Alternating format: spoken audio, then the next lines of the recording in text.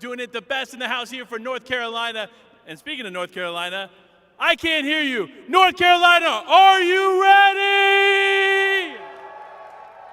We're starting off the day with an incredible Overwatch match. It's going to be a lot of fun. So many esports titles today for all of you at home and all of you in the audience watching. Get ready. The action is real. And who better to break it down than our casters?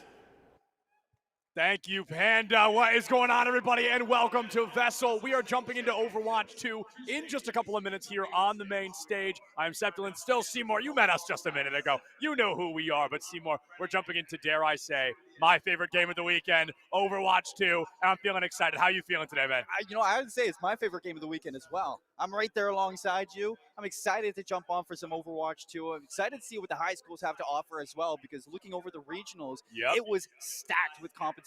Not only that, we get a little bit of changes over the last week, so we get to break that down across the day and see maybe how teams have experimented with this. Yeah, we are going to be running into a really interesting scenario. When we saw these teams in the regionals, this was pre-Season 9 patch, and a lot changed with the Season 9 patch. So we are going to be jumping into a very fascinating matchup. We know which characters these teams were playing. Has that stayed the same? Has the meta changed? How are they feeling overall? All those questions will be answered very soon. But before we talk about the teams, it is tradition to meet them. So let's throw it back up to Panda on the stage for some player walkouts.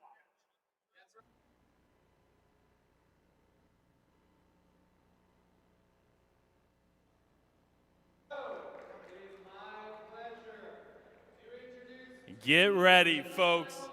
Your first matchup of the day for Overwatch is here, and this is going to be a special one. We have Panthers Creek going up against Palisades, two incredible Overwatch teams going head-to-head to start off the day. Well, I can't wait to get into it, so let's do it. Starting off with Panther Creek High School, we have Vakesta.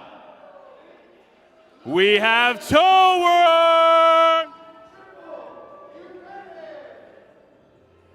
Next up, we have Juvia. Then we have one of the best Doomfists in the world. It's Doom. Let me hear you. Last up for Panther Creek, we have Arctica. Come on down. Crowd, let me hear your loudest yell for Panther Creek High School. All right, Panther Creek, go ahead, have a seat, get ready for game number one, because it's time to bring up your competition for the day. Starting off, it is Palisades High School, and leading the team here first up on the stage is Speed. Next up, we have Ren.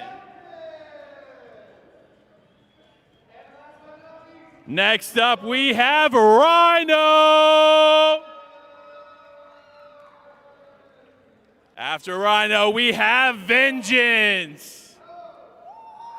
There it is.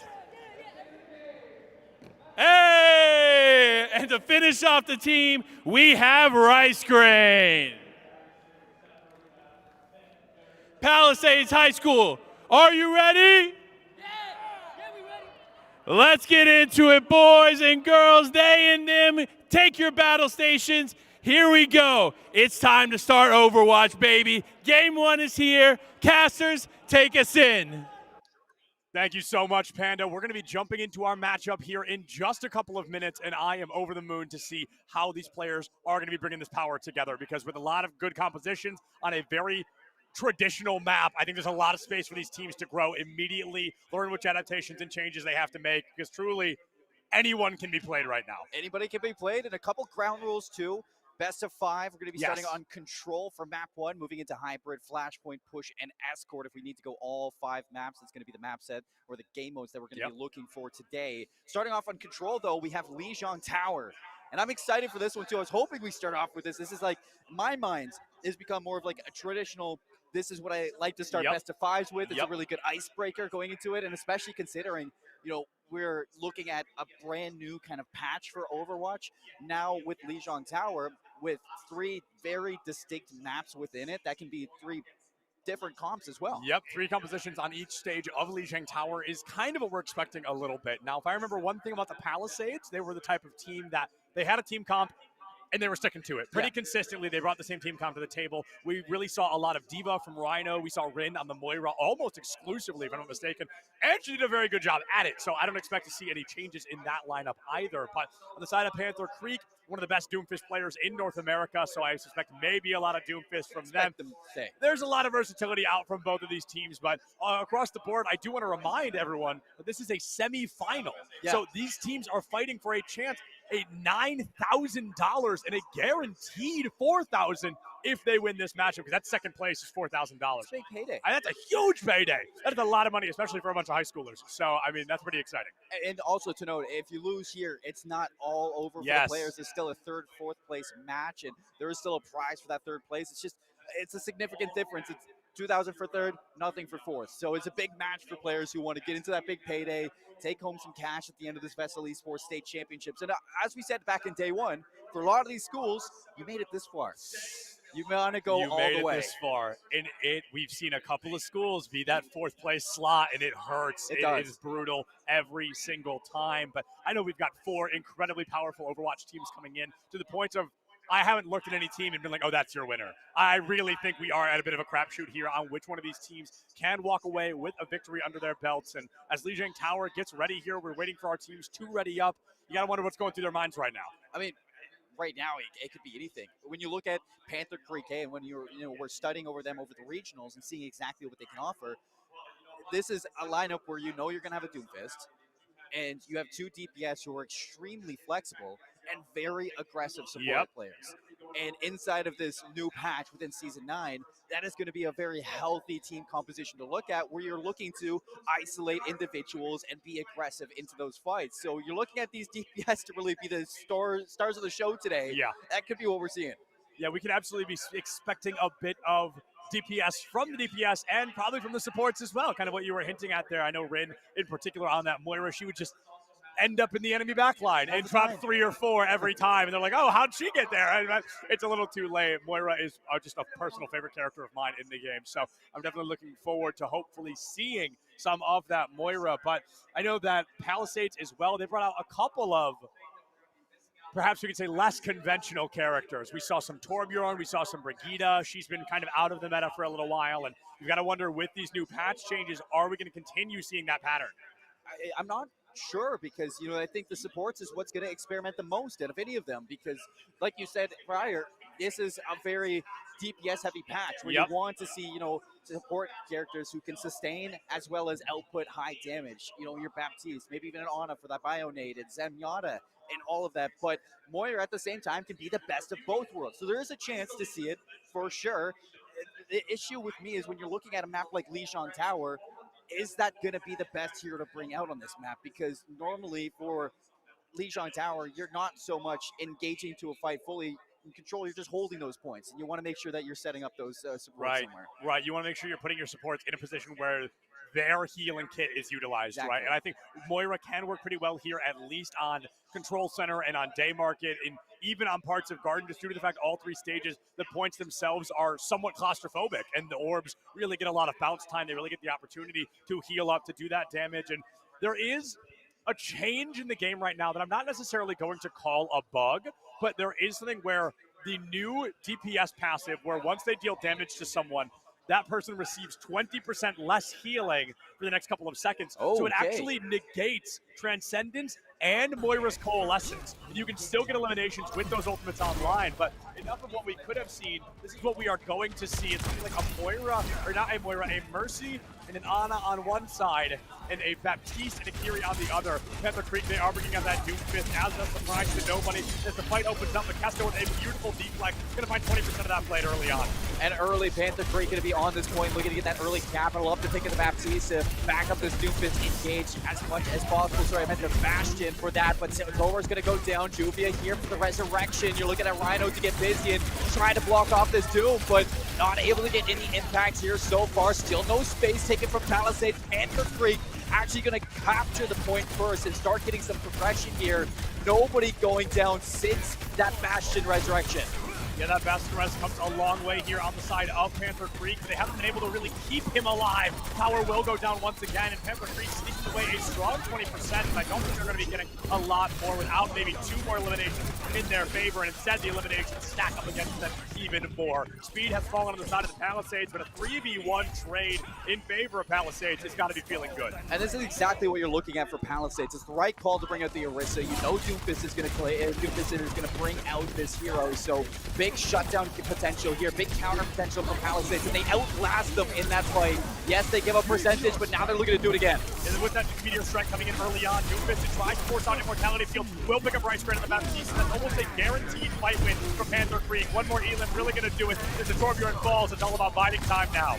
We're looking to recapture this point. Panther Creek giving up only 27% to Palisades, but Palisades coming back into this with the Molten Core, the Genji Blade, as well as the Terror Surge on top of the Baptiste Wall. So lots of ultimates here for Palisades to retake this point, recapture it. And for Panther Creek, you're looking at Vicasta here for the Nano Blade off the back of the Doomfist engage. Yeah, only using 2 ultimates to engage, but pretty beneficial for Panther Creek, but now they're going to be playing into 4 on the side of the Palisades, like you mentioned, Seymour. Oh, and we are not going to be seeing a darn thing from Speed, but a Molten Core out from Vengeance should create a bit more space for the team to try and succeed. Unfortunately, they lose 2 players. The fight's over again before it can really begin, and Panther Creek got to be feeling good about that performance, going into 60% already. This is the issue when you're playing up against a Doomfist like Doomfist did. When you have Rhino playing in this Orisa, you expect them to shut down, but they haven't been able to shut down this engage, and they're always losing a member too early in these fights.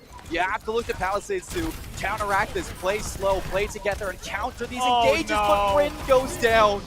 Brandon gets caught out by that stun, and Tower gets a huge vengeance pick for the side of Panther Creek. Oh my goodness!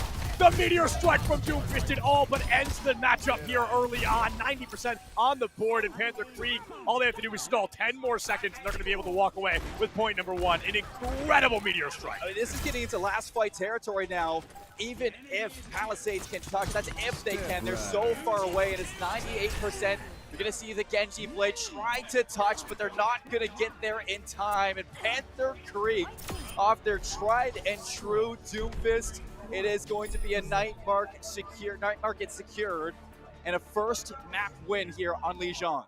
First stage win here on Lijiang Tower is going to be pretty important, but as we go into our next stage, could it be Control Center? Could it be Gardens as well? I think that'll really influence what composition we may see next. Rhino did start off on the Orisa, which unfortunately wasn't able to find the footing they were looking for early. Swapped to a late Diva, and I would have liked to see the Diva a bit earlier, as she does have one of, if not the best damage mitigation in the game. But hindsight is 2020 after all, and the Palisades can go into this next matchup changing what they'd like to move into it. We got to see Panther Creek back in the Charlotte Overwatch Regionals. They played on Busan for their control map. They won it 2-0. They even played the Mecha base, and they forced the Doomfist on the Mecha base. So even if we do end up going to Control Center, wouldn't doubt the Doomfist pick.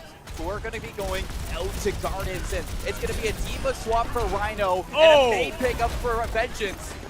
It's a simple ask to bring that Genji to the table, and the Diva just immediately takes him completely out of the equation. I do want to note as well, Palisades going to be going up against a Pharah Mercy on the side of Panther. Okay, sorry, just a Pharah on the side of Panther Creek, as the Mercy has been eliminated and obliterated. Pharah getting a pretty critical change to her kit. You've got to wonder if Towers really had the time to learn it yet. I mean, this is a great call for Palisades to bring out the Diva. It's not only going to counteract the Doomfist and the engage that they have alongside the Brigitte, but it is going to make this a really hard job for the Pharah. So immediately Vicasta is going to swap over towards this Metro, see if they can get onto the point right away. Wow. But lovely from Palisades to help out their backline. The Diva coming in clutch, and they shut down Panther Creek. And this is just like the Palisades back in Charlotte. We saw exactly that. It took them a couple of maps to warm up, but once they got there, holy cow, that team could not be stopped. The number 4 seed going into the number 1 seed. They know this is an uphill climb. They're playing characters that they're comfortable on, and so far, at least for Gardens, it seems to be working wonders. Bash is coming up from Vicasta. hopefully helping to pack a little bit more punch behind this Doomfist, but the Coalescence is going to be brought out, actually avoids the Doomfist punch, so it's still going to be active. Going to keep the backline healed up as well as the front line, but Doomfist gets through, the Divas demeched, and that's when the Bash is going to rip and tear. A little bit of incorrect positioning on the side of the Palisades goes a long way against them. They lose the Moira, the Coalescence gets caught out, and they just had to pass that fight away. Good news though, 53% on the board. Now heading into this one for Palisades, you do have the High Noon. You're coming up on the Blizzard, as well as the Diva and the Break Ult. So plenty for the retake here from Palisades. It's just getting through this Doom engage is what was the trouble back on Night Market. The fight prepares to unfold, but with Vicesta sending out that military strike, that artillery strike doesn't find an elimination, but it creates a little bit of space. Power dismissed by speed up, early Blizzard out from Vengeance. The High Noon speed is going to be trying to find anything, but the Amp Matrix just makes it too possible too quickly with the help of Vicesta's fastest fire rate into the game. A triple kill in favor of Vicesta and a team fight kill in favor of Panther Creek. They basically tied us up. And it's the Blizzard usage from Vengeance too that makes it a little bit difficult for Panther Creek, but you look at Arctica on this Baptiste, they played amazing in that, playing a little bit farther back, using their immortality to keep their Bastion alive alongside that Amp Matrix that does so much damage on top of this high output Bastion. So Palisades are going to go through the same passing, looking towards this rally now to see if they can catch Doomfisted, but is it going to be enough? With the rally online, Right Spring really helps to help the Palisades engage early, and it looks like they are going to be able to do that. They get an elimination onto Vicesta. They made out Resurrection from Juvia, but they need to get the Mercy. They've got to make sure that pick is worthwhile. With the High Noon coming out early from Tower, that could be the beginning of the end. Oh, no. Doomfisted up, Arctica down, the Diva Bomb deep in the backline from Rhino, and it will find Tower. Grin's been eliminated by that enemy tank, and now Panther Creek has numbers disadvantage. Ripped away from them, Vengeance finds Doomfisted. Juvia down, and the Palisades claw back to life here on Lijiang Gardens. The only thing is, within that whole fight, it was still Panther Creek collecting percentage. 86 to 57. Palisades have to be careful not to have this flipped out, because then they're going to be facing last fight territory. They're going to have to rush to trickle into point. Not a lot of utility on the side of Palisades right now to cancel out Panther Creek if the rotation shows prowess. The artillery strike goes out. Rhino's going to try to eat these, but it's going to be tough to catch all of them. A turret down. Everyone else lives, though, and then it's huge for the Palisades. Amp Matrix goes out. Speed goes down. With a molten core from Vengeance, that should be a huge door opener, but as you get punched into the wall, you got to pray they walk straight into that molten core lava sitting on the ground. Diva tank gone. 14% left for Panther Creek, and I think they're going to be able to find this one in the bag. A little bit of unfortunate circumstances for Palisades, but that is Vicesta's artillery strike that moves Speed out into the open, gets him caught out by Tower, and now we're into last fight territory for both sides. Palisades are going to have to pick this one up. You do see this as Ren swapping over towards that Lucio, but Doomfisted shuts down the potential touch, and Panther Creek A into Lijiang Tower and out with the 2-0. The number one seed, number 1 point on the board, and now they're up by 1-0 here in this series. Control ends up a lot closer toward the end, but Doomfisted, just as I mentioned for Palisades, just had to get warmed up, just had to find his space, get into that matchup early, and was able to do just that, carrying the team to victory with some very impressive Doomfist play. What a game coming up from both sides. You have to really give it towards Panther Creek A for managing to, stay on this Doomfist. They swapped over towards the far. They recognized that right away it was an issue. And, even though you started to see a little bit of experiments on their opponents there, it just wasn't enough to really stop the heavy, fast-paced engage that Doomfist brings to the table here with this Doomfist. And it's going to be an issue going through this whole series. It's not going to stop here, but that is a very dominant showing from Panther Creek. It's a really good showing from Panther Creek early on. They play their hand in a comfortable position of, we don't reveal anything new. Our Doomfist is still good, our DPS are still hitting their shots, and our healers are feeling pretty okay. So they definitely don't reveal anything new, any new strategies or new prowess, but they're showing, hey, even with this new patch, exactly what we used to bring to the table is exactly what we're still leaving on the table. And moving into Hybrid, which is our secondary map point of the series, again, best of 5, so a team has to win 3 maps. And even though there were 2 points, that is just 1 map after all. So that is 1 full point for Panther Creek. But going in, this is tough. Just looking at the hybrid maps we can be seeing. Kings Row works really well for Doomfist. Midtown works really well for Doomfist. There's a Blizzard World works really well for Doomfist. Like, there's a lot of situations where that Doomfist is going to be well done. So I think we might have to see the Palisades try to go counter Doom comp. Maybe, Risa again, maybe a Sombra this time, just a little more support, maybe the Baptiste and a Moira, or a Mercy, excuse me, to come through, play that damage boost. There's a lot of ifs, ands, and buts right now, but really this team just needs to play what they're comfortable with. Anything to really shut down this comfort pick. Yep. That is what we're looking for, because Panther Creek, they just look way too comfortable in that game. The DPS, they can flex around Doomfist all they want. They can play whatever they need to play to back him up, and same with the supports as well. It's just getting rid of the helm so far. We are going to Kings Row for this hybrid.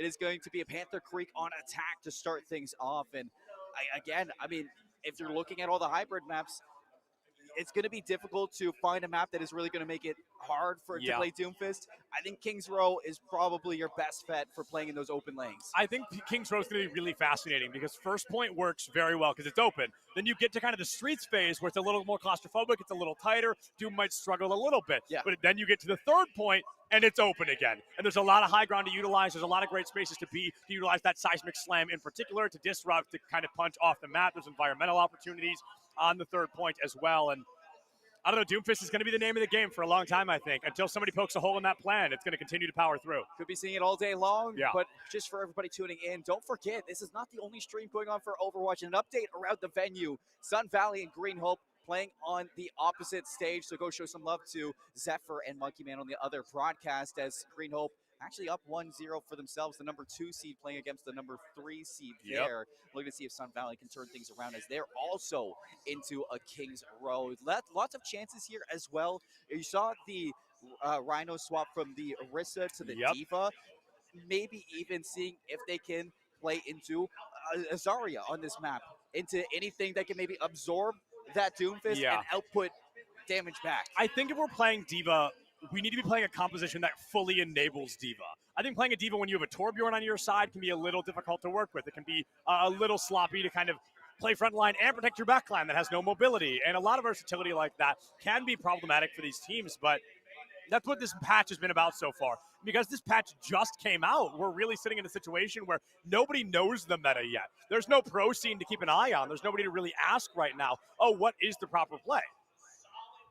That is going to be, I'd say, the big question across all of today when we're just seeing all these swaps going through. Panther Creek, I mean, stay the Doomfist. Why change it? Right. It is a fantastic pick so far to be seen, but for sure, for Palisades, you need to see something to shut this one down. And as soon as, we get into this and we get to pick it apart, there are plenty of options heading into a Kings Row to actually see a change here. Fun fact, actually, for Panther Creek, when we did see them in the Charlotte Overwatch Regionals, they didn't play Doomfist on Kings Row. They played Reinhardt and swapped to Hog when they didn't want to play it. That's right.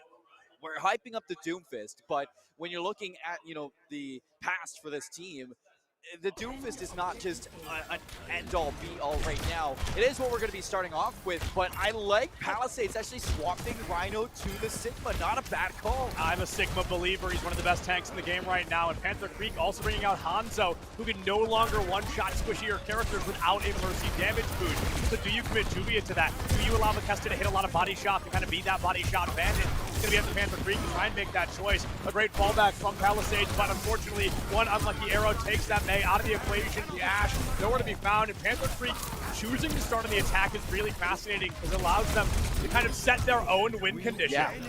It's definitely something that a lot of teams like to do. Play on attack first, you set that win condition, and when you move to defense, you control. Oh, no. But at the same time here, when you're looking at Panther Creek, it seems like they've been in control since the start so far. I don't mind the Hanzo Soldier. You're looking at Panther Creek in that first fight. It felt suffocating to watch almost for Palisades, just continuing to be pushed back, layering the damage between these DPS, and then you look at Doomfist and just trying to clean them up and disrupt. And it's so fascinating the way that Hanzo and Soldier can really make it easier to enable that Doomfist, because, okay, Doom's playing up close, let's play from a distance. Soldier and Hanzo are playing from a distance, so where is our safe space? I think that's part of the reason it feels so claustrophobic. This team just can't find a safe space, and as Speed pops Bob, I'm not particularly fond of it. I think this fight was unfortunately kind of already lost a little bit, but hey, they get the turnaround out of Makesta. They tie things up 4-4. Are they going to be able to get a turnaround on Doomfisted? That'd be a huge opportunity, but geez, that damage block is so strong. The damage block, and it gives that space to Makesta back into the fight. So Panther Creek back to full strength, and Palisades just continuing to be forced into a corner right now. You have the Amp Matrix or Palisades. Do you use it here? Yeah, Matrix has been Palisades' best ultimate so far in terms of statistical elimination. But with this Nano Visor coming out early on, okay, it does end up getting Vengeance. I thought they were going to be able to make it out of the way, but unfortunately just couldn't run fast enough. Right being caught by the very end of that Visor, and now Core Ridge. She's got that battle pistol. Alpha was not able to find the right bullets at the right time. Nano Visor, just one of the oldest combos in the game, and one that is always effective. Always, you can always trust the attack visor with Nano. The Nano Visor is so deadly. Top of everything, I mean, Palisades just haven't been able to play the game yet. Panther Creek just continuing to press the issue, even when they're capturing this zone. So Panther Creek now already pushed up towards this high ground, where you said that Doomfist is going to thrive here on third point, and he is in the back line, making it hard for Rin to do anything. I think there is a situation in which the Palisades swapping to the Soldier could have been a good idea, but with Doomfist living in your backline so consistently, maybe going somebody like Faye could be more beneficial. Somebody that can put Doomfist in his place a little bit, swapping to the Sombra that I recommended earlier, or maybe even to a Reaper to just do more damage to Doomfist overall. Right now, this Doomfist feels almost completely uncontested, and it's really difficult for Palisades to even make it out of spawn. I mean, Panther Creek, they came with an idea, a strategy, and they are executing flawlessly so far. Palisades just can't get break, and it just seems very difficult to have an idea of what needs to change to fix this one. Last second Diva Bomb here from Rhino. What can it get? The Casta blows up, and maybe a trade that can bring this back here. The Sombra pull for the last ditch effort from Vengeance. Maybe Doomfist can get isolated off of this one, but Vengeance, ooh, Vengeance, he falls, and the Casta's res. That is unlucky. It seems like Palisades are going to be able to stabilize enough, or at least buy some time. We've got to get Tsune in their back pocket and make the magic happen, and hopefully with a bit of an increased fire rate, they can walk away successful. Nano Hanzo, though, with a Mercy damage boost, is going to put out numbers like you would not believe. Double visor from Tower. Let's turn it into a 4K with the help of Makesta. Rhino punches back out of Oblivion. Makesta with a technical 4K, really doing a great job early on in Panther Creek. That is 3:55 on the clock, only 5 seconds shy of the amount of time they started with. Oh, Hanzo, you can't one-shot squishies anymore? Hey, there's a Nano. Listen, with a Nano and a damage boost, he can one-shot anybody. Yeah. But, I mean, it is... Basically a scatterer. It's working really well on the side of Panther Creek right now. And with this Doomfist creating so much space to Hanzo, he's shooting fish in a barrel. Realistically, I mean, we're theorizing here for Palisades of what needs to change. Realistically, it just seems like no matter what you bring to the table against Doomfisted, he is so comfortable in every map here that we've seen so far that this Panther Creek team likes to play. And on Kings Row especially, we talk about how hard it is to push through these choke points. Well, Doomfist has said, let me play on the other side of the choke point. Let me play in your spawn. And then everybody on Palisades has to turn around, and who's going to thrive off of that? Yeah, you actually raised such a good point as well. You know, there was the one part of the map that I was critical on of the Streets phase. Okay, he played in your spawn the entire Streets phase, so there was no Streets phase because he constantly spawn locked you in. They got the second point, and as we saw with the 2 environmental kills, he thrived on the third point. So there's a lot of good space for this Doomfist so far. And I think in terms of what I want to see differently from the Palisades, I want to see the Mei come back from Vengeance. I think they're bailing on it too quickly, which makes me think maybe Vengeance is a little bit uncomfortable with it, which is fair. You want to play into your comfort picks. You want to be a creature of comfort. But I think it could work really well. I think going maybe to an Ana, going for a Bionade situation could be really beneficial. But as of right now, the Palisades, they're going to be going into comfort picks once more. I'm looking at a Junkrat. I'm looking at a Widowmaker, and blink and you miss it. My goodness, that is going to be speed. We get eliminated by Makesta on the first 5 seconds of the matchup. New hitboxes, maybe. Who knows with this one? This Vikasta starting off strong, though, again for Panther Creek. Palisades going to have to wait for that respawn back in. And immediately Steve flops to the Bastion. Junkrat out for Vengeance. An interesting pick for this, but Doomfist on the Sigma. So Panther Creek, or maybe giving a chance here for Palisades to fight against this. Doomfist still very prominent on the Sigma as well. It's going to still be an issue, especially considering now you can easily control this space for the rest of your team. You're not going to have to engage here on the defense too often. So not a big bad pick from Panther Creek. Yeah, and Zenyatta going to be a pick here from Panther Creek as well. He's basically a tank in his own right. He's got 375 HP. He's got his Discord orb that does 20% more damage. And now he completely just helps on top of that anti-healing damage that so many of these teams want to be doing. I said 375, I meant 275. But Panther Creek now just utilizing the Zenyatta, 11% shy of a Transcendent. But that ultimate right now, as I mentioned earlier, not very good. So they're going to be utilizing the Zenyatta in a bit of a different department. Rin brings out that Coalescence, trying to negate as much healing as she can, puts out the damage. But Tower with Attack Visor, wide switch to the corner, a Rip Tire from Vengeance. It's not even going to be able to get damage as Tower shoots it right up and out of the sky. And Panther Creek, already half of Palisades' time bank has come and gone. Ultimates shut down there from Palisades as well. Let's go, Vengeance from the grave. The total mayhem. Exactly what Vengeance means. Finding it there onto 2. Ren's going to be able to trade onto the Bethesda as well. This now is going to huge. re-engage back into this one. And Panther Creek are looking to be backed up here. The Granitic Flux brings up Palisades. Immortality going to keep them nice and healthy, though. Still Panther Creek denying this space on the point. The respawn's coming back. Tower Again! is here, but Speed and Vengeance. It's Doomfisted this time to be taken down by the mines. Listen, as an in-house Junkrat expert, I love 3 total mayhem kills across 2 fights. The Palisades, almost by a stroke of luck here, are going to get the chance to cap this first point due to 3 total mayhem eliminations across a fight and a half. 4 minutes on the clock, but this is huge because D.Va's really going to get a lot of value out of the cart moving, out of creating and taking space, out of utilizing a high ground that Sigma's not going to be able to utilize. And as Doomfist and Shields go down, I want to look at this Amp Matrix from the side of Palisades. It was used, it was kind of lost, but it allowed them the necessary space to win the fight. Arctica takes down Vengeance again, but there's no total mayhem kill this time. I mean, Arctica is so deadly in that backline. We see them play on Zenyatta so often. Now with the Zenyatta, can output so much damage from this backline, and it's going to be hard to walk through this choke with Rhino looking to absorb all the damage. Actually finds the guest in the meantime now, looking to walk on forward alongside this artillery strike from their speed. It's going to do so much damage, and Rin there for the cleanup. Panther Creek are shut down again. And I've talked so much about Rin, and this is exactly what I'm talking about. She found 4 of the 5 eliminations in that fight because Moira is doing 65 damage per second right now. And you don't have to aim with Moira. You just have to get close enough to your opponent, and it'll lock right onto him. It's almost inevitable. Rin doing a great job utilizing that Moira damage, really allowing Palisades fundamental space because they have to try to match a 4-minute time bank. It's not going to be easy, but so far so good. At least getting to that endpoint is the name of the game here for Palisades. Panther Creek now looking to regain a little bit of space here, but the Transcendence is going to have to be used very early in this fight. You're coming up on that visor again. Will it be able to turn things around? And Rip Tire. It's going to be shut down this time. Doomfisted and walking on forward. Rin still finds a kill there. Vengeance shuts down the visor. Back and forth trades. An even fight.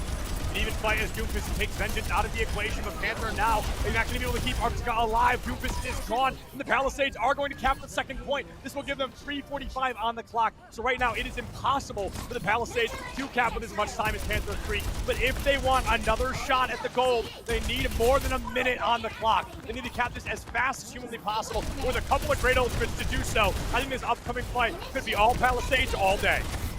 Panther Creek, a couple of mistakes there, overexerting themselves in some areas of the map, and Palisades ready to punish that. On top of that, you're looking at Rhino, so good for punishing this Zenyatta pick. Arctica swaps over towards this Baptiste now, and the Chromatic Flux, will it be enough to maybe slow the roll here for Palisades? It looks like it will. The Genji play for Vicasta now into the back line. Looks like Palisades able to use the Immortality to back up. I'm going to be honest. I mean, 2 ultimates traded out for 1 on the side of Palisades. That's a W for them. I mean, not even only 1 elimination found across 2 eliminations. And as Juvia just can't get out of the way of that bomb in time, that should be the green light for Palisades to really start pushing even deeper, especially now that Vicasta has gone down. 2:45 on the clock. Palisades, they need 3 members on cart because they used a lot of their ultimates. They've got to win this next fight. Basically drive. But the good news is, so does Panther Creek. This is going to come down to mechanics. Juvia. Oh no, Juvia out here. Immortality has to get used. The Amp Matrix is going to find it, and Vengeance actually takes down the Mercy as well as the Baptiste. No more support. Panther Creek towards falls. Doomfisted falls. Vicesta's out, and Palisades, they cap with 2 minutes. I mean, the Palisades probably can't hear me right now, but I'm clapping. That is a very powerful performance out of the side of the Palisades. You go into a matchup where your opponent caps with 4 minutes on the clock, and then still come out and match 2 of that. I think this is 2 versus 3:37. So right now, there's a really good opportunity for the Palisades to play a strong defense, to play comfortably in this scenario, to engage out the gate, and just hopefully not have their defense get taken down by one lucky Hanzo arrow again. But you know what would make that happen? A shield. I would like to see the Sigma come back, I think. Wouldn't be bad. And I'm really impressed with Palisades. The changes worked. You know, they didn't have to worry about the Doomfist. Yep. They were able to go toe-to-toe now with a Sigma, and it didn't seem like Panther Creek were as comfortable in that situation. So now back on the defense, how is Panther Creek going to find that comfort zone again? I don't think the Doomfist would be I think Sigma might be back. so comfortable. I imagine the Sigma has to be your pick at this point inside Season 9, but this could be where Palisades really takes control of the game from that forced Sigma pick, the need for that Sigma pick. Yeah, I think Doomfisted is getting slowly but surely kind of countered one piece at a time. Yeah. The Junkrat comes through. Junkrat, according to some, myself included, is a decent Doomfist counter. The trap is really good at catching Doomfist out. He can't escape. You can kind of melt him down. The grenades force him to play a little less reckless when he's diving the supports from the back line. He's not like an immediate absolute counter, but his playstyle just inherently makes it harder to play that Doomfist. So as we see a double D.Va matchup here, this could be a battle of who's willing to get more aggressive. I don't hate it. And again, back to mechanics. Who's going to hit their shots early on? Rhino trying to peek that corner, but no value yet. This is a good answer for this Vengeance on the Junkrat, but Bethesda bring out the Junkrat as well, and Tower going to be lurking with this Sombra. It's going to be difficult now that you just cannot escape that choke so easily. Speed actually finds the kill onto Tower. With that elimination now, you see them just continuing to push forward. Speed finds the Mercy. That's going to be a support, much needed support. A lot of sustain gone for Panther Creek. Oh, very nice. Bethesda eliminated by Rhino on the boosters there, and Panther Creek really just a bit of unluck for Tower there. Getting caught out at a pretty critical moment. Sombra fell, the rest of the team not able to get out of the way. And the Palisades capping even faster than they did on their actual time. So things getting better now, heading into overtime. 1 minute for Palisades to push us as far as they possibly can. Panther Creek switching from the Sombra over towards the Cassidy. Bethesda on the Bastion now. Looking at Archica, maybe with some Bionase to help soften potential target for Doomfisted. And to make it clear for the viewers, there's 42 seconds on the clock right now. There's no more time to be gained because we're in additional rounds. Yeah. The second that hits 0, Palisades cannot leave the cart. If they do, that will activate the overtime timer. It will burn down and the cart will stop moving wherever it has fallen. But right now, it will not stop moving for quite a while. Rhino into a double kill here. I think a triple before Juvia gets caught out in that Junkrat trap. Just walking through, mowing this team. Panther Creek is grass in Palisades. They're gonna mow it. And that's a 5K for Rhino with the help of Speed. 10 seconds left on the clock. Palisades need as many people on the cart as they can get. Could have seen a chance to maybe stagger out that Cassidy a little bit longer, but Palisades doing exactly what they need to do so far. Slowly poking away at this Panther Creek defense, and now heading into this next fight, they have 5 ultimates online. Panther Creek gonna be a little bit late to theirs, and a jump tire from Vengeance. They're gonna be able to find Bethesda too far forward. Too far forward, 10 steps back. Bethesda removed from a huge fight. Resurrection out, the bomb to boot. Rhino might have to drop the bomb of their own, and they're gonna do just that. It goes up on the high ground. They're gonna be able to find 2!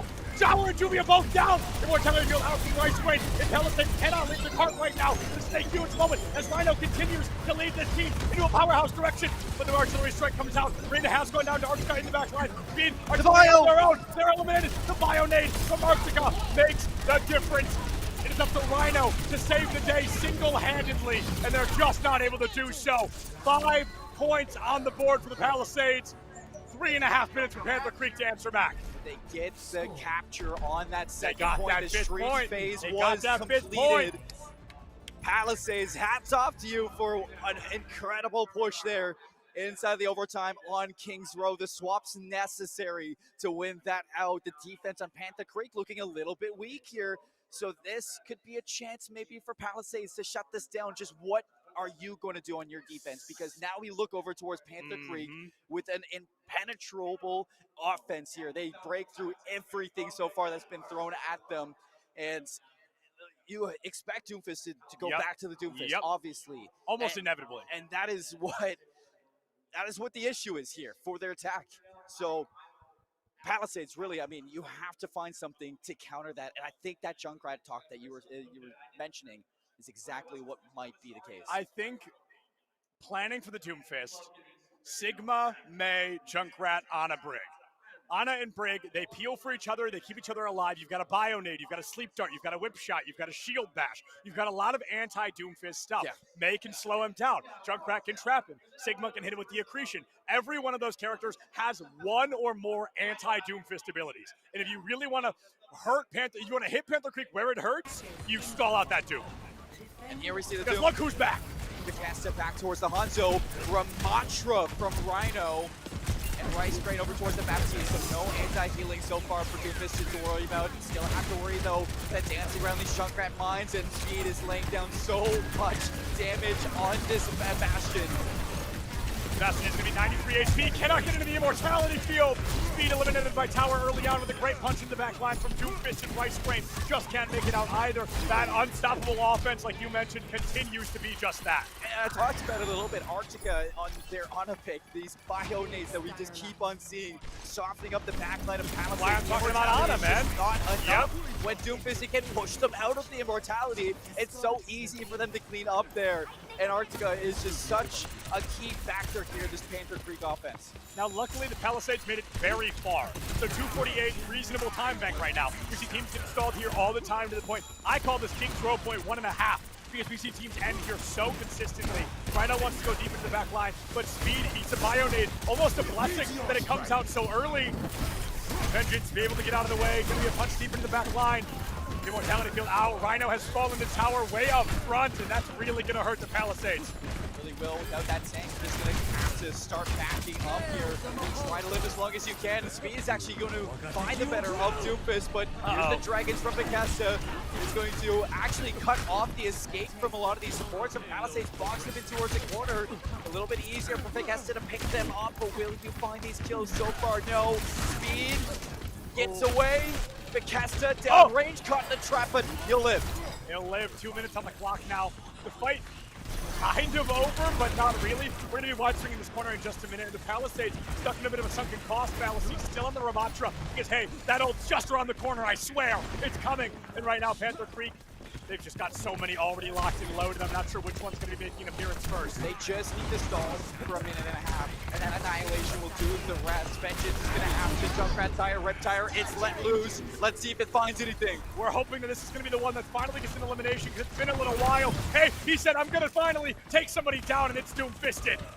1 minute and 16 seconds. It's going to take them a little bit to get to this cart, and Rhino, if they want, they can set up a little bit of a forward setup for this defense. Maybe cut a little bit more of that time. And Tower going down so late. That's called a gonna stagger, stall my out friend. A lot of time here. That is called a stagger. A player dying that late is unfortunately going to be returning to the fight very late, which forces Panther Creek to take a 4v5 going into the 52-second timer.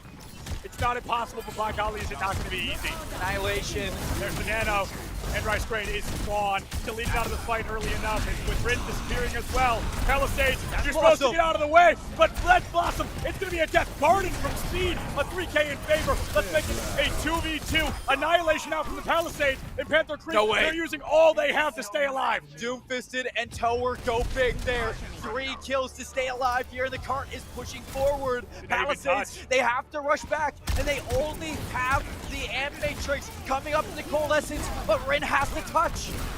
Rin barely able to make it in, but she may lose her life early. Oh no!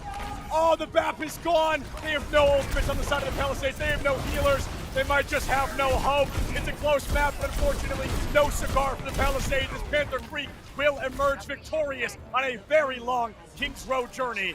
That puts them up 2-0 on the series so far. A heartbreaking defeat for Palisades on their hybrid pick of Kings Row. What could have been a 1-1 series, a 2-0 for Panther Creek A. The Death Blossom for Speed, almost a nail in the coffin, but you look to the clutch of Doomfisted and Tower to make it happen. Play the game here for Rin. We get to look back at the Coalescence that paves a way through this second choke point for the side of Palisades, but no matter what, you can look towards this Kings Row game, and even though it's a loss, Palisades, they played out of their minds. Yeah, there's definitely benefit there. It was a close game. It was close enough that you can look at it and say, oh, excuse me, I'm losing it. You can look at them and say, this is exactly what went wrong. This is exactly what happened. And unfortunately, they were painted into such a box at the end where Rin had to touch. Rin had to die. Yeah. You don't have a healer. No. It was kind of the worst of both worlds in a pretty important way. And you lose your coalescence when you're coming up on it, and Matrix is not able to get there, and you're trickling in, you're snowballing into what is just the cleanup for Panther Creek. A 2-0 after the hybrid. I thought we were going 1-1 there. I saw Speed with the death blossom. We were one elimination away. I saw the annihilation. There was the recipe to success there for Palisades. Just everything that could have gone wrong in that moment, it went wrong. If Murphy's Tower Law. would have fallen, or if Doomfisted would have fallen, I think the Palisades win. We were one elim away from that happening. Unfortunately, hindsight's 20/20 after all, and it's just not the matchup that we saw. But Flashpoint coming up next. It's going to be exciting, actually. Flashpoint up next. We've seen New Junk City a lot for Panther Creek A, and this is a situation where you're looking at Season 9 and how much versatility it brings to the comp pool. And something like Flashpoint with 5 different stations, 5 different places for you to actually play on the map could lead to many swaps for both of these teams. It could lead to a constant change in flux, and possibly even a Junker Queen coming out for either of them, which in all honesty, could be another counter to the Doomfist if you use it correctly. Yeah, Junker Queen has been very, very good, and she's been very, very bad. So it's kind of a back and forth. But when you're going into a Doomfist, I think she works. The knife to pull him back, the carnage to scare him on his way in. Yeah. There's a lot of good opportunities and good abilities to walk away with against a Doomfist. So, I don't know. I kind of want to see a return to the Orisa. We saw it back on Li Zhang, and we haven't seen it since. I'm starting to think, maybe you need to look past the Doomfisted here. If you're Palisades, have an idea if you play as a death ball comp, you get past the Doomfist into the backline, and you start taking it down. Players like Arctica, you will eventually lead into taking down that Doomfist as well. It's just a case of finding that composition where you all can play as a coordinated 5 and get into that backline with sustain. Sustainability is going to be the name of the game, and it feels like the Palisades had sustainability, but then again, they got painted into a box, and it was like, which of the worst outcomes do you want? Yeah. Either you lose normally, or you try to touch, and you lose just like 10 seconds later. But hopefully the Palisades, they saw how close it was. We saw how close Li Zhang ended up being. I think there's a lot of good space to hopefully win Flashpoint. Both of these maps, it's a 2-0, but both of these maps have been so close for Palisades almost taking some of these rounds. But we are heading into Servasa for map 3 here on Flashpoint, and it's Palisades choosing to go here away from the New Junk City. It's definitely going to be, I'd say, difficult still with this Doomfist to play at, but it does offer a little bit more space for you to close off these close choke points and force this Doomfist into these narrow corridors. The narrow corridors have been, they can be just as good as they can be bad for a Doomfist. So going into this matchup, I'm wondering if Doomfisted brings it out. I thought the Sigma looked really good from Doomfisted. I thought it had a lot of great ultimates and a lot of great opportunities. So I'm eager to see if Doomfisted kind of sticks to the basics or goes for some big changes. Gonna have to wait and see what the compositions are for both sides. Plenty of choices to go through on Flashpoint. And a map where you look for Palisades to finally put something together to shut down this Panther Creek A team. Down 0-2. This is it for them. Winner goes to the grand finals. Loser goes to the third place matchup. Still playing for the prize, but it's a lot less. And down 0-2. A lot of pressure here for Palisades. Yeah, Palisades making some interesting choices for sure. Bringing out a Lifeweaver here is always risky. Lifeweaver can work really well, but you've got to have spotless team communication to make that happen. Panther Creek, they're looking for an opportunity early with that Doomfist Moira combo. They want to try to find a pick out the gate, and they might just get one of Speed can't get out of that corner in time. Speed able to get away. Low HP for right. Brandon Doomfist is able to hunt that down. Vengeance soon to fall after. That's too quick for Panther Creek to now track forward. Bethesda on cleanup duty here with Tracer, poking away at the Diva mech, but not able to take Rhino out of it. Oh! Wait, they can taken out by Speed here. Yeah, with the Doomfist falling. Speed kind of gives their life to the cause, though. So the Palisades still down 1. Doomfist is going to be able to get back into this fight as quick as possible with Doomfist tech. Rhino wants to fight this as fast as they can, but Doomfist is here and close to getting that ult as well as Tower. Gearing close to the high noon. Visited in the back line, Meteor Strike goes out. Oh, and the Brig will be going down. Right Brain just not able to make it out of the way in time. Torbjorn should be eliminated as well. A 2-for-1 trade is enough to really help Panther Creek stay confident and comfortable with their chances. A little late ult there from Bethesda, but they have been farming their ult fast, and you expect them to pick up that pulse bomb quick, as well as they're already up to 24% to that ultimate. Yet again, after that fight, 80% here on first point, Flashpoint. And heading into the second one, you already think Palisades, they have to look to what is going to happen next. We're coming up on the Death Blossom, you switch Vengeance over towards the May, still holding on to this Lifeweaver. You actually have the Tree of Life, but they're re-engaging into the fight. Yeah, the Lifeweaver not in a spot to top that ult yet, just doesn't have the proper position. They forget to touch the point, and Panther Creek will take that first point advantage here on Flashpoint. Mistake here from Palisades, and Panther Creek can possibly snowball here. The ultimate's invested, the Tree of Life, and that's good enough for Panther Creek to say, we got what we needed, let's get out. Yep, and speed might go down, might be able to get an elimination on the tower, but the space has been made. Yeah, they popped ult, that we won the fight. You know, there's no point to cap right now, so as long as they use an ult here, we're in a good position. They did invest the Coalescence from Arctica, but they took that first point in the meantime, and they forced that Tree of Life, so 2 support ultimates traded out. You bring up the rally, you have the Mercy ultimate as well as that Meteor Strike yet again. High Noon, Pulse Bomb, so much here for Panther Creek to isolate. Oh, Pulse Bomb out. Valkyrie from Juvia as well, just desperate to keep everybody alive. Speed does find Juvia though, gives their life for the cause. Rain down, Rice Rain down. Panther Creek second point cap should be in the bag. Vengeance not even on the point, not even going to be able to stall that out. And the May will go down. Panther Creek starting to pick up some progress here on the second point. Turbasa. And look at this forward pressure that you're having for Panther Creek as well. The setup playing so far away, but looking to block off this choke point. Doomfisted in. Good Maywall to boot. Gonna miss that High Noon on the side of tower. The space has already been claimed to the point of they're already halfway done. Yeah, 45% Doomfisted falls, and this is a chance now that Palisades really need to find their way through here. Rice Drain, though, ends up getting picked off by Bethesda. Towar's gonna find Speedy Juvia in the meantime. Will be able to bring Doomfist back to the battle, and Panther Creek is outliving Palisades. So fast here, the fight falls for Palisades. Palisades, bit of a tactical reset there. Rhino caught out, rock in a hard place, and Panther Creek, they're less than 30 seconds away from second point.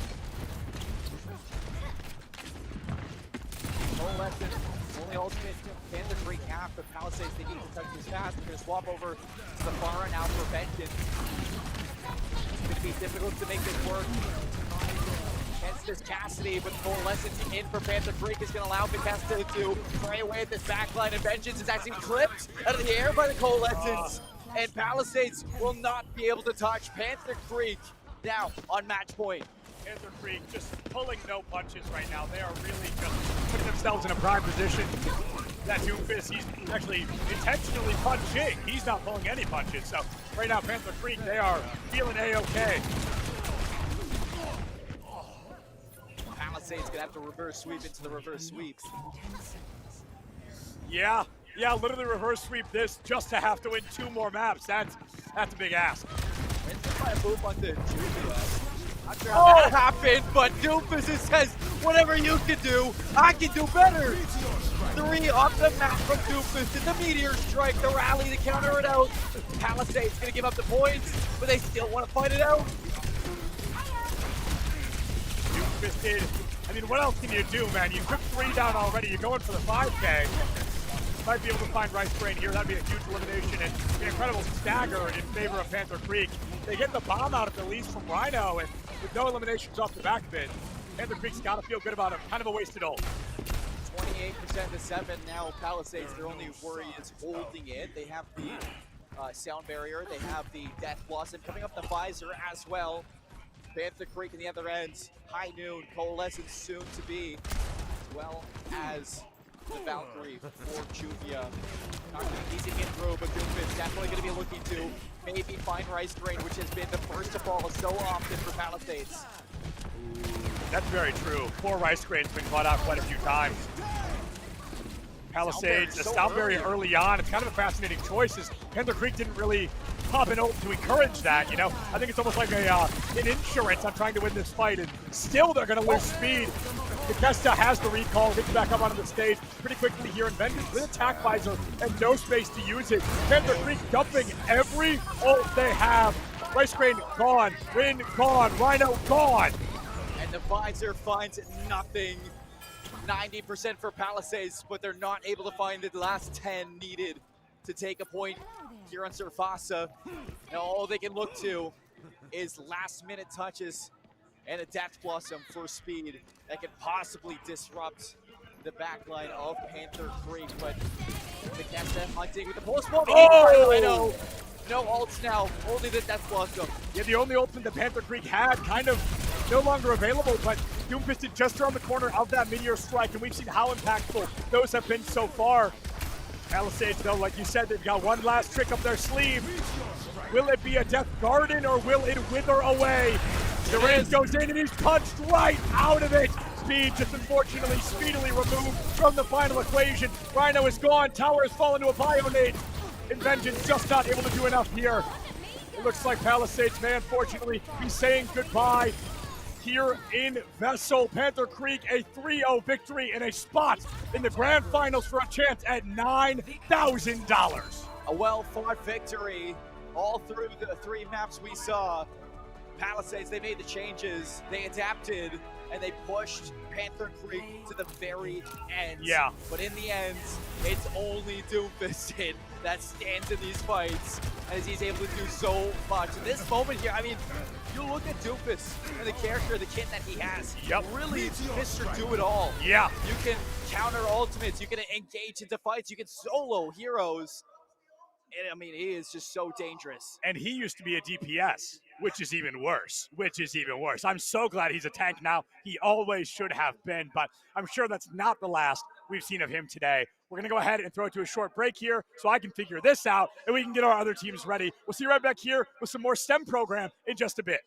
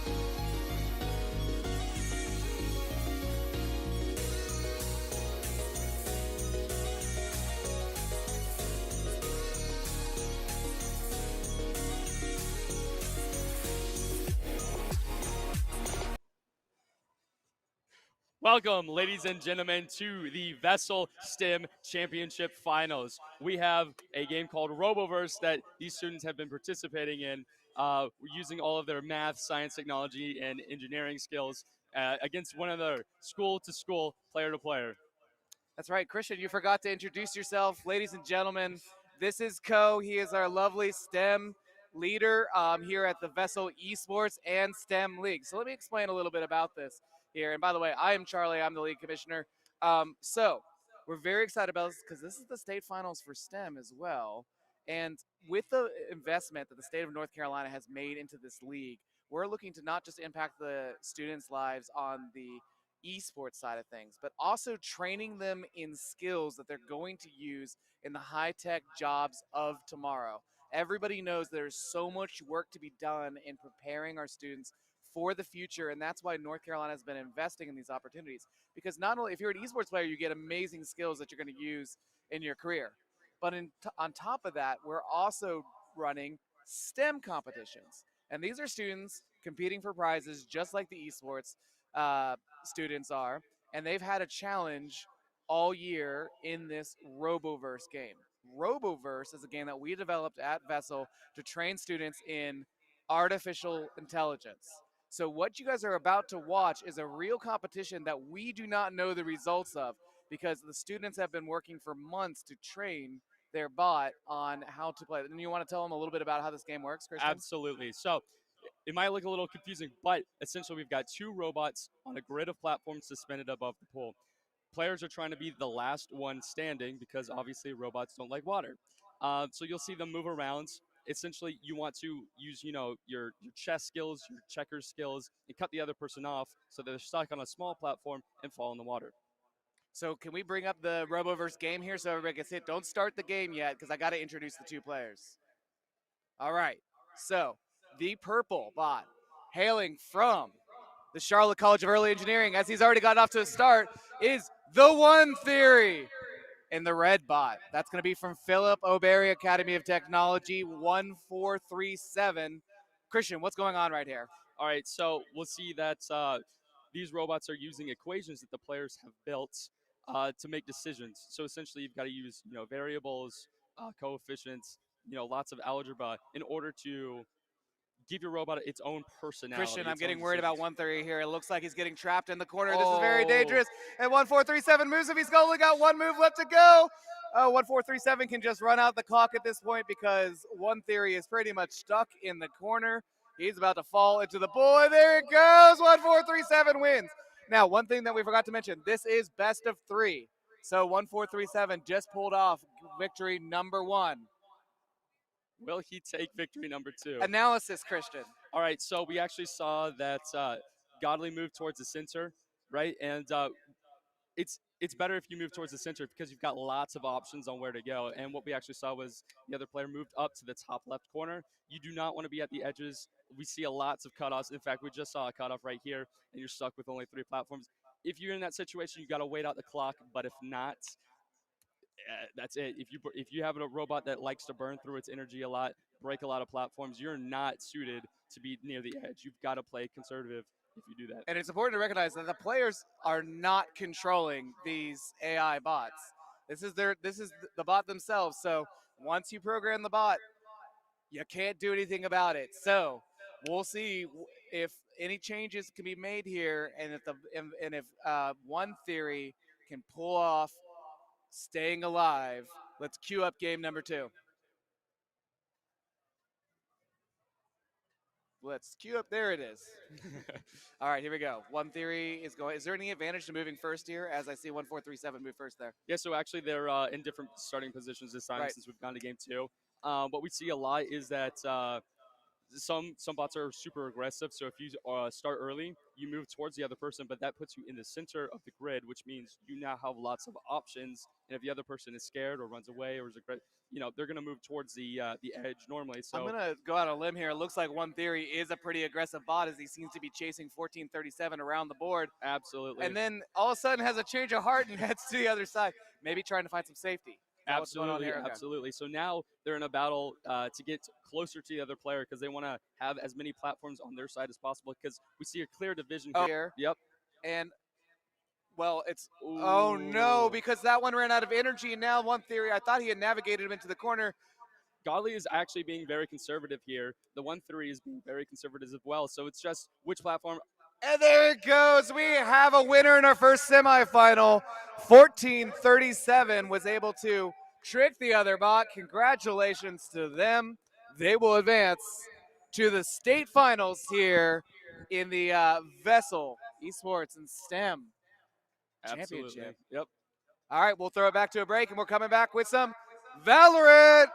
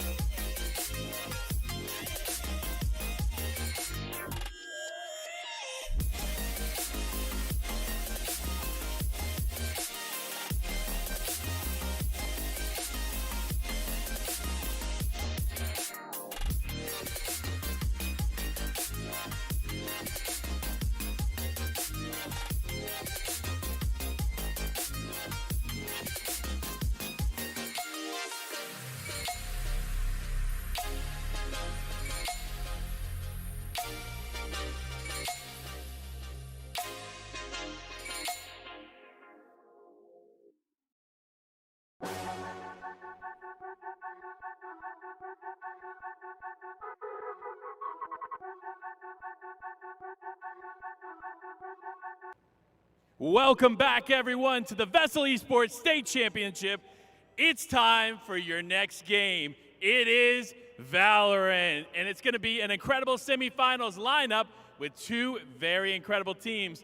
Some would say both teams are looking green, as in Green Hope High versus Green Level High, going head-to-head in our first Valorant matchup on the main stage. North Carolina, are you ready for some Valorant? Let's get into game number one. Starting off with Green Hope High. Welcome to the stage, Top. Next up for Green Hope High, we have Accelerator. Joining them on the stage, we have Lemon. Welcome alongside Lemon, Piggy Lover. And to round off the team, we have Mr. Squiggle Bottom. And this is your Green Hope High Valorant team. Let me hear you scream for Green Hope High. All right, go take your battle stations. Now it's time to bring out the competition. We have Green Level High, starting off with Nader. Joining Nader on the stage, we have Payel. Up next, we have Schnitzel. Joining them, of course, is the legend Bonk. Last player on the team is Stork. And leading the team to potential victory is Coach Obvious. And this is your Green Level High Valorant team. Take your battle stations, legends. It's time to get into the first matchup of Valorant. And who better to bring us in than our incredible casters? What's going on, everybody? Welcome back. We got Valorant here for the VESL State Finals. My name is Seymour. With me is Monkey Man, joining me back on the desk for day two. How you feeling after some Overwatch? You know, Overwatch was crazy over there. Both sides, the semifinals were very peak, very fast, very fun. But they're too fast. So we had to see a bit of extra stem. It was 3-0 sweeps. This time around, we're going into Valorant, which obviously is a slightly less expeditious game in comparison. But these players, I mean, they can be very effective and they can play really fast too. Of course, we're out with the Overwatch, in with the Valorant. We'll be back to Overwatch later, but right now we get to see two incredible teams go head-to-head. Green Level versus Green Hope A. Two teams heading into today 5-0, and Green Hope A, you know, 65-17 when it comes down to the map is the round count that they do have. It is an incredible record for them to have. It's going to be a tough team to take down, but this is what looks like to be a very even matchup. It's going to be very even. 65-17 is actually insane. Yeah. That's a wonderful record because I wish I had that in ranked, even in silver, you know. I wish I had any of that kind of going on. Yeah. I just wish I would win in silver.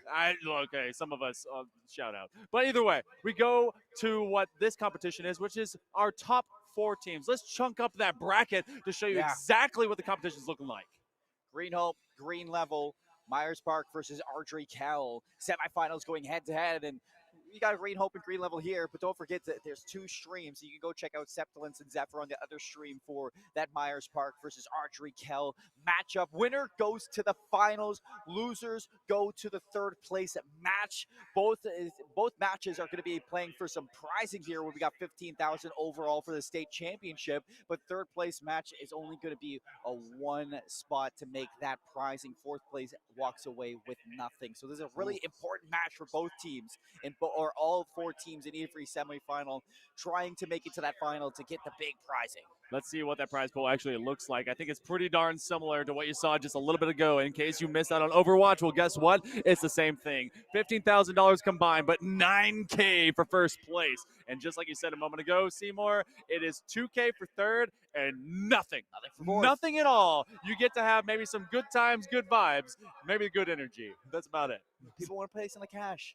People want to place in the cash. Yes. So we're looking at both of these teams to go head-to-head to try to make that happen. And when it comes down to the map selection that we do have, Breeze for map number 1, it's going to be a fun time, especially after the changes that we have seen in recency to this map. It is slowly weaving its way back into the competitive pool for sure.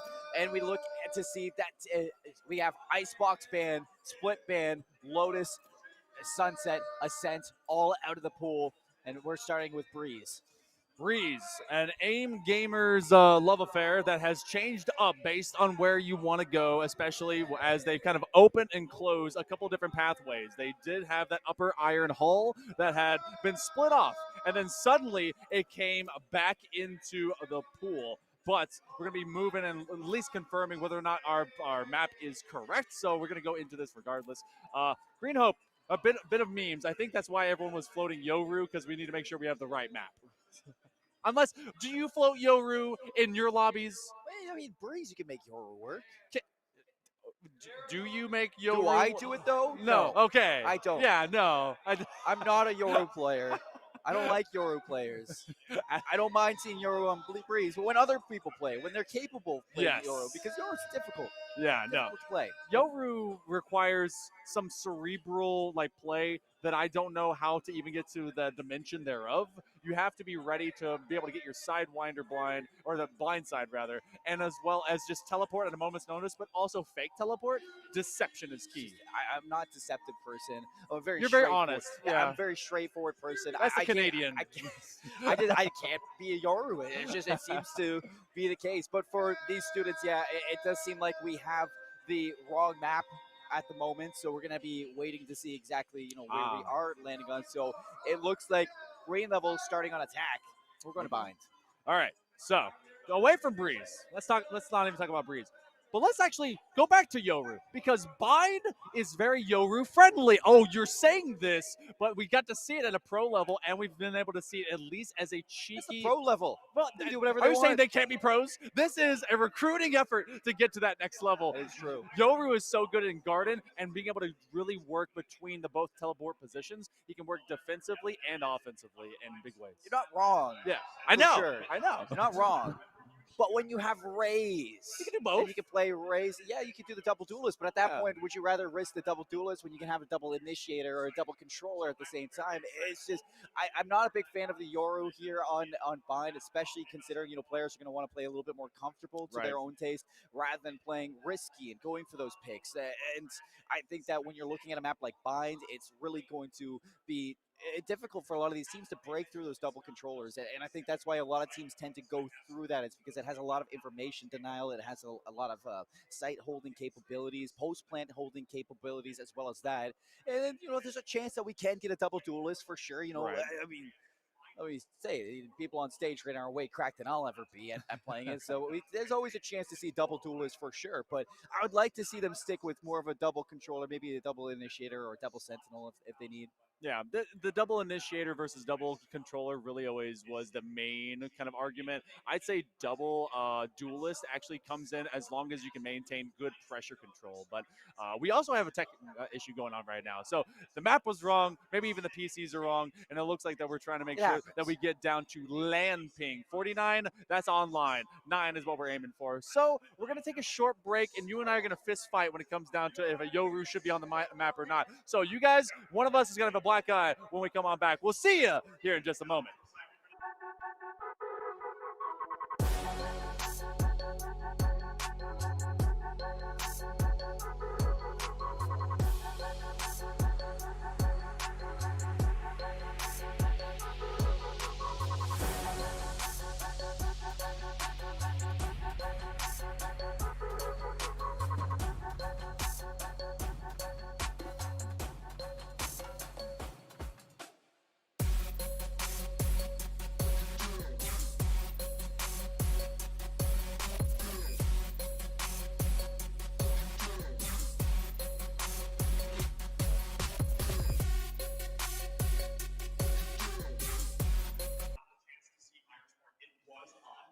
Well, it does look like Bond is on the menu. Everything is all set and done, ready to go. Green Hope versus Green Level. We're heading into our first map of this best of 5, and I'm excited to see that there's no Yoru.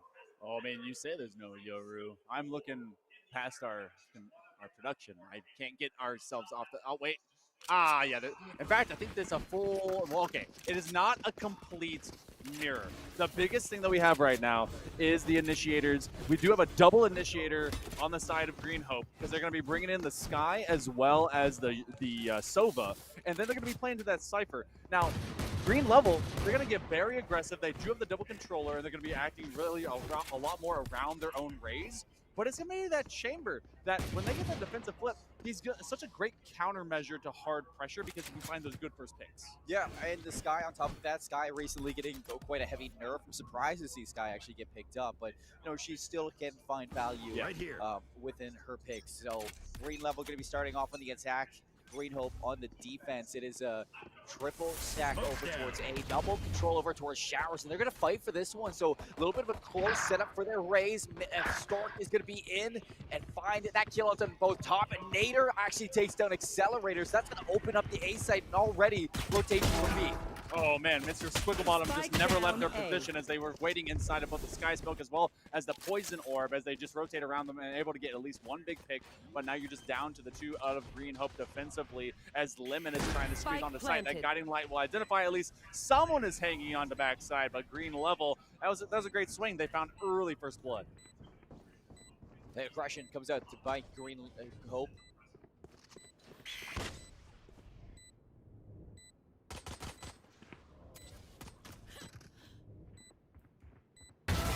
One enemy remaining.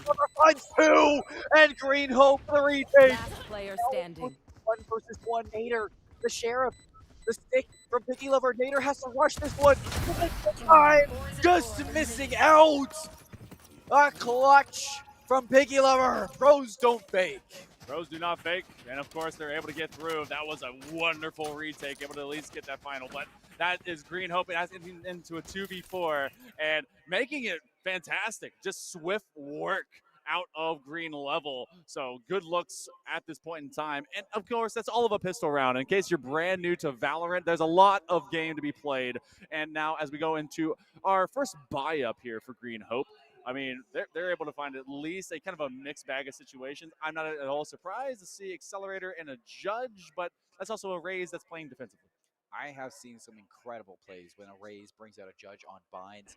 So I am a believer that this is a good pickup. Actually, somebody's going to get pinged by that Owl Drone. Nader may have caught a little bit of timing of not being detected, but not going to dedicate themselves to the attack over and towards A main. In fact, a late rotation over towards Hookah, but still pressure into Showers. This seems to be where everything's going to be all said and done. I said, actually, no, they're going to disengage from this one. They put the pressure on, they force the rotates, and they head over to B. Because you have this Viper and you have that talk screen kind of being laid as a default, you have a neat situation because you have the ability to really rotate off of these Sky Smokes and then be able to kind of double initiate onto 2 different positions. So they are looking to crash now onto a site that is in fact controlled by a Cypher, so they have to leap into some of these tripwires. They don't exactly know where they are at this point in time, but they're still kind of bundled together. It's an all 5-man push, but again, not exactly acting with full power. And see if they've been able to at least out-rotate some of these positions. They can play basically to both sides if they still want to rotate away. And 27 seconds left, no chance to rotate back towards A unless you hit that TP, and Lemon going to be the first one to take some contact. Marshall not going to connect, but Piggy Lover on site, good for 1. Store quick for the trade, looking to get the spike down now with 14 seconds. Well, up to the swing, they're able to at least keep them all pressured back. Lemon has literally 0 sightline, and as you now have at least this plan going through, that's a big pick by Nader, who's able to get rid of Lemon, stealing up into that Spectre, and actually they're using that blast pack. Mr. Squigglebottom is going to get disrupted for all of a moment. They're over into the Iron Pipeline, and now they're just fighting right around him, and it comes down to just 1, and a half Frenchman is just not going to win the day. Green Hope with yet another retake on bind, 2 rounds in a row. This time a little bit cleaner, but the Shock Dart takes down a teammate at the end. So only 2 surviving members at the end of the second round. So they convert into a 2-0 lead here on binds. Now heading into round 3. Do they choose to buy up with 3 members here? lost? I mean, your typical bonus, and a shock dart to a teammate is just tough love. That just don't die, forehead. Come on, just Just don't walk into my shock. Yeah, dart. yeah. And Why then were you walking shoot there? it to the moon. Throw it up into the sky. And the first couple do go over to Green Hope. A typical outcome, but a less typical maybe ending. Green Level is going to have, in fact, their buy. They're going to have kind of a limited function. At least 2 of them bought Sheriffs in that previous round. I was a big fan of the pacing of Green Level, the way that they drew that all the way to the end, forced Green Hope to rotate around the map. It gave them that element of surprise to explode there, but now with the rifles, can they replicate that and have a little bit more power behind this punch? So Green Level are immediately going to go for a little bit of shower control, get that ultimate orb towards the Raze, closer to the showstopper, but first, Sky Smoke down for the defenders over towards A, and Nader again trying to play for a little bit of high ground. Shots over towards Heaven. It forces out the Molotov as well as the Recon Dart.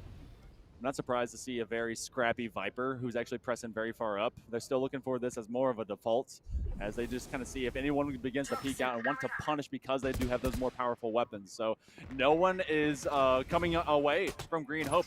Very good trigger discipline. You have actually an interaction near Hookah as they're going to send the Owl drone to survey the land, but it does look like they're pressing into A. Top of the Ares.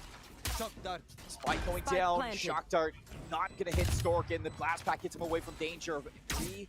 Engage back over towards A main for this post-plant setup. It is very off-site for that Molotov note to delay, for this long sight lines that these Vandals are going to be able to pick away at the Green Hope retake. Now wall is up. Green Hope have arrived. The wall goes down, and hello, goodbye, says Nader. 2 with the Vandals, search to find one over towards Showers. Accelerator finally going to get a trade. One 4 versus enemy 2 in this remaining. post-plant. The Green Level finally going to put their first on the board. You know what? It didn't seem like an inevitability, but when they had everyone basically blind storming in through the defense, at least for that post-plant position out of Green Level, Green Hope didn't really have a huge amount of hope. But we do have a rifle round around the corner. And, I mean, ult economy, let's kind of see it. You got Neural Theft at least online for Piggy Lover. But aside from that, you're kind of 1 away on 2, Nader and Stork. And that can be not just a great sight hold, but also in some initial pressure if they're able to get the ult orb in the hands of Stork. They've done that a lot here so far in Shower. And if you get that showstopper, it can open up so many sites for either A or B. With that blast pack control that we've seen Stork do so far, Trailblazer gets some information. In response, a Trailblazer of their own. Accelerator is so aggressive, and I don't know if they actually got spotted, but noticing that there's 2 members in Showers should give them the idea that there's at least 3 to A. They could rotate this over towards B and try to overwhelm these last 2 members. And Schnitzel, it seems like he is looking to maybe open up the site a little bit. And that's why the showstopper is now online. They're able to get that ultimate down in long B. The conditioning that you get out of this tuck screen position really does force kind of a default hold, but you're going to have at least a defensive look as they're going to have those double initiators. A lot of the intel already gained. They thought that they saw everything from out of Shower, but that was because of the Pathfinder. They're actually waiting. Do they call for the audible? Do they rotate away from B? You're going to have the Snake by Stone to backside. That's going to make it tough to enter if you don't want to get damaged, and that's going to be Schnitzel with a great pick. The Sky Smoke should allow safe passage back in. Owlstorm's going to spot out Nader. Shots through the smoke. Doesn't damage, but Nader still stands. Top stops the spike from actually getting planted, and Nader has to focus some attention to getting some stability on the site. With Squiggle Bottom, Piggy Lover back in. Showstopper forced out, takes the sky. Not going to land on anything, but Stork makes it a 1 versus 1. An Accelerator with the right angle to wrap around. 3 rounds for Green Hope.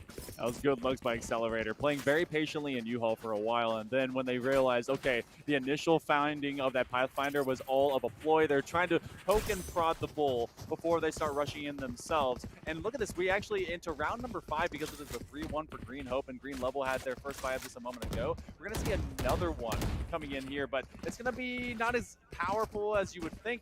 That Showstopper gone, Neural Theft still available, but Orbital Strike very close here for Squiggle Bottom, and that could be impactful here later, especially on the defense. Green Level a chance to that last round. Very unfortunate. Peter, some early damage. The shell and the escape from Green Hope. So just trying to force some disengage out of Green Level, deny them some space to get aggressive, and quad setup here. 4 players here for Green Hope going to defense. Nader stunned. Swigglebot. Oh, nice shot there with the Vandal. And that is your controller caught so far forward. No more Viper. Launching smoke. You know, but that's been happening pretty consistently. Nader has been kind of the tip of the spear in a weird way. They've been trying to make avenues available for their Rays. And because they have that double controller, they have the leniency to at least do that a little bit more often. You at least still have your Brim, but then both Brims online, as well as the Orbital Strike if they really needed to get aggressive. Oh, there it is, and they slow him down, walking into the Hammer of Dawn, as Piggy Lover is going to get now rid of their second controller. That's spiked down. It's such an unfortunate fight. Green level.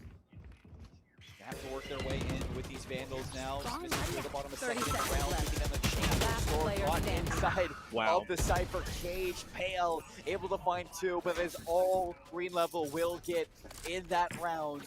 Green Hope take their lead to 3. You know, I was able to go on stage before the match happened, and I was able to meet each of the players. Piggy Lover, when I was asking them, everyone for their names, they had a big old smile on their face, and I just knew, I was like, you're going to be the Cypher, something about it. And it's something about just having that cheeky tripwire play, and it's always just finding those places where they're not expecting them to be. Great looks overall, and really has been able to lead from the front 6 and 4 right now. I think that's a first for me, seeing a tripwire combo into an orbital strike. That's nasty. But it works. Slows them down. It's a free kill. It's spiked down. Yeah, and that just basically entrapped Green level, who finally is going to be caught on the level as we go into the first of our end of quarter, if you will, for this first half. You want to play? Let's and now you're going to play. have the tour de force to see what they can get. Maybe a big pick as they go into this eco round, but they are just being leveled out. Tour de force in it. Thrifty. And you're putting him in showers. Yeah, it's weird. I thought maybe in mid. Mid? Yeah. Anywhere with a long line of sight, but instead you're really isolating the potential that this ultimate does have, putting that in showers position. And at Green level, they try to execute on a sight, but through the smokes, Green Hope just able to foresee what is coming, and 2 simple kills to lock down what should be another round. The way that Piggy has been really able to lock down B-site feels like a Cypher owning B-site on Sunset. You just can't pass for free, and you don't want to kind of dare to go out. They heard the tour de force pop, and so it's up to where they find Schnitzel to be off of that rendezvous. Just kind of waiting to get a big pick, and they miss on the swing. That is Mr. Swigglebottom saying thank you that I don't have thick enough thighs. A shot you definitely wish you'd hit if you're a Schnitzel. TP. Yep. Back over to B. Who's here? It is Lemon and Oh! Nice read there from the tour de force. We still have to deal with Piggy Lover in the corner. Schnitzel lands 2. Lemon still here. Can you shut this down with 5 seconds? All you need to do is deny the plant, and that is it. Schnitzel can do as much damage as you want, but to no avail. 5 rounds.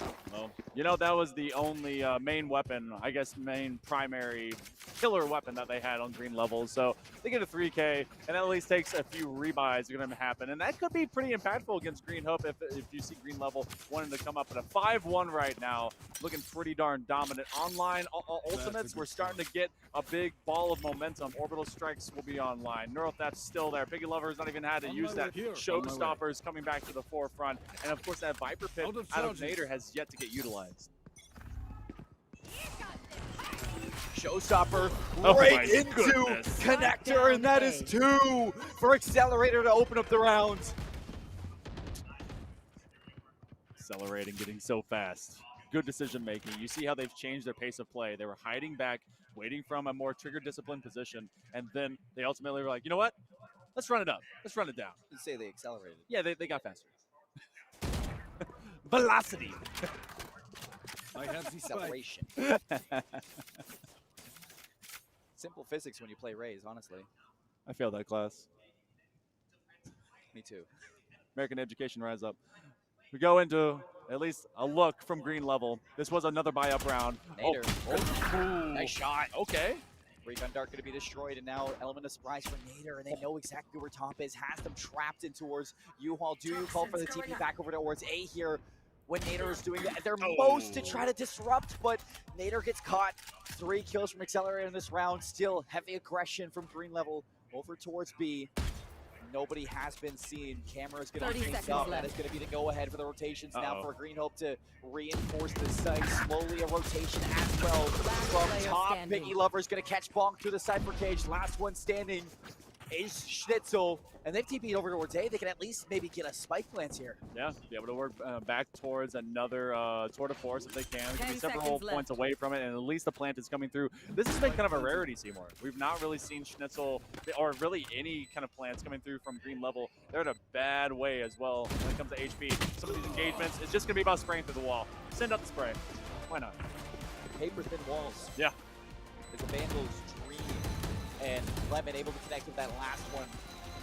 Green Hope in full command of this defense on buy. So good at isolating these members of green level, using these sky smokes to kind of set up a maze to enter in these sites. And as Green Hope actually find green level looking to contest them in these battles, they just overwhelm them with numbers. They set up in these corners, and they're able to set up crossfires where Green Hope just able to catch off so many early engagements there. In that last round, an accelerator showstopper that catches 2 immediate kills into the round and forces them to really think about the options they have. Yeah, and I want to change the pace at a green level. I know that obviously they were stopped in that previous round because of the showstopper getting immediate 2K, but I want to see how we can get some of that pace revved up for green level. They've been playing very methodical. Obviously, that's what this tack shooter is kind of made for, but Green Hope has been able to really dictate pace and position. They have denied them entry for the most part.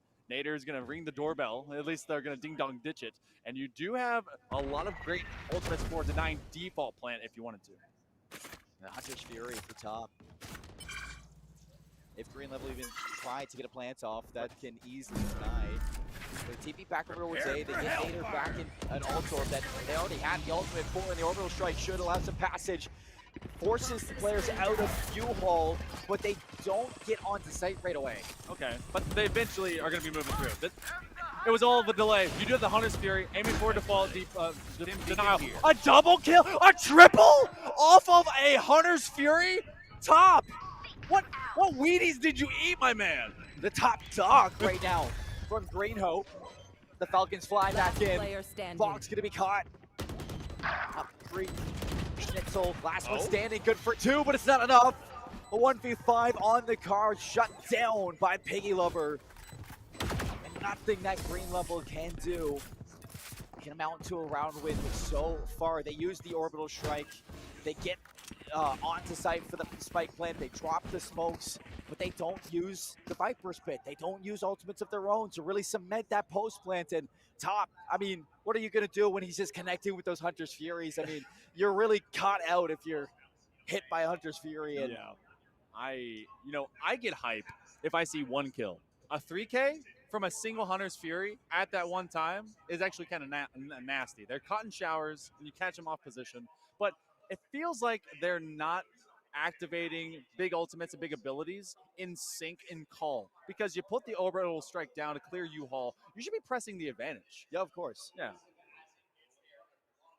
But it does look like that we have a timeout, and this is to break up at least this streak, which has been very difficult for the side of green level. Green Hope has been doing so good, and they want to just continue to press that through the end of this first half. Just taking a look at the stage, and it does seem like Green Hope are laughing, carrying on, having a great time up there. Green level, I'm sure they're having their own disparities when trying to figure out how to work around this team, but it needs to start with, like you said, a little bit more explosive engagement towards it. Try your hand at this B side. See if you can maybe work around these sites for utility and get that spike planted for your own chance at dropping that Viper's Pit, forcing Green Hope to walk into uncharted territory. You have options here if you're green level, and I think it just begins with trying to lay a path down in, and the Seeker should help. Yeah. Oh! It did help, but you get wall banged through the cabbage into your own raise. And now off of the Judge, Accelerator is just outliving them enough HP as they just have a Judge. The gavel's been brought down. 2 will drop for green level. So you're going to tell me that Accelerator had an operator in one hand and then they dropped and a Judge on the floor next to you. Shoddy snipe. I mean, that's disrespectful is what it is. Oh, man, we're playing Halo out here. Green level now down to 3. Rotating back over towards B, and who's here? Accelerator already rotating with the Judge in hand. Piggy Lover also on an angle to catch some of these members falling into his traps. The camera's actually going to spot bomb him, force him to exit the site, and Green Level so stuck in the mud with trying to decide whether or not they want to aggress over towards B or not. They don't exactly have the audible safe either because they're just facing down what's left of this defense out of Green Hope, trying to accelerate their way into what could be the arms of Accelerator. But Green Level just holding down. Piggy Lover finds one that's going to get picked off by Bonk on the brim. And now it's about how you control this side. Off of the headshot. That's going to be a 3K. Bonk is going to try to spin all the way around, but they are spotted out by Top. And it's really been Green Hope, the Falcons, at the top of their game through the first 9. It's not even like, you know, Green Level are making mistake on top of mistake. Green Hope are giving them absolutely nothing to work with. The team is playing flawlessly together, making sure that they're holding down these aggressive angles, finding their kills, getting out with their advantages, and then using those advantages to set up some traps on site, making sure that Green Level really are given nothing when, you know, you see that Green Level, when they wanted to attack B, they sat themselves in hookah. They were hoping that, you know, Green Hope would over-aggress, give up a kill, but they didn't do that. And it draws down the time to a point where you feel the pressure as the attacker in needing to eventually do something. Now you're caught in this eco. Again, you have another tour de force. Schnitzel has to find that 3K, but they have to find it before all the rest of their teammates die this time around. Oh, Nader getting caught by Squiggle Bottom. Bulldog ain't going to beat a Vandal anytime soon as they get rocked and rolled. Now you have just the one controller to try and guide you in. They're still pressing the pace. I like this way more. Yeah. Guy slows down and walk off Lemon through the cyber cage. He's able to find a trade, but Stark and Bonk fall. No more controller. Lemon running the Dynamite yet again. Spike out in the open. Schnitzel looking to do it all with the tour de force, but up be up, and Accelerator's not missing. Schnitzel trying to defend their Sky and Pale. See if they can be able to have them Pale in comparison. But winning the sniper duel against Schnitzel is Accelerator. I often like to say that a good Cypher makes a game not fun for the other team, and a great Raze makes it unwinnable. Both of those players at 11-6 and 11-4 respectively, you nearly have a showstopper online as well as an orbital strike. It's going to be a very loud final few rounds. We have 2 left to go in this first half. It's not even the success that you're finding from your Cypher and your Raze. On top of that, you have the supporting cast of, you know, your Brimstone. Welcome to my world. Okay. Well, we're looking at looking for so much information as the Sky and feeding that towards the rest of your team. And Top, you know, he's gonna hunt his fury. He's gonna find kills. Top. Owl drone inside the Viper's pit. Goes up to find nothing. Top able to get one, but it's not Nader. And his ultimate stance. Take away the plant. That's going to be a rough draw. They put the orbital strike. Wait for the walk out the smoke. Squiggle Bottom is going to be ruining them. And they invest the Viper Pit to finally walk in from shower. And they down just the Frenchman. And the Baguette was going to slap him in the face. Accelerator winning the sniping duel against the sniping mage. Last round in the half. Yeah, it's definitely looking like Accelerator just in such a comfortable spot as this Raze with the operator finding these opening picks, finding these finishing picks. And in the middle of these rounds, I mean, what is that, the 3rd time that Green Level has attempted to go for a spike plant, and nobody is watching over them to defend it. And whether it's Lemon or it's Wigglebottom in that moment denying that spike plant, it is putting Green Level in unwinnable situations constantly in it. Accelerate now, drops the operator, actually has the Vandal in hand. Showstopper up to the skies by Nader. We'll see you next round. See you later, Nader.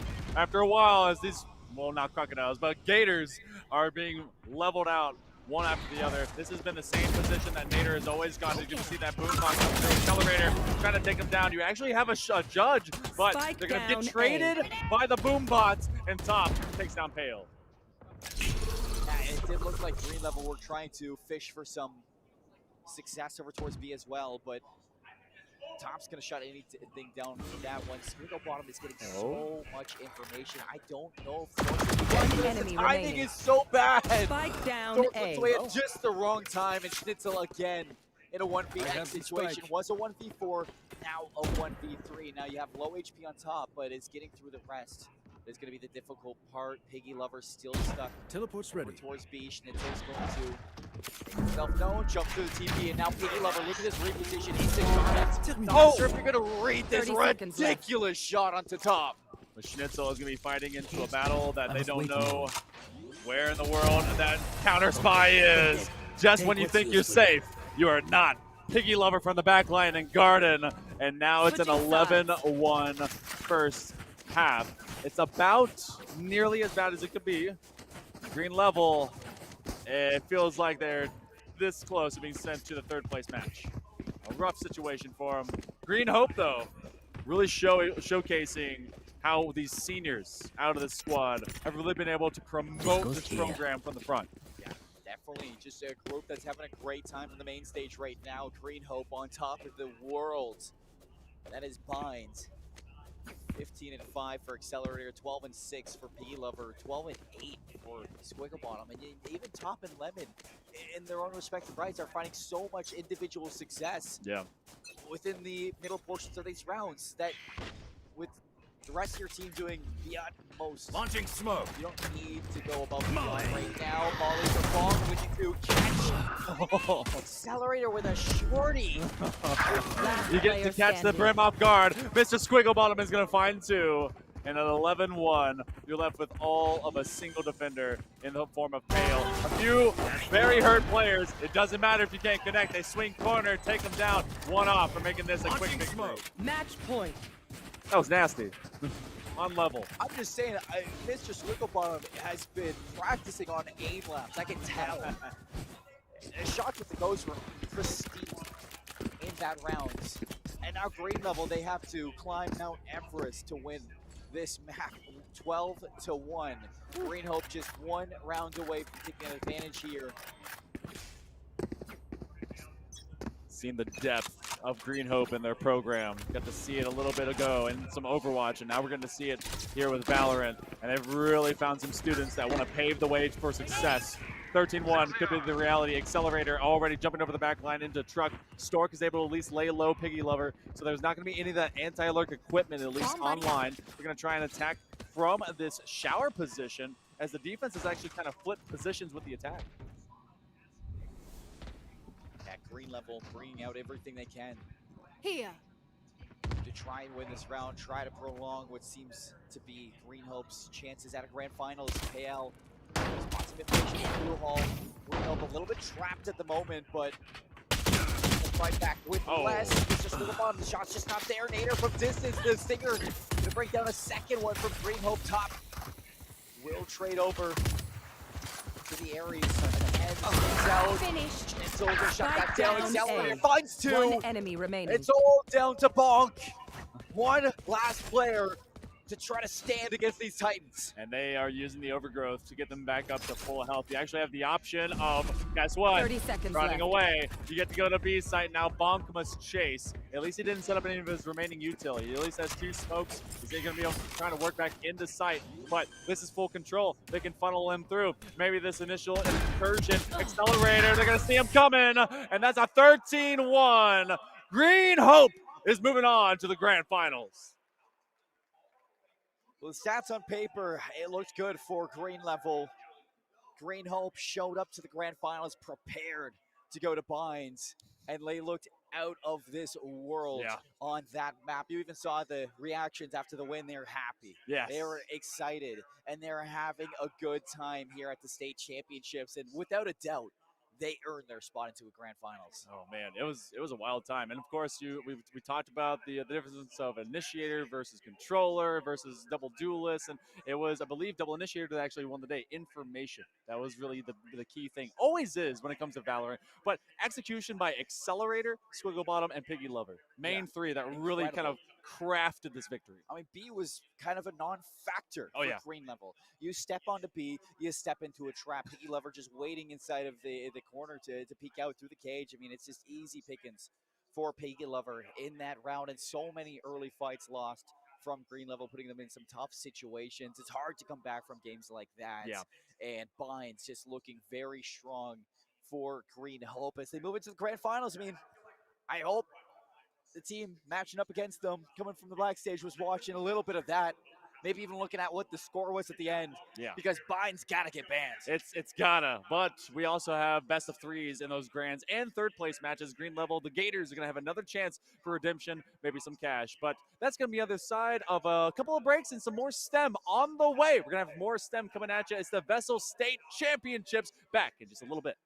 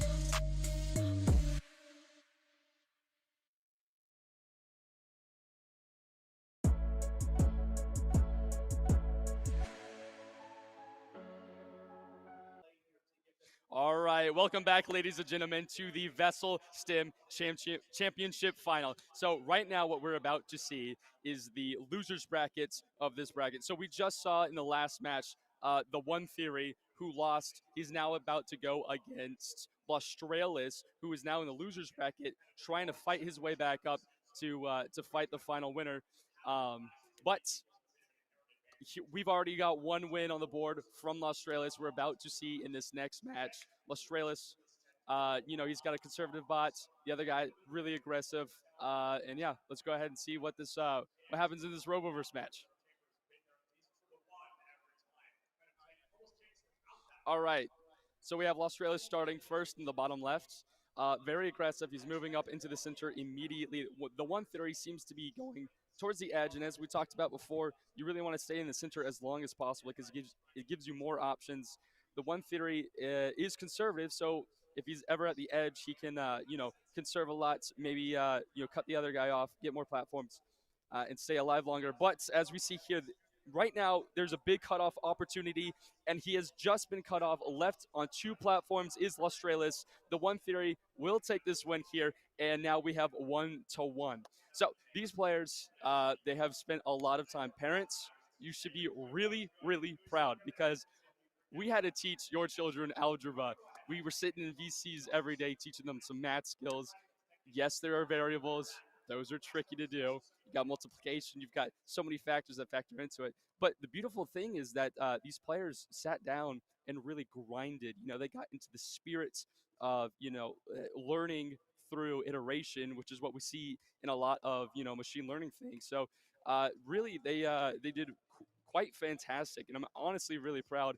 I got to give you a little backstory here, though. Australis, the man that we're now seeing in this new game, the new man, he actually beat in the first round the winner of the regional event. So the final winner of the regional event got into practice. He was grinding at the event, won it, and the Australis did the same off camera between regionals and this state event.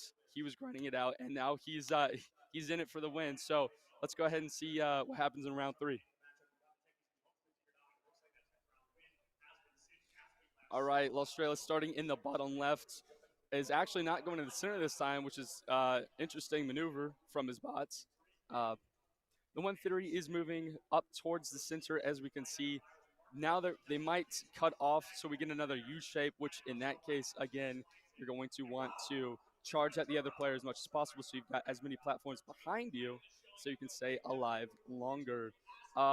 There's going to be a little bit of play in the middle, but now we actually see that the 2 robots are, again, creating an L shape, and now it's whoever can get to the part of the platforms that has the most. And as we can see, the one theory has 3 platforms. Australis has 2. Whoever conserves more, darn, and Australis unfortunately lost. All right, so now it's 2-3. The winner of the next match, he might take it all. But these bots, as we talked about before, are really difficult to, program. But we also have customization features. So, as you can see, the robots are different colors. There's actually based off of the schools. So we got some school pride in there, and hopefully those teachers are watching back at home. I know the fellow students are. There's a lot of pressure, watching. Some of them are here in person behind me, and some of them are watching at home. And it's really, really great event for them and their teachers, getting to show off what they've been learning at school, what they've been learning on the side, and what they've been doing on their own, because these kids are dedicated. I am very proud of them. But as we'll see here, we can only have one grand winner, and we're going to see who goes to the grand match right here in round number 4. All right, Australia's starting second here, going towards the center. The one theory now going down to the bottom of the board, and they're separating again, so we might see, a longer battle here as they create another U shape. Looks like Australis is putting himself in a tricky situation where he doesn't have as many platforms. Oh, but he overtaken and left on one platform. Looks like the one theory just took that win. The one theory won. He got 3-1. So congratulations to one theory. Stay tuned for the grand final match where we're going to determine here today the ultimate STEM winner for this season. Thank you so much.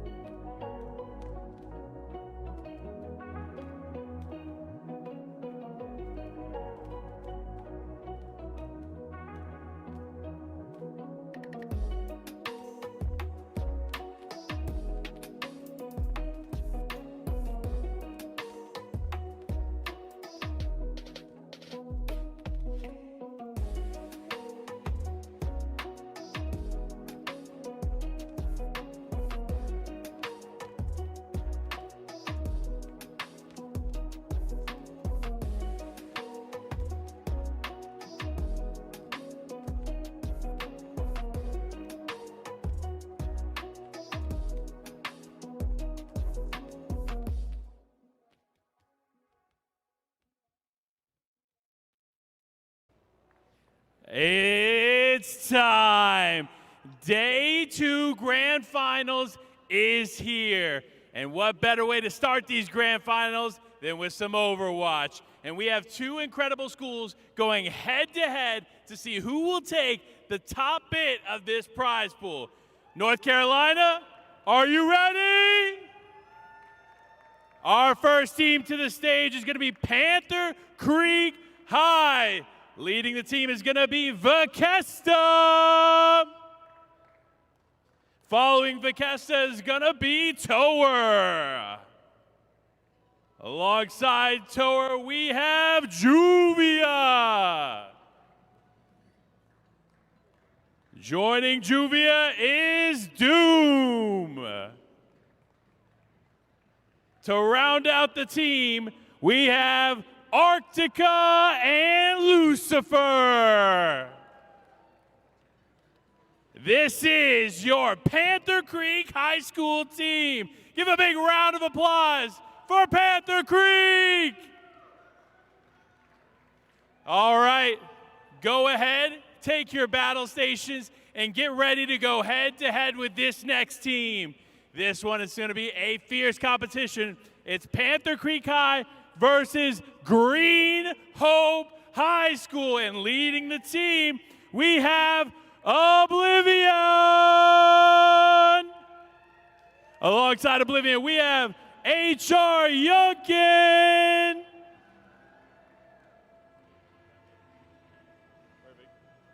Joining HR Yunkin, we have Speedy Frog. Rounding out the team, we have Plore and Spicy Pepper.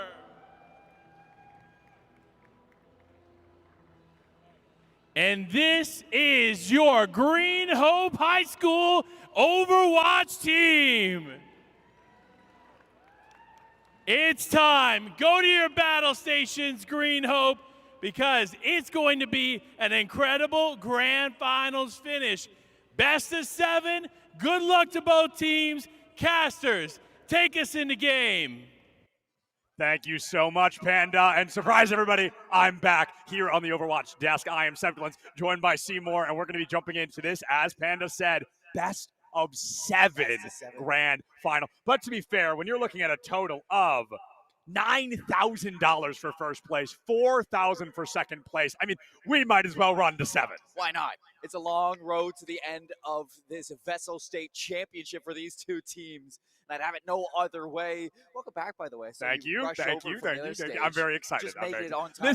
This is my game. This is the one that I really want to make sure I'm a part of. So I'm very glad to be here. And this will actually be a cool one because I've seen Panther Creek 3 times at their qualifier, 2 times today, including right now. Dominant. I have never seen Green Hope while I'm casting. I've watched VODs, I've watched videos, but I've never been on the mic. I've never seen this team firsthand, and I can't wait because I know one thing about this team, and it's that Oblivion is a maniac. That is the one thing I know. It's a story of 2 teams who dominated their semifinal matchup, 3-0 sweeps heading into the flashpoint. Both teams didn't drop a single point inside of that flashpoint. And now heading into the grand finals, they meet head to head in a best of 7. And realistically, it has to be a tale of tanks. Yes. It has to be a tale of tanks. You look at Doomfisted, who walks in here, the best Doomfist in the venue, the best Doomfist in North Carolina. One of the best in NA. And Oblivion. She's the best Zarya that we've seen so far here in VESL, and she just may be what Green Hope need to take down this Doomfist. And Zarya, I think, is going to be, again, earlier what we talked about during the semifinal, not a perfect counter, but I think Zarya can be a counter. She's got those 2 bubbles that she can put on herself or an ally, and they're on the same cooldown. If she can put that on someone before they get punched into a wall, that's half of their HP that she just saved, which is obviously going to make a huge difference in a combat, in such a close quarter scenario. And then, of course, she gets more charge to her beam, which makes it easier to take down the Doomfist. So it's all about how Doomfisted is going to play, and if they bring out the Doomfist at all. I believe we're starting on Lijiang Tower, my favorite control to kick things off. We saw this as the starter back in the semifinals as well. A 2-0 for Panther Creek here on the main stage, and they made it look good. It was close to actually see just how far it went in either segment of, Yeah, these stages. But it was a 2-0, and Panther Creek did not swap off that Doomfist. They had a few changes on the DPS. You did see Vicasta change over towards the Far at one point. Didn't really work out. Moved over towards the Bastion. And the Bastion has been a force to be reckoned with from this team. Tower on the Soldier, so good at just outputting damage throughout every single point of these maps. And I think that it's not only Doomfist that at some point you're going to have to look towards the DPS to really step up on both sides. Oh, speaking of the Doomfist, he is going to be making an appearance. We see Vicasta on the Symmetra as well. And I know that Oblivion, instead of the Zarya that we expected, will bring a Diva to the table, matched by Akiriko Lucio. On the side of Panther Creek, the Ana Mercy. We saw how powerful Arctica was on this Ana earlier today in Jubia, one of the slipperiest Mercies we've seen in a long time. Let's see if those supports can survive this initial engagement. Great hold, Tiki onto the point. Get some progress early, but Doomfist is already into the backline, and he is taken Hirokin off. The Symmetra is no more. Vicasta now can chip down this Diva mech. Deep mech. Oblivion, who still ends up finding the better of Tower. Doomfist is going to get an upgrade home, even though they lose the Symmetra first. They still cap first. The DPS is maybe the one role that you can lose one player, and then you can immediately keep going. You don't have to stop. You don't have to power through. And it looks like we are going to be seeing Tower come in just a minute here on the Pharah, the Far Mercy for Panther Creek. Something they've danced around a lot of, but it seems like they're going to be changing some things up. And I believe we're going to be going for a technical pause here in just a moment. We want to make sure these players, especially in something as long as a best of 7, can play to the best of their abilities. Yeah, best of 7. It's going to be a long time. You don't want to start off on the wrong foot. So it's just a little bit of a fix here. We'll get back into the game as quick as possible. But hey, Green Hope come out. They face the Doomfist head on, and they take the point first. That is good signs here for the grand finals. A team like Panther Creek that everybody has looked to kind of be hounded by their aggression, you know, off of the back of, you know, Arctica's Bionades, into the cleanup that you see from Doomfist and Vicasta and Tower putting down so much damage over time. You looked to that first engagement that we saw. Green Hope coming out on top is such a big moment for this game. Yeah. Absolutely. Green Hope coming out on top of that initial fight is, like you said, all about momentum. They lose their Symmetra early. They fully did not let it phase them. They stuck to the plan they brought out. They knew the eliminations they wanted. They went after the targets they needed, and it worked unbelievably well for the team. I'm hoping they get to hold on to that percentage. To my biggest fear is they might go for a map reset.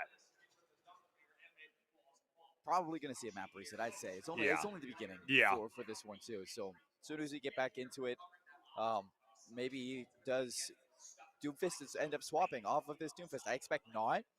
Just being a little bit skeptic here. But at the same time, we did see the swap to Tower on the Pharah for a map like Night Market or Day Market, as we do see. The market, whatever time of day it might be.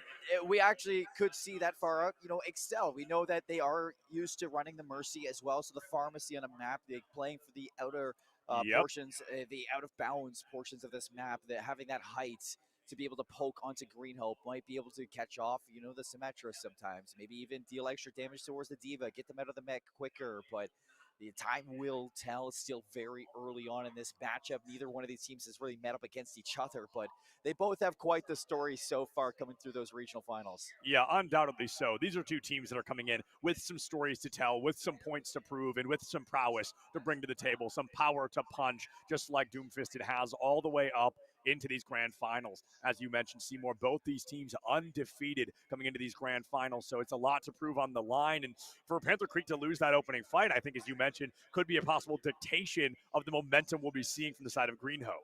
And I feel like for Green Hope, they have a little bit more to prove.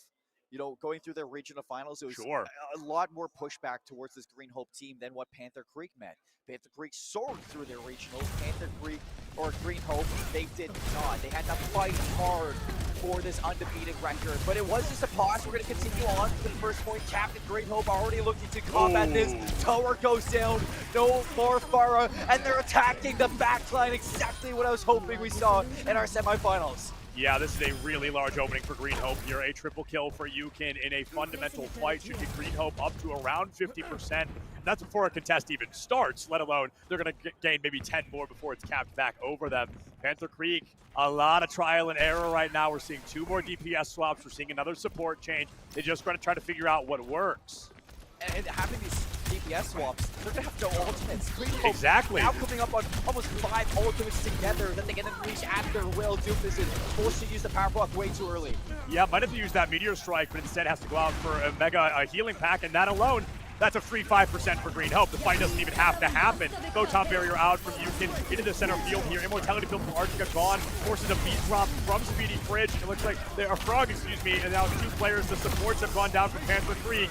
Another fight over before it can even begin. And Doomfist is the last to go down. 3 fights in a row. 2 of the fights is just given up. You know that Green Hope came into this one with an idea. The idea that let's just forget about Doomfist. Let's take down the rest of the team and deal with it when we need to. And it's exactly what they're working their way to success in. Now we are in last fight territory. Can Panther Creek touch his time? 98%. Okay, Doomfist gets on. He actually finds Speedy Frog, and the rest fall after. The Death Blossom. No way. Gets 2. Oblivion gets rid of Juvia. Tower falls, and Green Hope takes first point. Hold on, cut the cameras. Wait a second. Floor goes in with the riskiest Death Blossom I've ever seen. I was so ready to be so mean about it because I thought it was an ultimate that was going to cost them their life.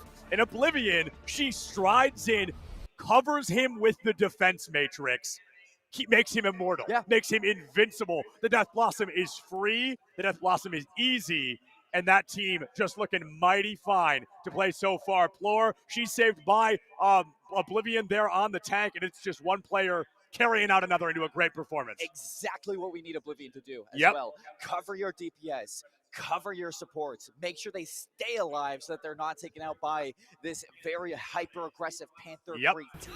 Especially if Panther Creek want to take out that Bastion.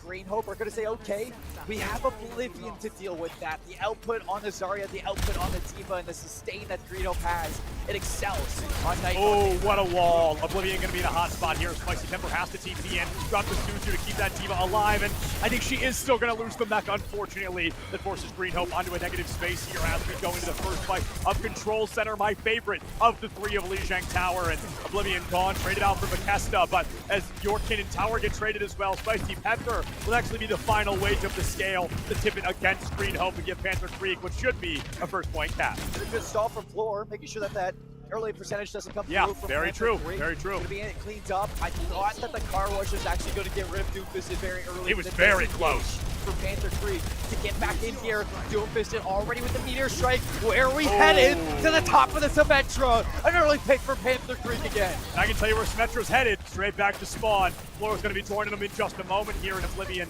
does not seem far. I want to highlight Bethesda swapping to this May and how fundamental it has been for Panther Creek so far. These walls are perfect. The slows make it so tough for Oblivion to stay alive, and it's working wonders. And Green Hope, the reason they found so much success back at Night Market is because of that first engagement fight that they won. Now breaking into Control Center is not easy. You have to walk through this choke where that May can block you off. The pathing here for Green Hope, it's going to be good to hopefully force Panther Creek out into the open, make them re-rotate out into an unfortunate spot. And Rokin's going to find Juvia. Mercy down first. It's a trade though, so Speedy Frog has gone down as well. The Lucio missing Coalescence from Arctica cannot keep Tower up long enough, but Yorkin will be traded. It's currently a 2-2 trade in favor of nobody but Green Hope. They, if they're lucky, pick up the Doomfist. He hides in the stairwell. The remake has to be quick, and she gets punched right out of it. Oblivion went for a wild risk, and unfortunately, she got no reward. Instead, Panther Creek, 70%. A minuscule moment to stop that remake. Framed. Doomfist gets up, stops it, and ends the fight for Green Hope. I love the call to use that D.Va bomb, but it's just the potential. She needed to use it and get out of the way. Exactly. The potential that Doomfist has as an individual, we know that he is well seasoned to get out of those situations. Now, swap over to Tracer to get here in time. See if you can maybe be a little bit quicker around these rotations, but they're going to meet them head on with the Kitsune. Blizzard and a high noon going to be caught out by a beat drop from Speedy Frog. Tower gone, Arctica gone, and one happy Floor. She's dancing her way right back into the point here. Green Hope going to be able to find a team kill. Now the downside, Seymour, they popped every ult they had, my man. Kitsune, Sound Barrier, and Death Blossom. Yes, the Beyblade gets through, but Panther Creek now coming back into this. Have that meteor strike, no ultimates other than that. Soon to get to the coalescence, but by the time that coalescence is up, Green Hope will be able to counteract that. You're looking for this meteor strike that has been very good for finding isolated kills, especially on your kid. Was to Hirokin. Costly. Maybe the Tracer's going to stop that though. Yeah, the Tracer a little easier to get out of the way than a Symmetra, so with a little bit more time on hand, they may be able to figure that out. A lot of Kitsune fire, kunai fire to the back line from Spicy Pepper here. Meteor strike up, what goes up must come down, but it's Juvia that goes down like a bag of rocks here. The Mercy missing, Green Hope in such a good position all of a sudden. Tower gone, floor has fallen. I'm not sure what happened to UNCG, but they disappear. Arctica traded out for Spicy Pepper, Doomfisted trying to carry the team to greatness. And Bethesda, stall. That's the name of the game. The Diva jumps out, and no! Oblivion, she's down again. That over-aggressive play style may have just cost her the round. We're going all the way to stage 3. If I got a nickel for every single time Doomfisted and a DPS clutched up a point, I'd have 2 nickels. Which isn't a lot. But it's crazy it happened twice. It's crazy that we've now seen it twice. Here on Lijiang Tower and earlier on Kings Row. This team's fighting strong. Panther Creek coming out loud. And I want to say both these teams look good. They look methodical. And I think it's due to the history of these teams. We are looking at the youngest player is a junior. Yeah. All juniors and seniors. These are historic teams. These are pro high school teams. And they're going to go head-to-head on stage 3, Lijiang Garden. The best of the best. A match made in heaven between these two. The number 1 and the number 2 seed. You knew it was inevitable to match up into the grand finals between Green Hope and Panther Creek A.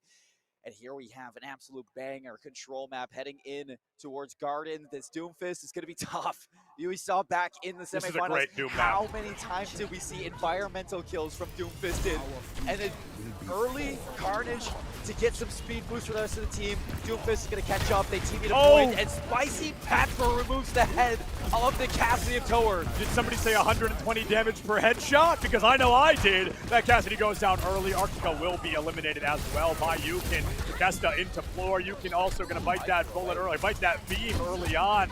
Bethesda here has that microwave fully plugged in and is starting to beam their way through that radiation into Green Hope. Stays alive. That is big for the re-engage that Green Hope are looking to get back into this as quick as possible. And now, the point has just been captured. So it's not like Panther Creek are going to have an incredible lead after this pathing over towards White is going to maybe flip things around for Panther Creek. Green Hope needs to kind of turn things around and look for a pick, but Oblivion gets caught out and falls off the map. Floor trades out, and we are kind of equal. It's just getting through this tank that's the hard part now. The tank is missing, and that's going to make this so difficult to happen. But Oblivion has decided enough is enough. The Zarya is going to be making an appearance in floor. She is fighting tooth and nail to keep this point alive. Juvia has fallen. Tower is gone. Meteor Strike is silent. The Doomfist returns. Tower is gone. Floor finally goes down, but Oblivion has returned to the fray. The Zarya is here, and she is ready to play. Spicy Pepper gone. UNCG down.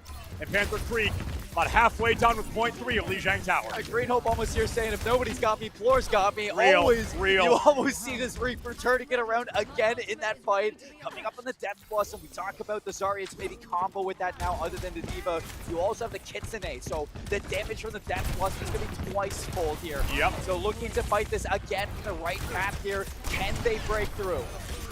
Ooh, Oblivion falls low there, does not have the full team behind her, so she's really got to be cautious. Got to make sure she doesn't get punched off by Doomfisted either. The bubble up, they counted one already. Kitsune into a photon barrier. Coalescence goes through. Arctica is going to be able to find some space, but UNCG off the map once more. Doomfisted is so good at those environmentals. You put up the photon barrier and that right click from the Sith, you just poke down to a lane. Yep. Again, Oblivion falls off the map, and here's the Death Blossom from Lord. Good for one. CC'd out. Spicy Pepper looking to double down to the supports, looking to come alive. The res back under the Symmetra. Kesta gets up, and it is enough to turn things back around for Panther Creek. Poor Floor, man. I don't know if she can do any more. She is tearing it up left, right, and center on the battlefield, and unfortunately just not able to find that stabilization. Oblivion on the Diva going to get slowed by that Meteor Strike and that Sim Beam, and just not be able to make it out of the way in time. 100-0, Panther Creek. They stop pulling their punches. They get aggressive, and they win Lijiang Tower 2-1 in our best of 7 grand final. Throwing their punches in that last one. We knew this was going to be tough going to Gardens. We figured that if Green Hope wanted to take Lijiang, they had to avoid this map. as one by one they keep trickling in. Panther It's Creek just a delay. always shutting down them. It is inevitable for Panther Creek to take this first map. Now Green Hope, maybe they pushed them to the edge. They made it look good. But just Doomfisted, when there is environmental kills to be had, there will be environmental kills. Doomfisted has put in the work, has put in the patience to know the exact angles he needs to punch, and I'm sure we're going to watch at least one environmental kill right here. Yeah.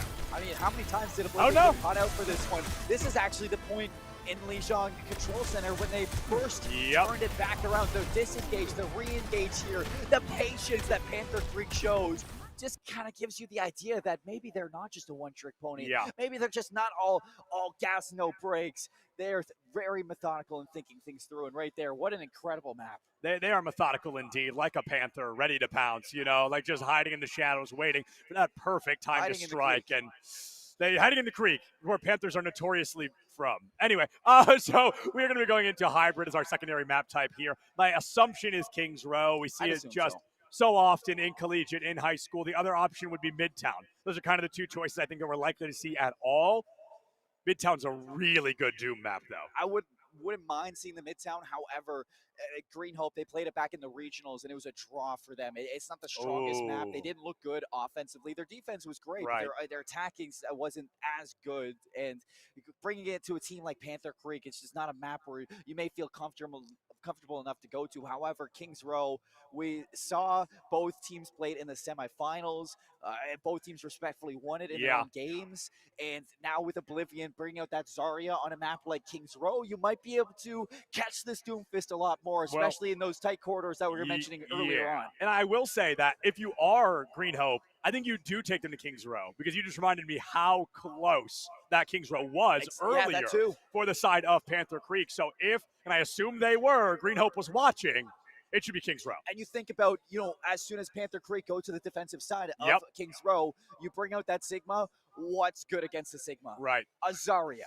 You get through that barrier, you can beam them down instantly. And Doomfist, it wasn't even the problem earlier on in the Lijiang. They were able to go through that Doomfist, take down the rest of the team. And if they can find a semblance of what that night market looked like, this Green Hope team should be able to tie up the series. Yeah, and I'm thinking one thing I'd like to see from Green Hope is if we're keeping Plor on Reaper, which she is doing very well, I want to make that clear. I think enabling her could be the way to go. Because we saw Plor, just this close to winning fights so many times, but the stinking Doomfist has too much HP. He just won't go down. So if we gave Plor more defense matrix, a nano boost, an amp matrix, like there's so many things we could do. Even a grab, I think, from Oblivion could be really beneficial, just forcing them to get stuck in that. The combo with the Death Blossom into the bubble, with a grab, a Kitsune Rush, a berry, anything you can combo with Plor was seeming to be enough to get through some of these fights.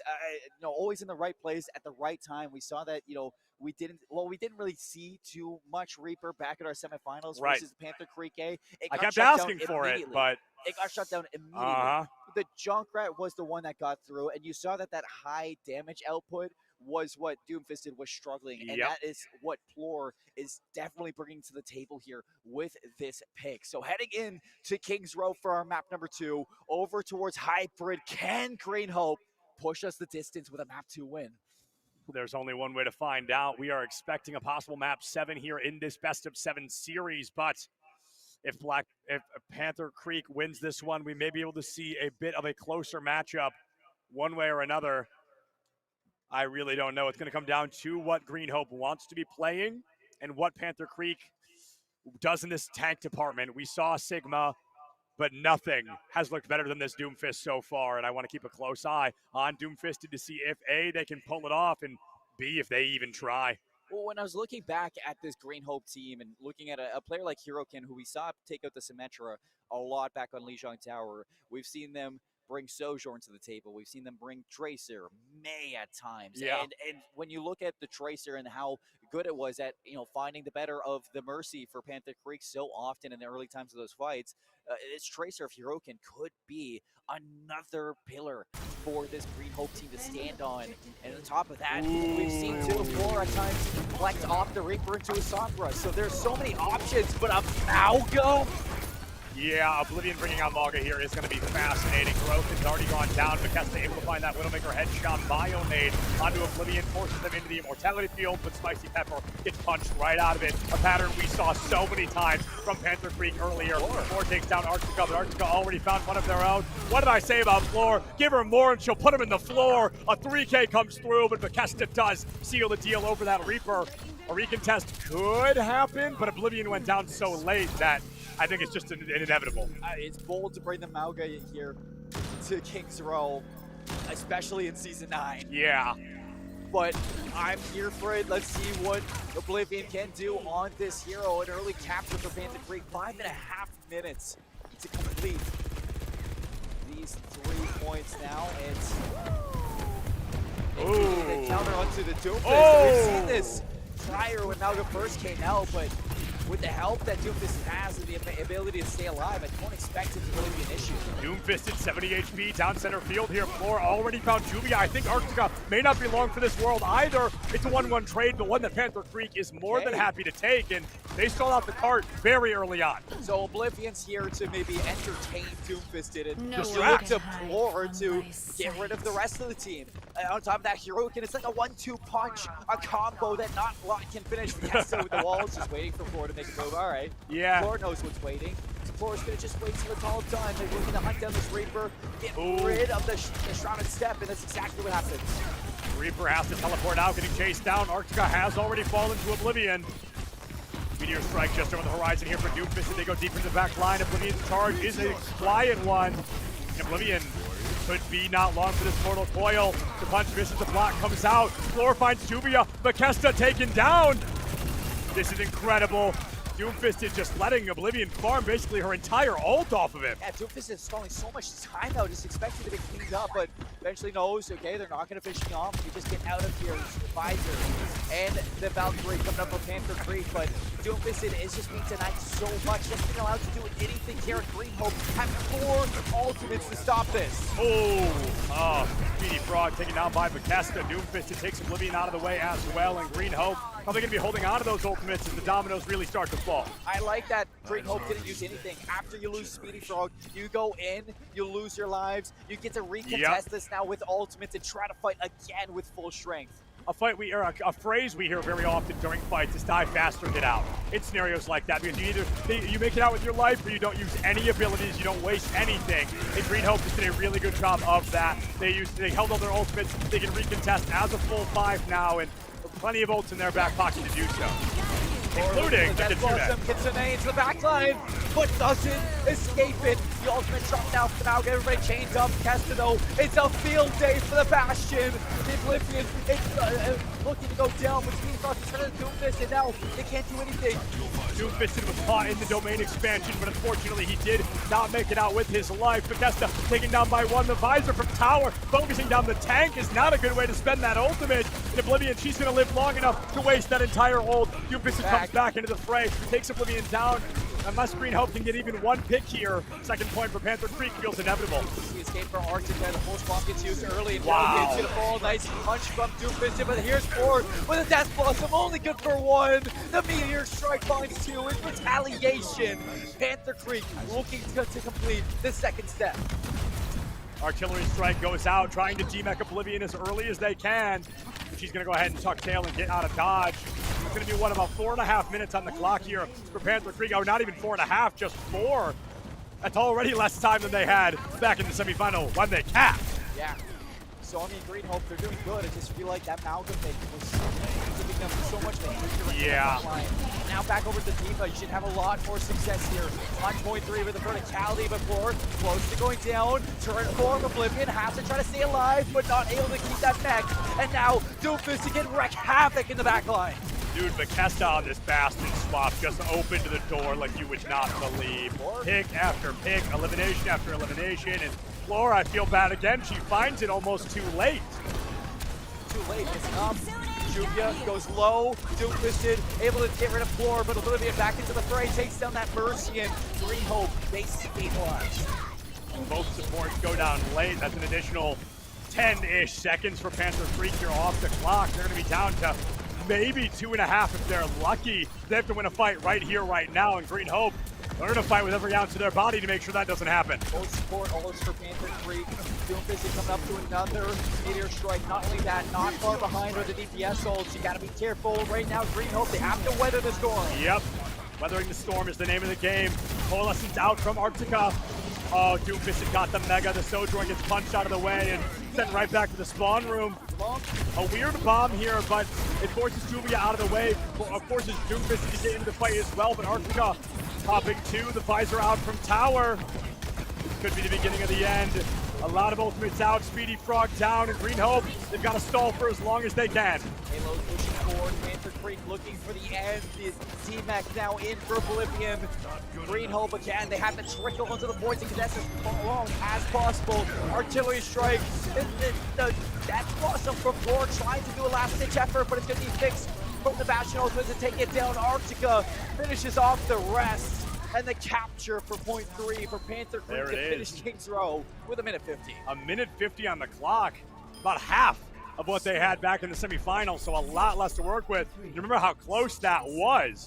Now the current win condition for Green Hope is cap first point, because that's going to be the hardest part, is getting that first point cap. If they can get that early, they get the wheels moving, I think they can take us all the way to extra rounds. But if they take, let's say, over 2 minutes to cap first point, I'm worried. I see what you're saying, and again, I'm looking at Doomfist. Are you going to bring out the Sigma here? You expect to bring out the Sigma.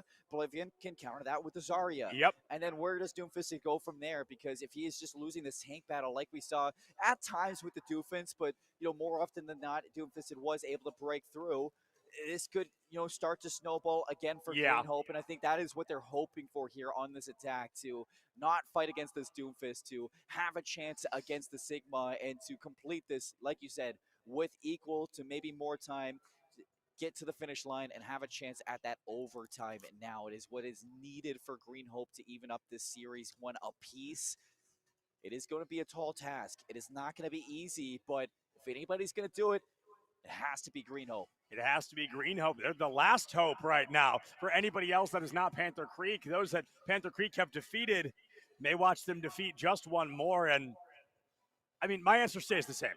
If Doomfist is the biggest problem, I mean, Orisa, May, Brig, Ana, Junkrat, if you want. That can be huge, but Doomfist is in fact, as predicted, really going to that Sigma. This is the accretion early on, has to reposition the shield, and this could be big if Green Hope can push right through that Sigma shield. They can start to take some critical value. Already early charge for Oblivion to disengage to let your bubbles come back in. Through it, the main wall. Oblivion in trouble, but the team breaks through. Following up, Hero finds Juvia, forces the main block and the immortality to keep the team topped off. Spicy Pepper even gets the better of Bethesda. Panther Creek immediately disassembled. Panther Creek just fully dismantled, and what did I say? If they do it fast, there is hope for Green Hope, and you can't do it much faster than 50 seconds. No, not at all. What's this going to be off the capture? So Doomfist going to be brought back out, away from the Sigma, hoping that, maybe this will be enough to keep Green Hope away. The Zarya catch off Hero Kid time, but it's not going to find Hero Kid just yet. They get away. So far, the DPS from Green Hope has been doing such a good job of flanking into the back line, removing the supports, in particular Juvia, over and over and over. And if that pattern is not prevented, I think Green Hope can really steamroll their way through Panther Creek and possibly force extra rounds, like I mentioned. Wow, again. Time. Look at how charged up Oblivion. These are going to feel like nukes in Arctica. The first to fall being the Baptiste. That is not good. Juvia crumbles, and Panther Creek again. They fold. And look at the target focus from Green Hope. They wide swing, it's Arctica immediately into Juvia. No supports, no survivors, no Panther Creek here on Kings Row point 1.5. Green Hope has 4:45 on the clock right now. Echo. And we're finally, for the first time, seeing Echo. I love Echo. That wasn't on your bingo last time. It wasn't. It was one of the 3 missing. Grab. Going to be out early. We're going to catch them in the net, and it's enough for Speedy Frog. Lots and lots of damage between the two. Second point soon to be. Lots of time for Green Hope. 6 minutes right now to make it to the third point. They are steamrolling. That don't seem too hard. I'm gonna be for real. That does not seem too difficult. And that fight again. Guess who the first two were to go down? Arctica and Juvia every single time. Green Hope, they've got a great combination of ultimates they could be able to use in this fight, and they just have to beat Panther Creek basically 1.5 more times. And there it is, the bubble. Arctica's down, Immortality Field to boot, and a 10-player kill streak for Floor puts her right back at the top of the kill feed. Meteor Strike goes out, Doomfist into the back line. Floor does go down to Makesta, who's finally back on the Bastion. And Panther Creek, they finally create a Bastion of their own here on third point. And Doomfist, he finally says, I'll do it myself.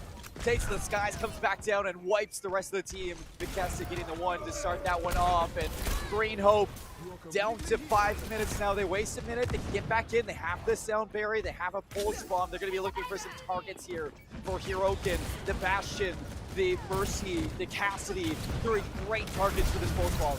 Absolutely, a lot of characters that can't exactly get out of the way in time. 4.5 standing. Oblivion taking a lot of damage early, but now 80 charge. This could be big. Those alternate fires create a lot of damage. These right clicks are critical. Another bubble has to be used to keep that Tracer alive. You're not going to be far away from the grab. The pulse bomb could be saved here. Oh, you bring up a good point, Seymour. And the pulse bomb is used. It finds the Moira of all things. And now Oblivion can walk forward, track down Juvia. The sport's not long for this world. And Green Hope, they're looking to finish. Uh-oh, the tower has not fallen yet, and Towar still standing. Speedy Frog does get the elimination, but Doomfisted is back. Speedy Frog is down, and Green Hope gets it close, but close ain't gonna cut it. As Panther Creek winning again. Good news, Green Hope just went underneath 4 minutes. And I mean, Green Hope throwing so much at the wall here. Panther Creek, weather the storm. Doomfisted stays alive. Towar does enough to hold on. That's the second time on Greensboro that Towar has shown up when it matters the most. And you have cut this time down to 3.5 minutes, almost 3 minutes gone on this third point. Every second counts. Green Hope could have capped with 5 minutes, and they've got it all the way down to 3.5. So Panther Creek in a really good position to try and win this out. Doomfisted is going to be baited by a couple of utility abuses. Artillery strike into Meteor Strike. Speedy Frog already gone. Grab is used. Arctica has fallen. Those 2 players missing from Green Hope. Oblivion goes down. Juvia taken out by Spicy Pepper, but even this 2K just isn't enough. Towar finds ya, and it's close again, but no cigar. I have never seen an artillery strike used defensively like that. It was interesting. Used to kind of block off Green Hope from following up with that grab, and it actually takes down 4. So really heads up play there from Makesta on top of Doomfisted, using that Meteor Strike again, just disrupting this team. Widowmaker for Hirokin, and the Diva swap for Oblivion. An interesting last-ditch effort. Green Hope on to Widowmaker, a last-ditch effort this may be, but Panther Creek are looking in peak form right now. This is the exact composition we've seen them dominate on so many times before. And Green Hope, if they want to cap with more time than Panther Creek, it has to be this fight right here, right now. Oblivion, she sends it deep into the back line. Makesta should be going down, but that Mercy healing is so freaking strong. Gondo falls to aid, and Juvia shows up. Hirokin tracked down by Doomfisted, and he's already back to help the rest of the squad. Doomfisted gets rid of the Immortality. High Noon going to be called in, and that locks down the knocking of Spicy Pepper. 1 minute and 50 seconds. Last chance for Green Hope, it feels. Coming up soon is the Sombra swap from Hirokin. You have the Death Blossom soon for the Diva Bomb, but you're walking into another Meteor Strike and a Coalescence. It's a cycle. It's a Meteor Strike or it's a High Noon. It's a Meteor Strike or it's a High Noon. Over and over again. Green Hope, this is maybe their only hope in winning this second map and taking us at least to a map 5 in this best of 7 series. Floor already half HP. The bubble is not there, but it does not matter.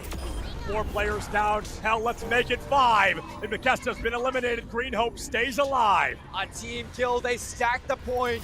Looking for the gold box of victory to finish off King's Row. 1 minute and 7. It is not 6 minutes, but they get it done.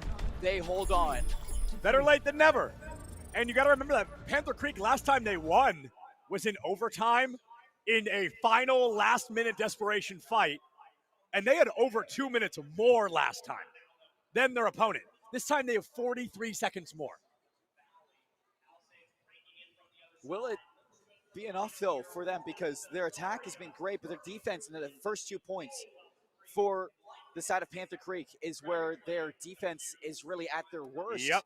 And again, you're looking at Panther Creek, maybe starting on their defense. If they give up too much, they might fall way too far again. And that is where Palisades almost found the better of them, getting that second point capture, actually shutting down this defense of Panther Creek. And Green Hope, they need to look to recreate that and maybe get a little bit more. Yeah, Green Hope, they're going to look for a little bit more here. I believe they'll be starting on the attack because they have the smaller time bank. So they're going to try to make an opportunity to strike. And I'm not sure if they're going to be finding it. We're looking for a larger opportunity here for both teams, and we're hoping to see a little bit more value from the side of Green Hope. They start with less time on the clock. Panther Creek looking for some time to strike on their own. And here we go. We'll finally open these doors once more. It's a 45-second differential in favor of Panther Creek. Joe Fisted. Gets in, gets out. Oh, he just turns things around through the library. Back in with the punch. Lockdown floor. The punch lands, but Green Hope stabilizing yet again through the library. They want to hit this backline. They want to hit it hard with Oblivion at the helm. They can weather anything, but Duncan gets caught. And Floor not landing the shot needed to finish off Jupia. Finally, the Mercy falls, and this is a scrappy fight.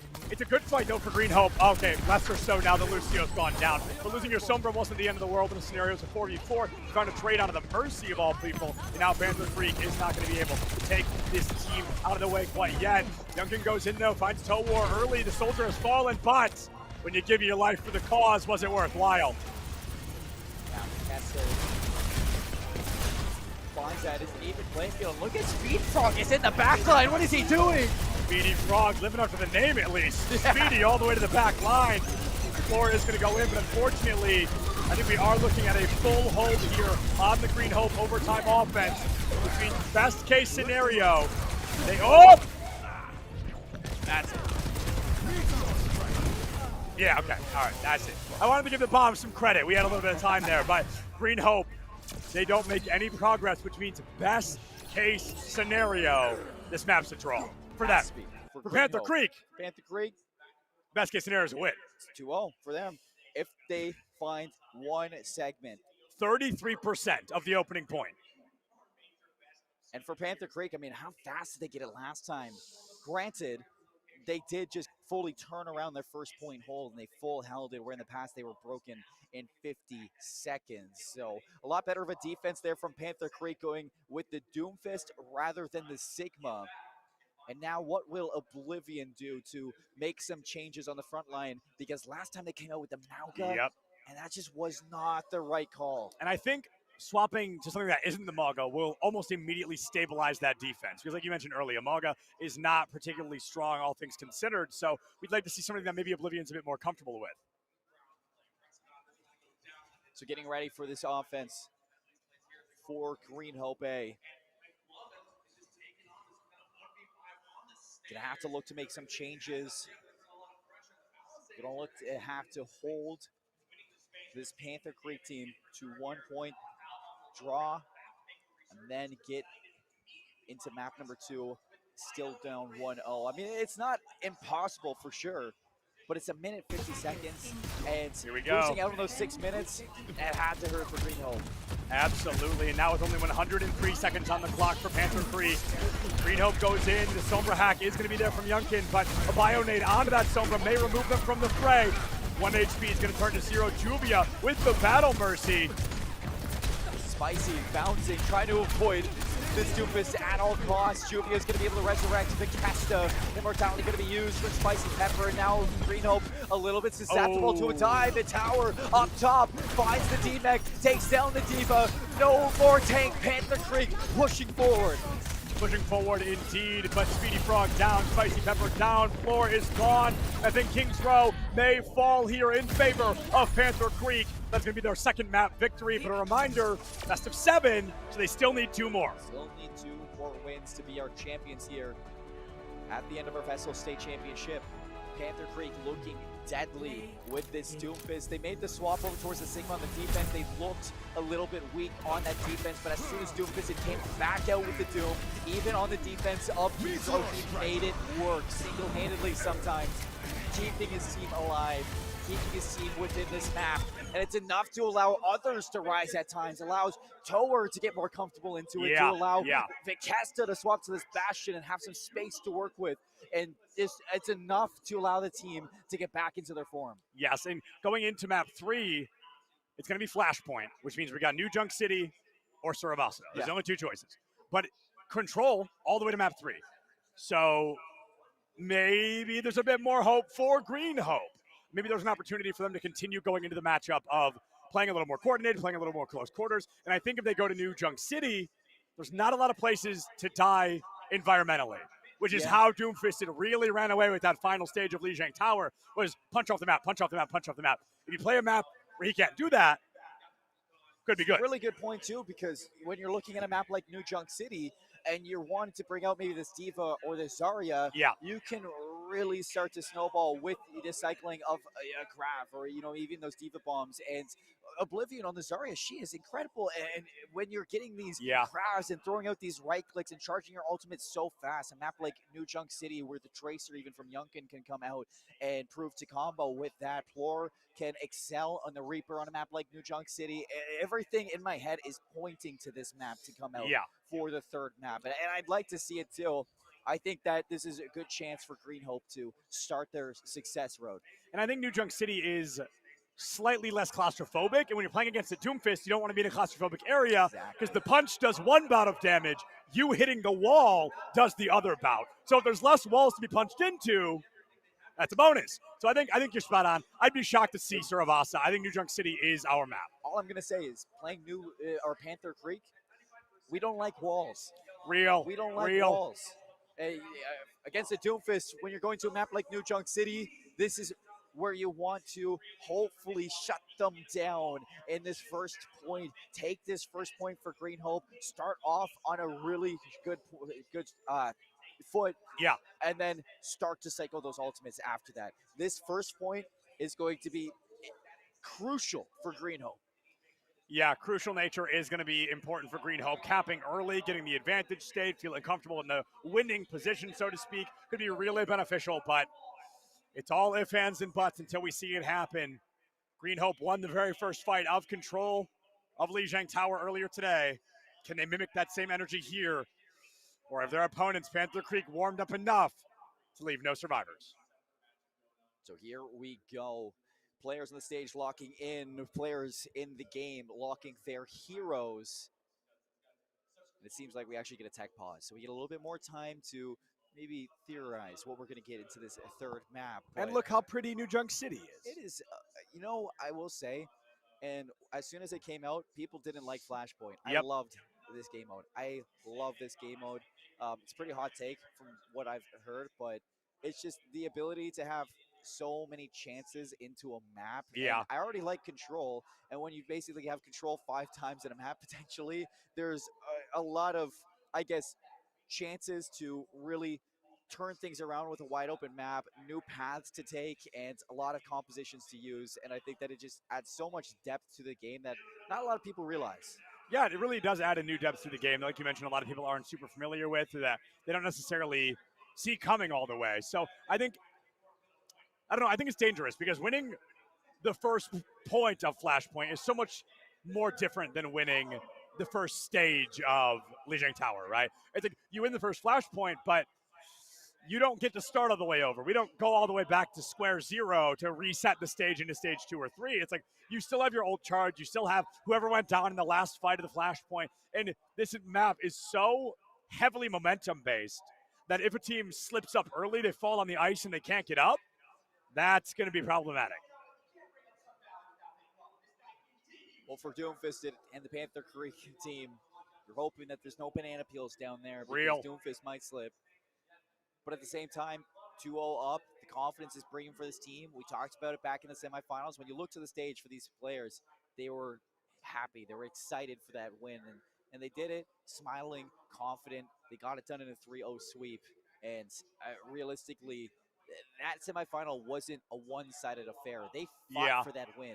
Panther Creek, through the trials, through the tribulations of all the changes and the adaptations to counter out this Doomfist, it still prevailed. So we keep talking about how you need to shut this down, you need to stop it.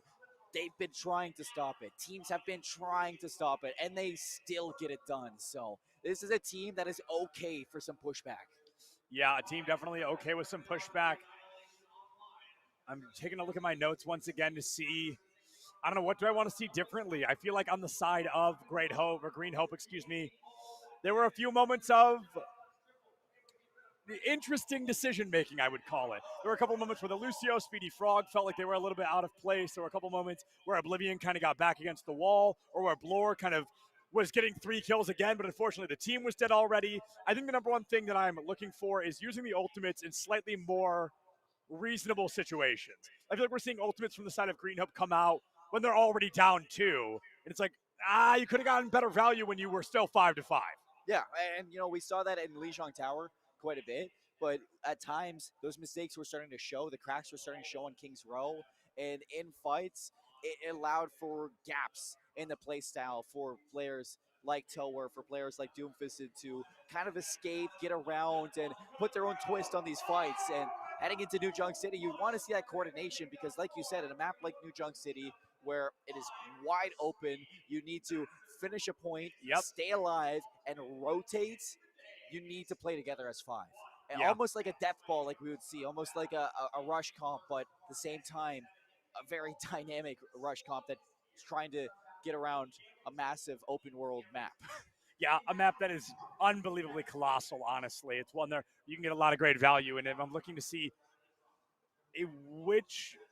where we go. We always start at the same flashpoint, the same one unlocks first, but afterwards, it really does open up a new kind of a great opportunity for any of the locations. It'll benefit one team a little better than the other due to where spawns are and due to where it will be. But here we go, finally coming into New Junk City, and we've already got a couple of changes. I love the Sombra pick from Youngkin. You started to see Doomfisted struggle with that towards the end. Definitely gave chances for Green Hope, and now with the Zarya, if he can start this charge into a high charge early on, start dealing this power, it's going to be very tough to deal with. Almost losing out in the Bastion. Floor stays alive, but in the meantime, Mikesta gets caught by Youngkin. Yeah, Mikesta going down is going to be pretty big for Green Hope here. They've got a 5v4 advantage. Mikesta flops to the legs to get back a little bit faster. Oblivion punch down into sight, and Sebastian Bomb goes out the hack onto Doomfisted. Immortality Field turns through as well. Oblivion susceptible for both here. Oh, Oblivion. Doomfisted looking to clean it up, and that's a tank down. Floor on the point. Heroki's going to fight Juvia, but it's going to be enough to turn this. No, not yet. Mikesta finds Floor on the point. Slowly but surely, Green Hope just grinding their way through, but it's all down to Youngkin, and there's too much to do. Doomfisted dropping 4 of the 5 there. It's that tank just making the difference again. Such a powerful player, and Panther Creek just now getting first point. Now heading back into this one, Youngkin so many picks in that fight, close to the EMP, but still a large distance behind it. Speedy Frog getting towards that sound barrier, and Oblivion swaps over towards the D.Va. Trying to get in and peel for the team a lot better, but look at all the damage that Oblivion is taking. So much, and Youngkin in the middle of the team decides to hack the tank. Yeah, Youngkin is going to lose pretty early on there. It makes it difficult when you don't have that Sombra, you don't have the hack, you don't have the EMP. Lose a lot of value right off the gate. Doomfisted has Meteor Strike, the threat of it alone could be damaging to Green Hope, and as Floor's gone down, I'm not sure there's much of a fight to happen. 63%. By the time that Green Hope get back to the spawn and regroup, this is going to be potential last fight territory for them on the first point of New Junk City. And you're coming into this with ultimates, but Panther Creek, they're going to meet you with all 5 of theirs. So it's going to be an incredibly tough point to retake. Here Youngkin gets caught again, trying to be sneaky with a pick, and Panther Creek just not allowing anything out of the Sombra. Yeah, Youngkin just completely out of position there. It's going to make it really difficult for Green Hope to recontest it all, and they don't get to. The next flashpoint opens, they have to play 4v5 into the next fight. The Sombra, she plays out of position. It cost the team a pretty fundamental fight. So early rotations here from Panther Creek. We're going to have early control of the new point here in New Junk City. Kesta on the high ground with the legs. So much spam being done. Oblivion, very disconnected from the rest of the team, but you're trying to get there with Youngkin. And it's enough to maybe target this Mercy. The Valkyrie's gonna be caught. The Diva bomb down low. Arctica is found. And Floor goes down in trade. Floor goes down in the trade. I hear the resurrection happening. Arctica is going to get picked back up. 5v4, 5v3 now in favor of Panther Creek. Could be a 5v2 when Oblivion loses that mech. Hammakers from the high ground from Spicy Tepper is a questionable ultimate, especially when he jumps down away from it and just lets it sit up there and do nothing. Spicy Tepper goes down. Panther Creek, they take the numbers again and they cap second flashpoint. You use a Diva bomb, you use Hammakers, you use a single barrier on top of that, you still don't break through. Panther Creek just out positioning Green Hope in this point, and Green Hope, they have to push so far into it that Doomfist has so much room to work. A lot of players caught out in the pinch here. The Bastion to the Diva, bringing up the Lucio back behind. They're exactly where Doomfisted wants them. We talked about the importance of the walls earlier, but Youngkin drops that EMP and will get taken. DAD completely eliminated from the fight. Doomfisted able to find two, Bethesda onto a third, and now the fourth player missing. Speedy Frog, the last one standing, will join his team in the spawn room once again. Panther Creek getting ready to cap their second flashpoint. It's good from Arctica to realize that upcoming is going to be the EMP and hides away from the EMP. Make sure that you hold your abilities, you hold that Amp Matrix, and the immortality of the Amp Matrix is plenty enough to stay alive off of that. So last chance to maybe touch here for Green Hope. Looks like they're going to go for it, but that's the point. They just don't make it in time, so they're going to fight this one. Off the capture, artillery strike from Floor. Youngkin goes down, Oblivion uses the back, and they are feeding in to the confidence of Panther Creek. I think Youngkin has to swap. I changed my mind. I don't like the Sombra anymore. I feel like it's not working. Hey, there we go, nice. Swapping onto the Tracer should be really beneficial. Just really felt good. The pulse bombs were comfortable. There was a lot of survivability from Youngkin when they played the Tracer. The Sombra's just maybe a bit out of the wheelhouse. Flashpoint unlocks in 10 seconds. So last chance Tactical for Green visor Hope, ready for the deployment. flashpoint. We're sweep this map and get their first in the series. They're actually going to be early into the rotation at this point, but Kesta, Kaiser with the Mercy pocket. Doomfist is here to keep them on reach, and they're actually going to cap this one. This is where the ultimate from Bethesda can be used just to clean this up early. Yeah, looking for the cleanup early on. Bethesda has that tactical visor, and they could do the damage boost. They could put a Valkyrie behind it. Oh, unless Bethesda does not get to use it. Floor finds one. Immortality field down. Arctica goes out. That's got to be Green Hope on top. I'm missing the Floor Reaper. Me too. Like Me too. Bastion, it's not a bad swap, but the Reaper has been so good for Green Hope. And Doomfist is going to be left alive to escape.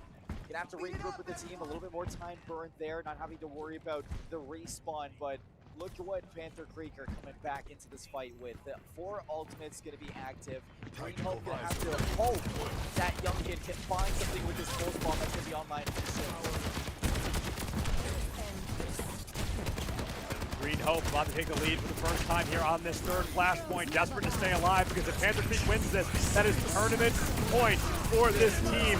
Attack visor from Bethesda is a silent one. Immortality field keeps him alive. Towar goes down as well. Meteor strike up. Nobody going to be going down the side of Green Hope. Yeah, resurrection onto Towar, but Juvia gives their life to make that happen. And Panther Creek did flip the point back, but it's going to be flipped back. But it's a moment where you stunt the growth here of Green Hope in the map. You take a little bit of percentage for yourself, 64% now for Panther Creek. It means that if they flip the point one more time, it is going to put Green Hope in the danger zone of losing the map. So Green Hope, when you're looking at this in the sense of 64%, it's quite a lot with how fast flashpoints go. And this cannot be flipped again. Youngkin might have a good opportunity to flank in the back line here. Goes around, starts putting some damage onto Arctica. Forces Juvia to look 2 ways as well. Nobody's safe in the back line as long as this Tracer is around. Floor goes down, the grab is there, but the Death Blossom isn't. Arctica traded, Youngkin missing. Green Hope needs to just win half of a fight here. They lose Spicy Peppers up to Oblivion to save the day, and she just doesn't have the HP to do it. She will go down. Towar gonna be a right-click Randy if I've ever seen one, but now with a 3K in pocket, Panther Creek could win it all. And Panther Creek are finishing off this fight where they already have the point captured. Yep. 85%, only 15 more to win things out. Floor, last chance with the Death Blossom, the TP, as well as your fade to get back into towards this map. You need to touch it. It is going to be a touch coming out from Speedy Frog. Death Blossom ready, but it's going to be touched away. Doofus with the read. Did not bait out the punch in time. Doofus had a perfect read. He teleported right in front of him, which made it quite easy to do as well. Floor is going to find an elimination, turns it into a double. Touch the point, touch the point. Able to find themselves back on the point, but Floor 10 HP. The Diva is here. Oblivion trying to make it happen, but she just can't do it out of mech. And Panther Creek will go up 3-0 in a first-to-4 series. Another moment of heroics for Floor. Another moment where it's just not enough. It's just too little too with late. Green Hope. 3-0 down now. They've lost the flashpoint, and Panther Creek A look out of this world right now. They are on top of this series, and they are not making mistakes. Floor interrupting the high noon there in a pretty fundamental moment. Finds, I believe, 2 more before she does unfortunately go down to that Doomfist just a moment later. It's close, it's been close, and it's staying close, but it just has to be a little bit closer for Green Hope to put at least 1 point on the board. Our next map type will be Push. That'll be happening on the other side of this super short break. So we see right back here with the VESL Overwatch 2 Grand Finals in just a couple of minutes.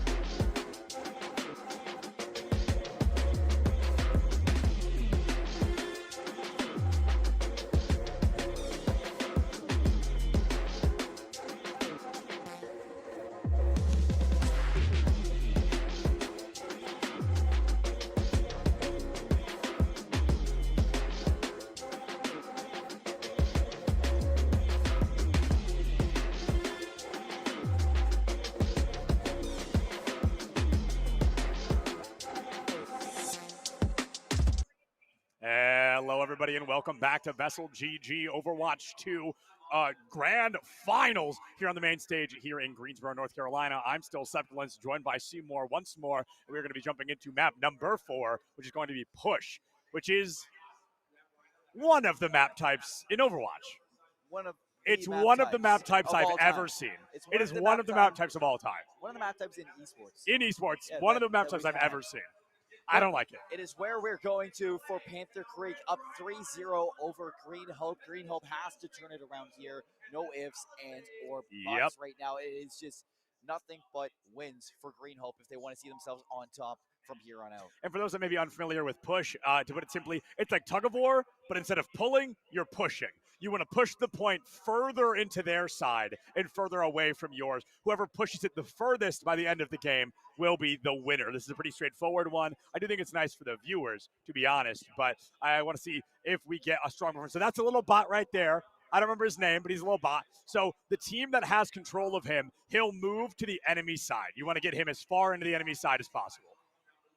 So here we get to see the Doomfist excel realistically the most on Push, I'd say. Yeah. And I get to go home to Toronto. That's very true. You get a brief glimpse of home. So I do like that we're seeing Green Hope still with the Zarya. I think Yunkin going back to the Tracer is exactly what Green Hope needs. It's better, yeah. Sticking with the Reaper, the best hero that we've seen for on all weekends.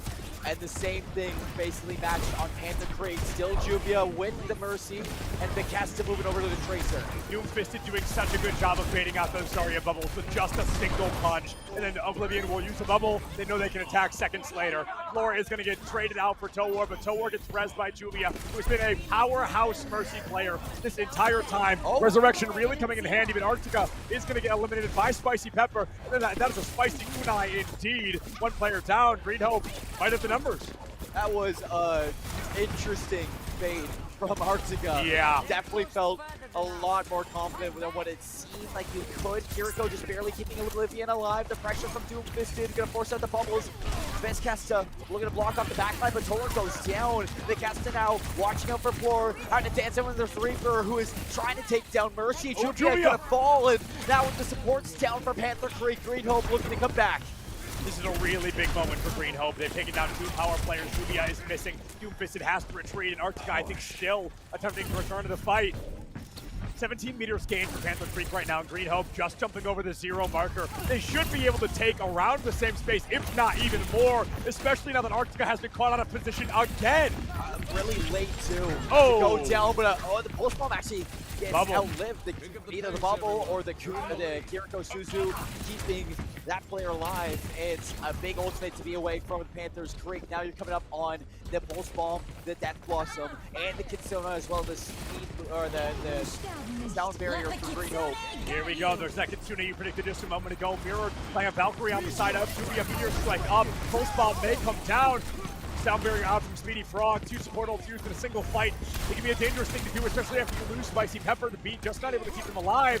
Arctica traded though on a Kiriko of their own. Floor down to 5 HP at one point, barely able to walk out of that fight. Pulse Bomb goes out, Doomfisted down. Yunkin finally getting some value here. The Kiriko back up, but Kessa is missing. It's up to the supports. And Green Hope may get forward spawn, but Arctica hits a dinger on the way out. Kiriko's a silly character. For real, I hate her to be honest. But Floor, now on the Reaper, walking forward with the Death Blossom still active, holds onto it, and with the grab, the combo is still realistically there for Green Hope. They do choose to use it. Panther Creek's now in the re-engage back in. You can see Green Hope trying to give him some space, trying to bait Panther Creek into them. Floor, can you get away? Yes, you can. So now Green Hope regrouped, ready to rock. Oh, the grab on the toe war. The high dude is crazy. Oh my goodness, it's gonna be able to keep him alive, I think. Oh, that's a Spicy Pepper. Spicy Pepper goes down. Floor also going to bite the bullet in that high noon.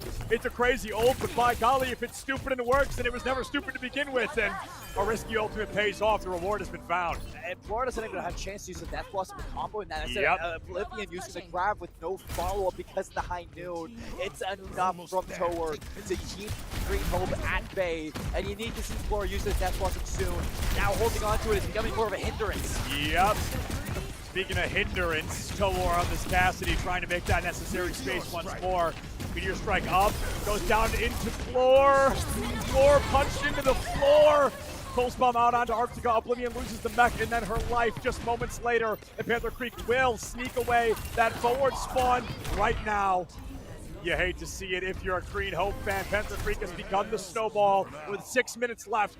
4 meters difference. Can Green Hope make it happen? And again, Oblivion swapping over to D.Va. I'm still a bigger fan of the Zarya. I think I agree. And D.Va just hasn't been able to break down Panther Creek like it did back on King's Row. Floor now looking for the Death Blossom. It's going to go deep. Tower actually ends up falling. Juvia's going to go back in for the resurrection. And Floor does go down as well. Juvia not going to be able to break back that Tower, but the visor from Vikesta. It's going to be the finishing blow into the fight to continue the push for Panther Creek. A lot of ultimates used in that combat. Unfortunately, it's Panther Creek that emerges victorious. Vikesta on every character we've seen them on. I think Vikesta, if we had little, I can't think what they're called, little awards, I think Vikesta would be most consistent.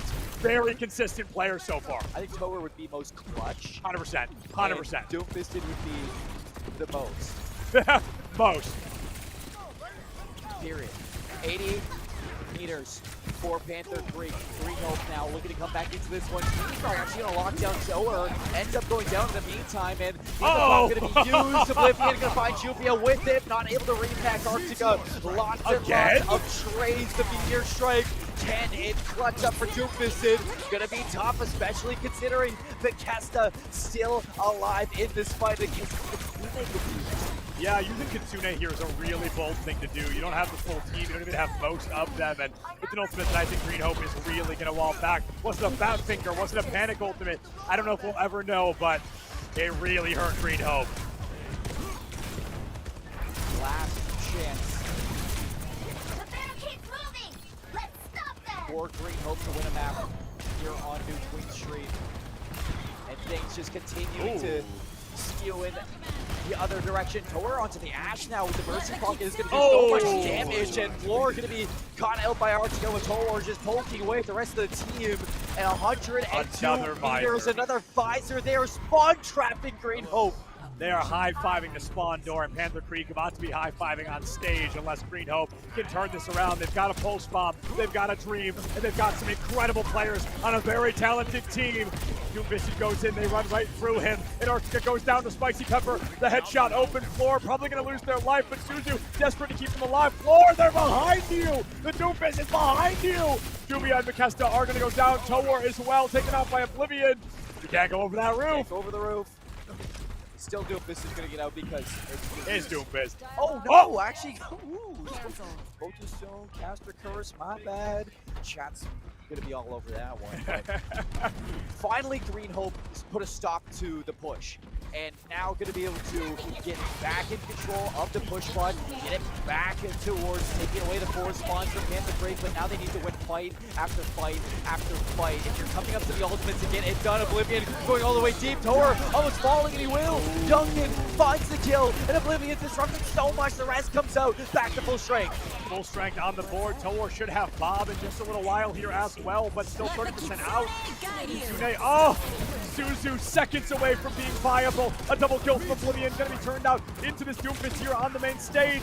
Oblivion gone, Speedy Frog gone, Meteor Strike carrying again. The most. Doomfisted comes through, eliminates the team of Green Hope, and Panther Creek continues to dominate. Mere frames between Doomfisted catching Oblivion, remaking yet again. It turns the fight after the bomb finds two. And in that moment, Doomfisted is able to keep Kesta in it, keep the fight alive for Panther Creek, and now push the bot the other way without the members. So Green Hope should be able to get back on this, but Oblivion is a little bit too far forward. The mech is gone. Duncan finds two. Yunkin finds three. Green Hope are back. Yunkin is dunking on him right now, completely cleaning up on this Tracer. We've complimented the Tracer 100 times, and I'll do it about 100 more if given the opportunity. Panther Creek, they've got a lot of ultimates to work with. Green Hope, the same to be said. If there's anything to say about this match, these teams deserve to be in the grand finals. 1000%. And these players are incredible. What a state championship. The score doesn't do it justice. The pulse bomb to the back. Tower's going to be able to evade it. Spicy Pepper, though, finds the cast, and the Death Blossom from War. Just when you think you're ready to wrap up Green Hope, they say we are not done. It ain't over till it's over. Antarctica going down to Oblivion keeps this momentum moving. They do not need to complete the map. They need to have a bigger number by the time the timer hits 0. Bigger number wins right now. Panther Creek still with that. 121-73. They're engaged. The bomb's going to be called out. Bethesda has the visor just in case, but no visor chance. The bomb's doing nothing. And the backline floor finds two. Oh my goodness, Doomfisted finally picks up Spicy Pepper, but he lost his entire team for it. Jubia Vaughn gets another one on the Speedy Frog. No support from the side of Green Hope. They're still 40 meters short of where they need to be. 50. Oh, trying to stay alive now. Finds his way out. Diva bomb all the way deep. Nothing to be had from it, and Euro again has to travel all the way back. Kitsune going to be called in now for Panther Creek alongside the visor. A lot of damage going to be done, and Doomfisted trying to lock down this kill on the floor. TP away. Doomfisted still hunting, but nothing to be found. Nobody found yet. Panther Creek walking through, looking for an opportunity to strike. They don't even have to move the cart anymore. They just have to make sure Green Hope doesn't either. Your Yunkin goes down, Youngkin goes down, and they get Tune Rush available. Can Spicy Pepper help turn this around? Bethesda found one already. The pulse bomb offline. Tune Rush is available. 5 seconds down to 3. Everybody still left standing except for that Tracer. This is scrappy. This is messy. Oh no. But the Diva mech is gone. No. Doomfisted now looking for the Kiriko. Floor, can you turn this again? The kill onto it. Kill onto Bethesda. Still staying alive. Oblivion looking to get the mech back. Nothing going down. The pulse bomb from Hirokin. Doomfisted is out, and the rest was off Bethesda. There it is. Juvia gets the resurrection. Archka and Toa are going to be able to find those eliminations. Bethesda puts down Oblivion, and Panther Creek are officially the VESL State Champions with a 4-0 victory over Green Hope. They've successfully earned $9,000.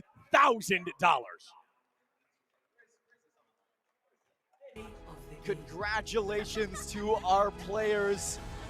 Panther Creek A, from start to finish, they excelled at Overwatch. They excelled at their roles, and they made it look dominant. Not a single map dropped here at our state championships. 3-0 in the semifinals, 4-0 in the grand finals, and a lot of money to walk away with.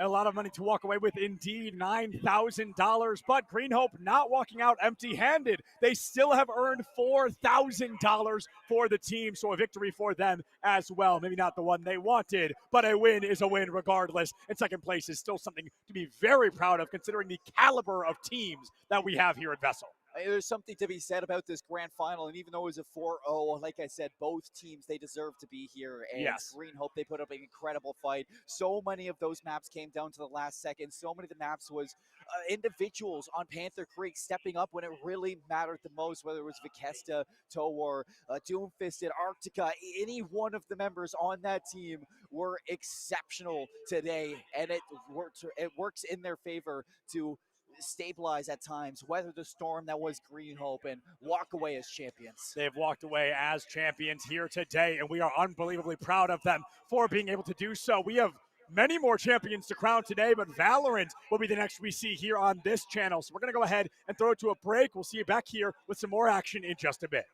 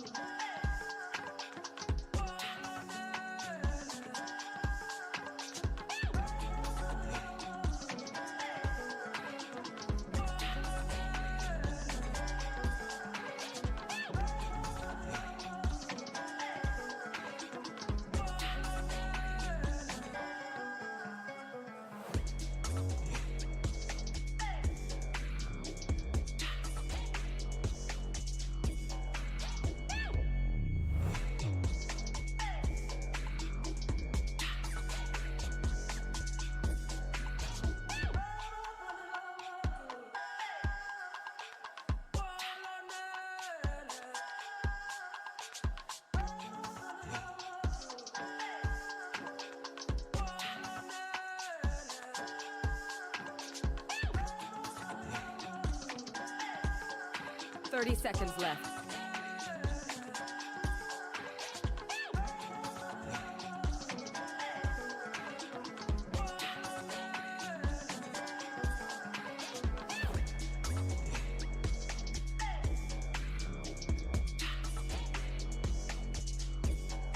Ten seconds left.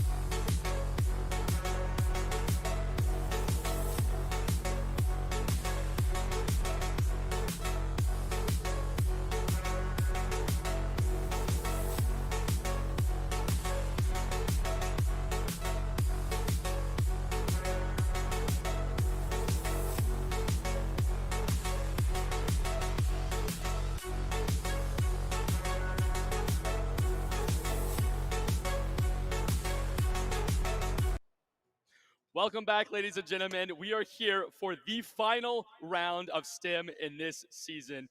Joined with me here is Eric, one of the programmers for the game, and we're going to be casting this match for you guys. Now, one thing I should let you all know is that what's on the line for the players? Well, this season, whoever wins first place, which is decided in this next match, is going to get an entire PC setup. I'm talking computer, table, chair, mouse, keyboard, headset, the whole shebang, all for them. So a lot is riding on these players. I know they're watching at home, very nervous, and we're going to get into this match here against Godly versus the One Theory. And actually, we just saw these two in the last game. The One Theory winning in the losers bracket and coming back for revenge. And he's actually already up one. So we're going to be jumping into the second game here. Let's see it, ladies and gentlemen. Let's get into the action. All right, so we have the One Theory starting in the bottom left and Godly starting in the top right. Immediately, Godly moving to the bottom right corner. Oh, it's cornered himself. Center stage control, smart. Both camping center. Okay, who makes a mistake first here? Really, we want to see some domination of the middle here, which we're seeing from Godly, so that you're not trapped on an edge too early. Oh, these are... Now it's running for time. That was a little bit too many squares taken, I think. You really need to conserve here, and we've got 2 versus 3 platforms. Big mistake here, and all right, congratulations to the One Theory there. He's up 2-0.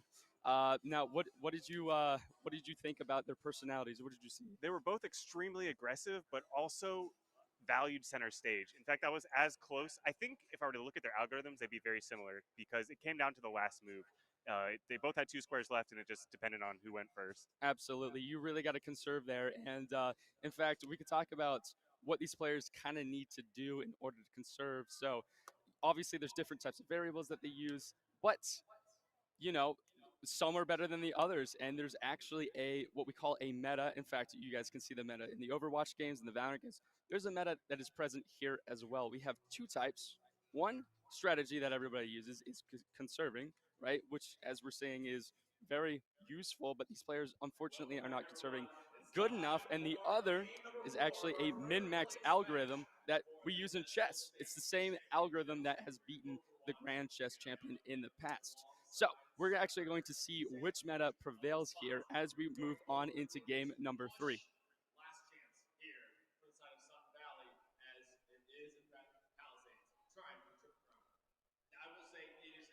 All right, so we actually had Godly start off first, the One Theory starting off second. Again, both camping center. It's the way to go, really is.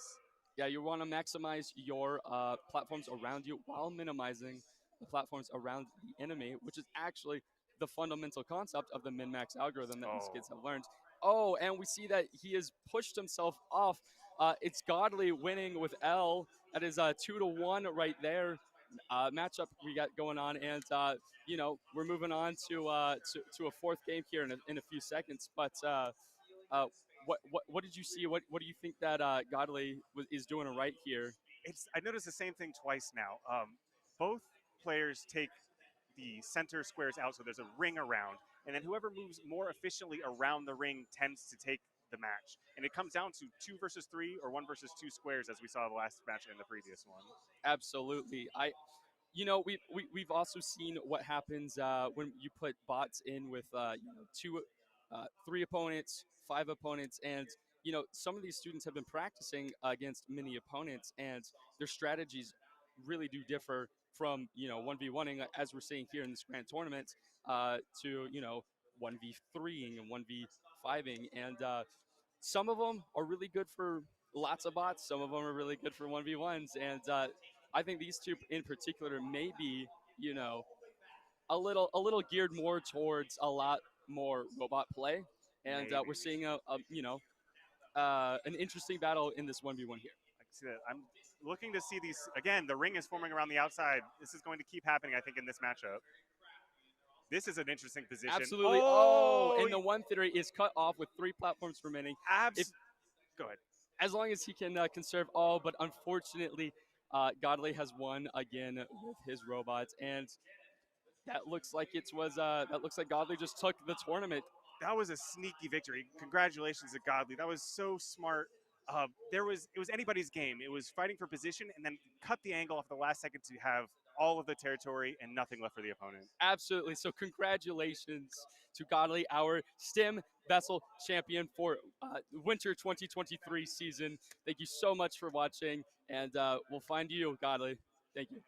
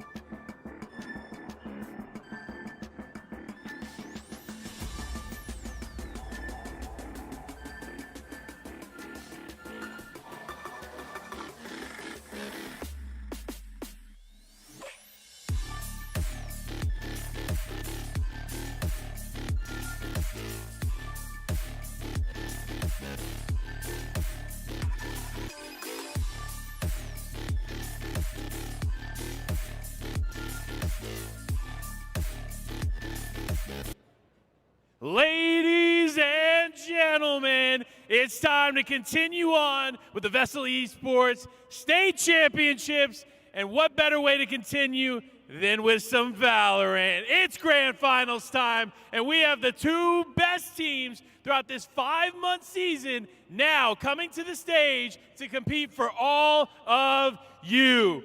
Are you ready? It's time. Welcome to the stage. Our first team coming up is Audrey Kell.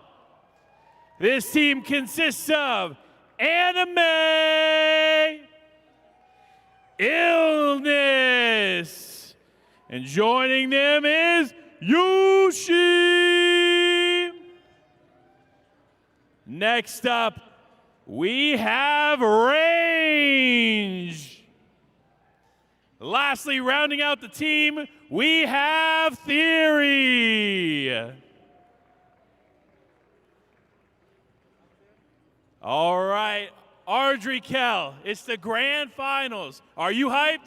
Yes! That's what I love to hear. All right, so we haven't really seen you compete here on this stage yet, so I got to ask some questions. What's your favorite agent in Val right now? Raise. Ray? Okay. What about you? Cypher. All right, some good choices. So, okay, you guys are confident. You've made it to the grand finals. Why do you think you're going to be able to beat Green Hope? Just because of all the hours we put into practicing, I feel like we really got this. That's awesome to hear. Well, give it up for Audrey Kell. Go ahead and take your battle stations. It's time to welcome up your competitors. On the other side of the stage, we have Green Hope High. The crowd is electric for Green Hope. Let's see if they can match that energy. Starting off for the team, we have Top. Joining Top here up on the stage, we have Accelerator.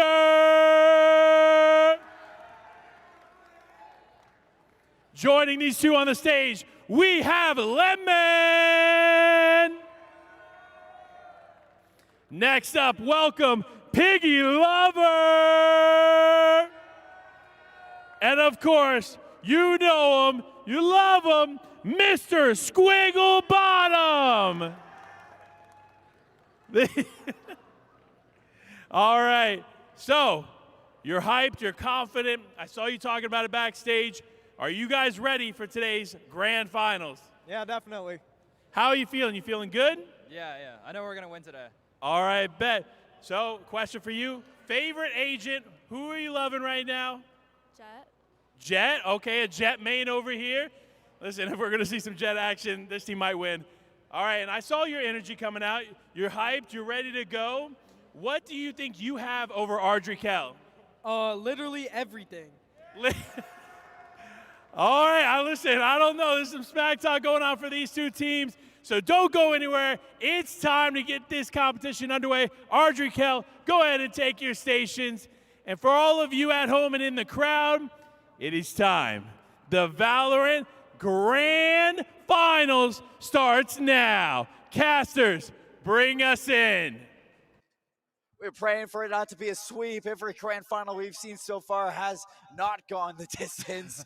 And that right now, Ardrey Kell taking the stage against a red-hot Green Hope, who all confidence being shown on stage. They have no worries in the world right now with their opponents across from them. Panda, thank you for the amazing intro, by the way. Can we give a round of applause for Panda? He's doing an amazing job up on the stage.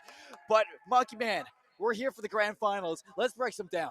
Look, we've got Green Hope in front of us who says they are better than Ardrey Kell in every single way. A year ago, Ardrey Kell fell one step away from being able to be in this grand final. And as we see them now shape up and shape out, we're going to be going into our first map online. It's going to be in Lotus. This one has changed up in the last, 6 or so months, maybe even less than that, as they've been able to change somehow. You enter a few separate points, C, B, and A, all kind of wide open. It's made it a little bit more balanced to the defense, but I've also heard people just not say it's different at all. No, I mean, it has been feeling like it is the same Lotus as the past. The changes just aren't enough, and I agree with them. This is a very heavily defensive map, or the attackers actually rarely do.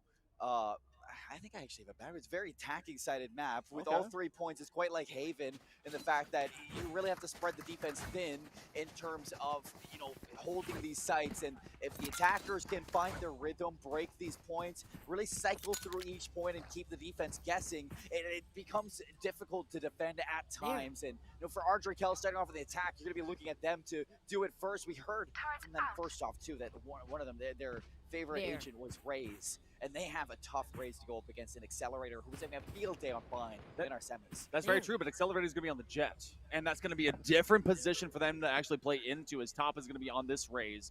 It's a key difference of you have double duels on both sides, but Arena versus a Jet in difference, and then the two Sentinels, a Cypher into that attack with a Killjoy sitting on defense. And Killjoy, I think, still is able to be very successful here. A Cypher, it's about where you put those tripwires, but I want to see how the pocket Reyna really kind of finds their way into this. Yeah, it's weird to see Lotus and have a double duelist composition on both teams right now. Teams tend to go for the double controller on a map like this. The Omen at times mixed with a Viper. Sometimes you see a Harbor and then, the Killjoy to hold site, although Killjoy has recently become a little bit lesser of a factor when it comes down to the Sentinels. People have been moving into the Cypher. We do see that for Ardrey Kell. They do bring out that Cypher. But on a map where you're looking for information and one of the points, that Killjoy is still very useful with your alarm bot, with your turret. So Green Hope bringing that Killjoy out, especially with the lockdown too that you do have to enter into the B site to force players out of the A, out of some crevices that they can be hiding in. It's a very strong agent to still bring in to a map like Lotus. I'm not too surprised to see double duelists on either side. Remember, we got to see, 5 duelists as a pro match, and they said, we thought we were just messing around. It kind of worked. And it worked. It's about pressure, hitting and getting your wins. Ultimately, it's a gun game, and it rolls down to how effectively you can just be able to work together. I think Reyna has a lot of kind of static versatility. She can be very hungry. She can be very tough to have to work around, especially someone that's able to find those big picks. We got to see Top really be just hard working. It's kind of neat seeing them come off Initiator from, I think it was that Sova on Bind. Yes, and they go over instead to a Raze, which means they're going to try for positional control, but they're also going to be really warranted to have to press up into the battlefield. That and a Jet is such a gruesome twosome to have to go against. It's such a vastly different agent to play from going to Sova to Raze. Yes. One is, you search for information, you play slow, you use all the utility that you have. And then the other one is you want to get in their face, you want to get in the face fast, and you want to make sure that you're hitting your shots. I'm not going to say that Top wasn't hitting his shots back in that Bind map, but it really wasn't having the chance to really showcase exactly what he was made for, because you had Piggy Lover stepping up in the Cypher role. You had the likes of Accelerator stepping up as that Raze, always just shutting down rounds early on. And you also had, Mr. Squiggle Bottom stepping up in the Brimstone, moving to the Omen this time. And nothing's going to change for him as a controller. He is still going to be a very difficult player to play against, especially, considering how sneaky the Omen can be at times. And when you look at, Top, who's now moving over towards the Duelist, and Lemon to round it out still on the Sky. This is a team that has trust, that has depth to them, that has the ability to change things up when it comes to their pacing, their play style, and do it with a very confident form where they just love to dominate. And it's very interesting too that a little bit ago we're bringing up the death of Sky from a patch changeup. It was kind of strange, but we still get to see them at least looking at skies, especially for these guiding lights that come on through. So it does look like that we are setting up for another changeup from this tech pause, but there's more to be seen here coming up shortly. There is more to be seen, and as we wait for these players to get ready for the grand final of Valorant, we're actually going to throw it back to the stage with Panda to give some information for Fortnite coming up later. As we prepare for this match of Valorant, I gotta announce to all of you Fortnite fans, the first match will be taking place at 3:15. Now, you may not see us spectating right here on this stage quite yet, but we will have the game live on the VESL Esports YouTube channel. So if you are here for Fortnite and you want to watch that first match, make sure at 3:15 to tune into the YouTube channel, and that'll be the best way to catch the first game. But don't worry, we'll be catching the rest of those games after the first one. But let's continue on as we get prepared for some Valorant. Yeah, I mean, Valorant should be ready to go very soon, as quick as we can get them ready. I'm seeing them on stage right there. They're on stage. They're trying. We're trying to get them going, folks. So we appreciate your patience as we get everything situated back into it. But the series, we haven't really talked about the series in total. It's going to be a best of 3 for the grand finals. It did look like, Ardrey Cal, they didn't want to play Breeze. They didn't want to play Icebox. They picked Lotus as the first map. This is Ardrey Cal's map pick to go to Lotus first off. After this, we're going to be going to Ascent, the map pick of Green Hope. And then to round it out towards the end, if it does need to go all 3 maps, we do have a Sunset. I'm excited for that one because I am a big fan of Sunset. Yeah. We don't get to see it enough. There was a lot of hate. I think there's just hate when it comes to change. Gamers hate change. They hate patches. They're like, I keep getting nerfed. And they really hated Sunset when it first came out. But Sunset has actually become Ascent 2.0 in my opinion. You have a lot of mid control and you just kind of separate and you have double 2-lane engagements. You have to go to site. Lotus has become the new Haven because guess when Haven's gone? You need a 3 site. That's just how it works. But now we have our first engagement, first 10 seconds. And of course, it usually starts pretty traditionally at A.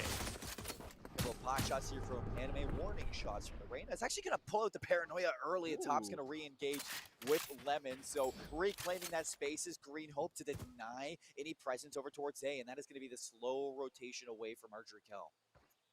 And then all that extra pressure really kind of steals any of that extra grass. Top chilling, just completely unfazed if they get shot by a ghost. So everyone looking to see where they're going to be rotating those two. You get the footsteps over into Mound. And so a separate Paranoia actually does tag Accelerator, who stands their ground for all of a moment. And they're trying to be able to land their shots with that Sheriff as all this engagement. And now this plan goes over to C. Swiggle Bomb going to be finding one onto range before falling. Accelerate a second. So this retake from Green Hope, it is going to be fruitful when it comes to numbers. 4v3, low HP as well. Onto the Rays, and Theory's going to be caught out. So this crossfire from Illness and Anime, it has to be everything. The dismiss out 6 HP from Anime, but not able to find anything more. Pistol round goes to Green Hope. That was very smart by Piggy Lover because they're like, hey, you have no health. Let me go in. Let me complete this for you. So a 2v1 at the very end there, and Top is going to be given the ult point because they know how powerful that showstopper can actually be. They're already stealing space. Yeah, they're taking territory, and that's going to be key to slowing down this attack. Standing the ground is so important on defense. You don't have to find the kills, but you need to hold that space to deny presence from Ardrey Cal on this attack. Green Hope, they do just that. The retake too with numbers, you look at Accelerate there, finding that second kill on the entry from Ardrey Cal over towards C. It gives Green Hope a little bit more confidence for that retake, and they do it exceptionally like we saw back on Vines. And in the end, it is going to be Ardrey Cal looking now to equalize at 1. They use the paint shells early to steal space again. They're going to put that Dark Cover out, and it's a full conga line of players all moving up into B. They're going to use that Lear as well. They're going to learn to the wall, and now with that Stinger, they're actually just stealing extra health and extra time to have a shorty. Looking to be able to win this engagement. Lemon takes down Anime, and now Mr. Screwbone is able to find 2 as they can take down range in theory. Oh boy, comes down to this 1-on-1 engagement of 4K for Squiggle Bottom. And he's getting hype on stage, rightfully so. Stepping up the killjoy of Green Hope. A 4K. A silly name, but not silly when it comes to the game. 2 rounds for Green Hope. It got a little bit shaky. Anime on the entry did fantastic job picking up that Stinger with a shorty shutdown from Lemon. Gave all avenues in for Mr. Squigglebottom to seize hold of the round. It's crazy how you have a change of just comfort positions when it comes to agent roles, because Squigglebottom was in fact the Brim, but that was in a double smoke situation. And now they kind of come over and they're looking so clean here, at least for that initial killjoy. Now again, it was a 4K on a weak pistol, but it's still 4K. It's still something you hype about. It's a 4K. Yeah. It's cool. It's fun. It's I don't flashy. get those. Now is when we get into the meat of things. Uh-oh. Archer should be able to buy up and feel good, but the operator is out for Accelerator, fishing for a big top over at A. Now going to be caught out and seen. Top has an Ares. I've never seen a Raze with an Ares. It's been a while for that one. Swings out. Anime dethrones Top from that position, and now starting to push their way over towards A. Raze with an Ares feels like 2021 Valorant. So they're waiting to go old school just at least a little bit. Ardrikel is at least winning some space as they do have the buy-up. The operator really hasn't been able to be impactful as of yet because they didn't push into those lanes. They know that's something here is backside, but Lemon is going to win. They're going to get traded out by Yushi, who wants to be able to establish post-plant hold. You're going to have the updraft Accelerator. Are they tricking them? Are they able to get at least this push? Piggy Lover, they're going to go all the way, use that teleporter. Squigglebottom trying to be just as much the hero as they were before they laid the 0. 1v1, 11 HP for Piggy Lover. Looking to keep this flawless, but shut down by illness. The 1v1 goes to Ardrikel. Close, but no cigar for the retake of Green Hope again. Not quite a bonus round either for Green Hope, as they did buy up into that round. And so they had an operator online that will drop to the ground. It's at least not recovered, I think so anyway, by Ardrikel, but they were left with only one player. And now becomes an eco situation a round earlier because they bought a bit harder. Even in that game, in that round, good trading from Ardrikel to get into A. Yep. An opening from Anime that we've seen now back-to-back rounds. And this entry on the Reyna doing exactly the job that you need a Reyna to do. If the Reyna's not finding kills, the Reyna's not finding values. And so far, Anime on top of the leaderboard for Ardrikel, looking to do it again over towards B. Squigglebottom holding an angle. To shoulder this for information, gonna hear the Trailblazer and immediately back out. Trailblazer's gonna meet each other in Connector, and Lemon now just looking to fish for a little bit of damage, but it's only pistols for Green Hope. This is not a round they're supposed to win. Not one they're supposed to, but one they could. If they can close down the corridor, that's going to be range that protects at least a couple of their players. Accelerator does rend out Yushi from their temples. A hard spray. Neither player can be able to get themselves through the dark cover. And as they get paranoid out, Lemon at least does get rid of Anime. And this becomes a 2v2. They have the better weapon. Oh boy, Range saw the omen. Theory was, or rather, Piggy Lover was right around the corner. And they're trying to be able to get this defuse off. They couldn't get into it. They get one, and they have to step into the smoke. It's up to them. Do they know that they're committing to it? Oh, what a swing!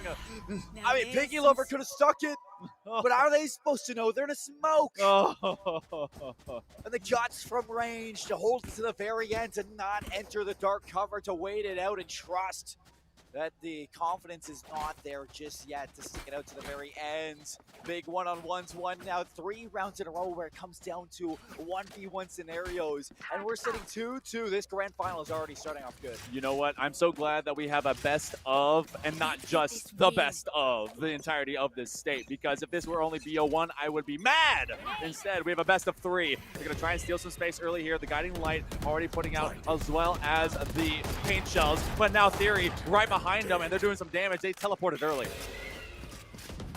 Theory's going to land a shot with that Guardian, opening up yet again the round for Ardrikel. Bladestorm's going to be popped. Lemon caught with a knife out. Illness catches the rotations, the exits now for the team as the approach to A is going to be stunted from Mr. Squigglebottom, making the rotation, but still players from Green Hope are falling. Mr. Squigglebottom's down. There's only one left. The Bladestorm from Accelerator find nothing.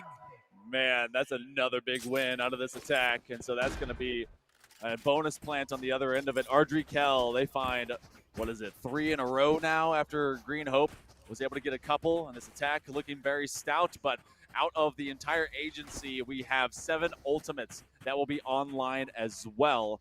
Showstopper, or at least on one half, for that big attacking push. And you also have the Empress, which has been in the back pocket of Anime for a little while now. I got to see a small sample of Anime, and they've definitely are going to be continuing to run this down from the front. I like Anime. And me too. High five. Bang. So far, I'm enjoying this Reyna performance as well. Accelerate going to be forced to tailwind out of the situation. Showstopper for Illness. Let's get to this site for C with a bang, maybe. No Accelerator escapes, but the site is taken. And now the Spike's going to look to go down. Oh, what a spam. They all get paranoid, blind, deaf, but not dumb. They are going to back up as they just kind of retreat. They do have the plan. The Showstopper was able to miss because of the updraft, and they're looking for the quick engagement. Accelerator takes down Anime, and this will be one powerful duelist right off the board. And this is just a hard engagement. They don't have to be cheeky when it comes to this lockdown. The Showstopper looking to stop the show, and that's going to get them a retake. The show gets stopped in the round. The site gets taken, and the retake is going to amount to a little bit extra here for Green Hope. They're going to tie us back up 3 apiece. Top is going to finish off the defuse. An extra point towards the Showstopper for this first half. Wow. Ardrikel, incredible to get onto that side. I love the usage of the Showstopper, but I mean, Green Hope, even in their thrifties, they're making this so close. The Sheriff from top, firing off 2 quick kills, getting that Showstopper online, taking to the skies, and taking by force that retake. Incredible stuff. Again, Green Hope, their retakes are out of this world. Nothing for free. A Showstopper for Showstopper, but only one of them actually got value and pick. Sheriffs and Marshals are just like operators. You just got to land your shots, and that means you got to be precise and clean. Ardrikel, will they be repelled out? Again, early pressure and ground is gained as both will be pressing up into A. Plenty of ultimates for both teams. Lockdown, Seekers from the Shadows for Green Hope, from the Shadows, Empress, Seekers, and Neural Theft, actually. You're looking at Green Hope here to possibly use this lockdown in the necessity of a retake right now for Green Hope. So Ardrikel, they may be given safe passage to a site to get the spike down, and Green Hope, they can retake this with the lockdown and the Seekers of PP. So the Seekers from Ardrikel now looking to weed out any information they can.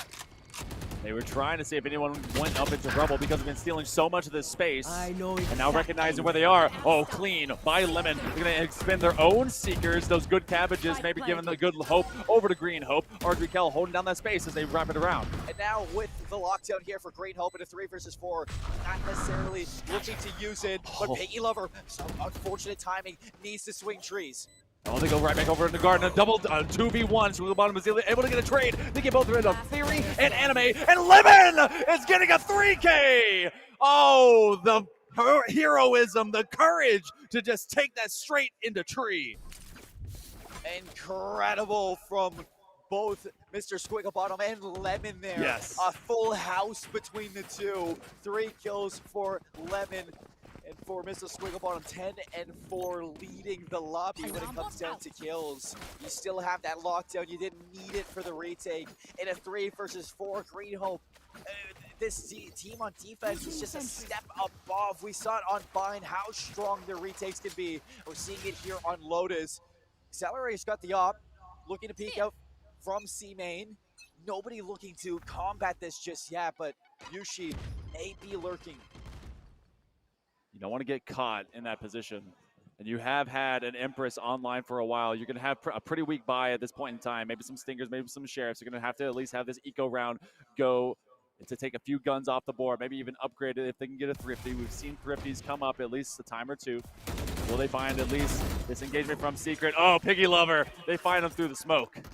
Nice tracking there onto Anime. That is going to be an unfortunate loss for Ardrikel, and an immediate rotation over towards C, where Accelerator is waiting for his op as the shot gets out, and you're looking to your KJ to back you up. Paranoia, they get in, and now Mr. Squigglebottle has to come to the rescue. Good for 1, looking for 2, top already up. Singer able to remove that range from the situation, but Accelerator finally lands the shot, and Pinky Lover, Squigglebottom, insane shots coming out. Oh my goodness, Mr. Squigglebottom never leaving their position. You never had a clean walk into Waterfall, and so thus they had to be able to spin around that low side curve on Bend, and thus it was a funnel in one position. That operator really wasn't able to do too much except being a threatening boom cannon, but let's look at it. 12 and 4 on this Killjoy. I thought Killjoy got nerfed. I did too. I mean, you can nerf the abilities all you want, but you know, at the end of the day, a wise man once said, Valorant is a shooter's game. As long as you hit your shots, that's all you really need. And right now, I think Green Hope is showing us just that. Accelerator at the off over towards A this time. Theory Gonna have a rude awakening as if you swing this. Oh, So far, boy. very, very quiet top. Oh! And it's there it is, the rude awakening that I was expecting. And, you know, Omen often thinks that he's a nightmare for others. Well, guess what? A bullet into your chest cavity will create a new breath, and now a new nightmare for yourself. So they're going to go back to the respawn timer. There's still an Empress in the back pocket here of Anime, and I'm waiting for them to actually use it to be able to create some of this pressure. It looks like they're going to be running it down over into C again, a more favorable site, at least for RGKL, to be able to get to. Anime does get rid of Piggy, and that's a big first pick. Big trade for RGKL to equalize in numbers, and on to see we go. Spike can't get planted, but again, this goes back to Green Hope. They have this lockdown for the retake, and Top still has both satchels.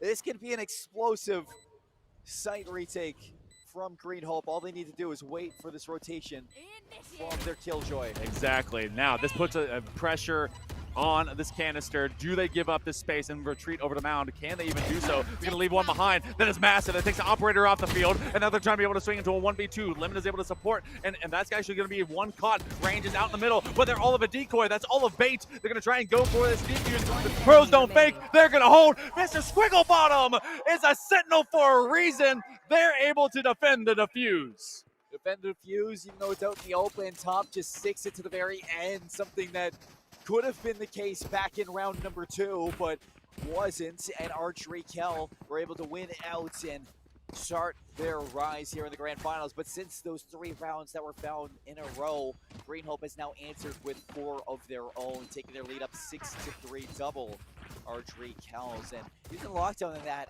it's incredible to force RGKL all the way out past Mind and even catches somebody in the detain. Makes it so hard for RGKL just to live in the moment. You sometimes wonder if that's on purpose, just to be able to see kind of those bait plays, but also to see maybe if they were still lagging. Oh my God! Collateral! Oh, Accelerator, good for 2! Almost made me spit out my tea. He's just trying to have tea time over here, guys. Give him a rest. But Accelerator is going to put rest to the wicked of the Knights. RGKL in a bad situation already. The rare thing to see in Valorant. Oh, usually do things line up like that. Mr. Squigglebottom already rotating through the spawn. They have no idea. Theory shot in the back, range shot in the back. Piggy Lover gonna close out. Green Hope, they are unstoppable. Get down, Mr. President. You're getting assassinated from both sides. Green Hope trying to quickly turn this one into a rout as RGKL 5 in a row right now against them. They need a timeout. They need some macro game to come into this because this rifle round, if it goes sideways, they need to rethink. 7-5 half is not bad for RGKL. But a 9-3 is. But a 9-3 is not the best, you'd say. And they have just not been able to break these sites and hold these retakes. They have gone the spike down countless times. They just haven't been able to defend it. For RGKL, they have the system to start winning these attacking-sided rounds. They have the chances given to them, but Green Hope, again and again, they just stand up to the opposition, and they start winning these retakes, and it just seems like their confidence is second to none. Oh. Have the showstopper popped. Illness is actually going to infiltrate. They're going to go deep mid, see who they can find. Operator trying to be able to get someone through a box, and that's actually Piggy. That's going to find a trade. Illness finally gets the showstopper. Squigglebottom is able to go, and around range, this is looking like a great attack. This is a round you need to win. Accelerator rotating here. He's got to be careful. Easy pick up there, 3v2, but Top is a little bit over aggressive, and that's going to cost 1v3 for Accelerator. Blade Storm, both Cloudburst and the updraft, but the information is given. Nails this there, and now caught by the camera. Accelerator is just giving no options to walk back in here. Still time to get it done, but it just seems Accelerator is uncertain about trying, and they have completely locked this down. I don't know. Accelerator is going to have a chance here. Illness doesn't even allow him to look at the spike. No, yeah, and that honestly was a canonical yelling moment for Jet as Cypher was peeking on her with the camera. So one of those big moments to be able to just finally stop this streak. And I was calling for maybe them to possibly take a timeout. Macro game, you get 5 in a row. It just feels like something that you would need to do to really slow the roll. I'm waiting for RGKL now to be able to bring out the Empress. It's the final round of the first half, man. That Empress has been there the entire time. The whole time. Has just not found a reason to use it. 10 and 10. I mean, it's not like Anime hasn't been involved in these fights. Anime has been. Oh. And some people prefer the Empress, some people don't need the Empress. It's definitely one of those ultimates that don't need to use all the time. I say. Fury here, trying to put some pressure over towards A. The rest of the team is here from the shadows. Actually, not going to be called in, but the information for Green Hope here. Lemon, I know exactly the wrong way, and Yushi strikes first. All the ultimates get used. You can have the Blaze Storm pop for Green Hope, and they had a lot of extra cash, so they didn't mind losing the first one. But now Anime is just trying to be able to win this engagement early. It's a high, it's a low, it's a totem pole of death. Accelerator getting through with their knives. Elevator going up, Accelerator looking to bring things down, and all it is knife, knife, knife. Oh, what is this, Naruto? Throwing the kunais? Just throwing them down as we get to see 8-4 go the way of Green Hope. Now, it's not the worst outcome that it could have been. 9-3 was looking pretty bleak. 8-4 is actually pretty stout in Lotus. Yeah, moving to the defensive side, Green Hope looks perfect on their defense at times. Ardrikel, they still have the means to replicate that, to recreate that. Anime has had some big impact on the front line playing in this Reina. 10 and 11 is a very strong showing from both duelists, both Anime as well as Illness. And then you look towards, you know, how are they going to hold down these sites now? Yushi instead of Mr. Squigglebottom, the Cypher instead of the Killjoy. It is vastly different when it comes down to trying to retake these sites that are given up, and you cannot allow these site retakes to be given up so early. If you're Ardrikel, you need to lock things down and deny entry for Green Hope. The good news is for Cypher is that they have the longevity really to navigate all the way around Lotus, and their tripwires can exist there. Already a big pick though. Anime's off the board. That is a huge defensive member to get out of the way, and Ardrikel already massively weak in just inside of this first pistol round. Or second pistol round, I guess. Accelerator's starting to heat up, and that is a scary thing. Yeah. Accelerator's already been hot. We saw them on earlier in a 13-1, and now they're just trying to get them onto site. Seems C is going to be the point of attack. Yushi set up here. Yushi set up, but has to give up the site. And again, that's what I'm saying. It's not an easy site to retake. No. Without, you know, your duelist to just burst on a site and take over. And you're going to need that now from your raise. If you're Ardrikel, the backup needs to be soon behind Paranoia. Top going to be forced away. Now the entry back in for Ardrikel. The shots need to be there, but Top finds two. 2 versus 3. Now Green Hope still with the advantage. The swing up from Top. Squigglebottom traded. Theory all alone. That's not enough. Oh, trying to win by theory, but it is by law that you're going to see this squad out of Ardrikel looking so good. Well, yeah, they're able to at least find this first. Oh, no, sorry. Green Hope able to find this first attack and happen. So at this point, we have the, not inevitability, but the probability is very high to be able to get the second round into this next half. That will put them at 10. That's a mental barrier Ardrikel has to be ready for. Not going to force up at all into this round, so Ardrikel looking to concede this unless they pop off with these classics. Green Hope eyes set on B. Nobody else, anywhere else. It is just a spear. Going to pierce through this site. Only thing to stop it is going to be Theories listening for all the information. Spots the Trailblazer, spots the Boombot, and now understands exactly what is coming for him. It's a judge. Oh man, the gavel brought down. The jury and the executioner all in the same hands. So now they have to retreat on back. Looking for out of this dark cover. Top is able to at least get that first. And Yushi, oh boy, that's going to be a paint shell that comes right back at you. I think that Ricochet was catching him by surprise. Enemies repositioned to the right. Player standing. That Lemon watching the flank and an easy cleanup there from your raise. 10-4 for Green Hope. Double digits acquired as you anticipated. And now, like you also were expecting, Ardrikel needs to overcome this differential of 6. 10-4, good buddy. And it's not exactly a bad situation either. It's not a great situation, but it is one that Ardrikel now on their buy-up round. They at least got one gun out of the hands. It's a very strong bonus situation for Green Hope. Remember, they bought up hard last time, and it came down to just one member remaining on either side for their 2 consecutive rounds. The Knights going to try and get just as aggressive. They're going to play up into it, using the same kind of just set play off those paint shells. Now Top doing the same thing. They want to clear out Ben. They're going to use that Boombot, and they're going to just crash on a site. Top to be caught. Anime, welcome to the open arms. Oh. The Vandal swaps over to the second. Nice double kill. Coming up from Reyna, denying that entry to site. C is on lock. And Key. There is somebody through.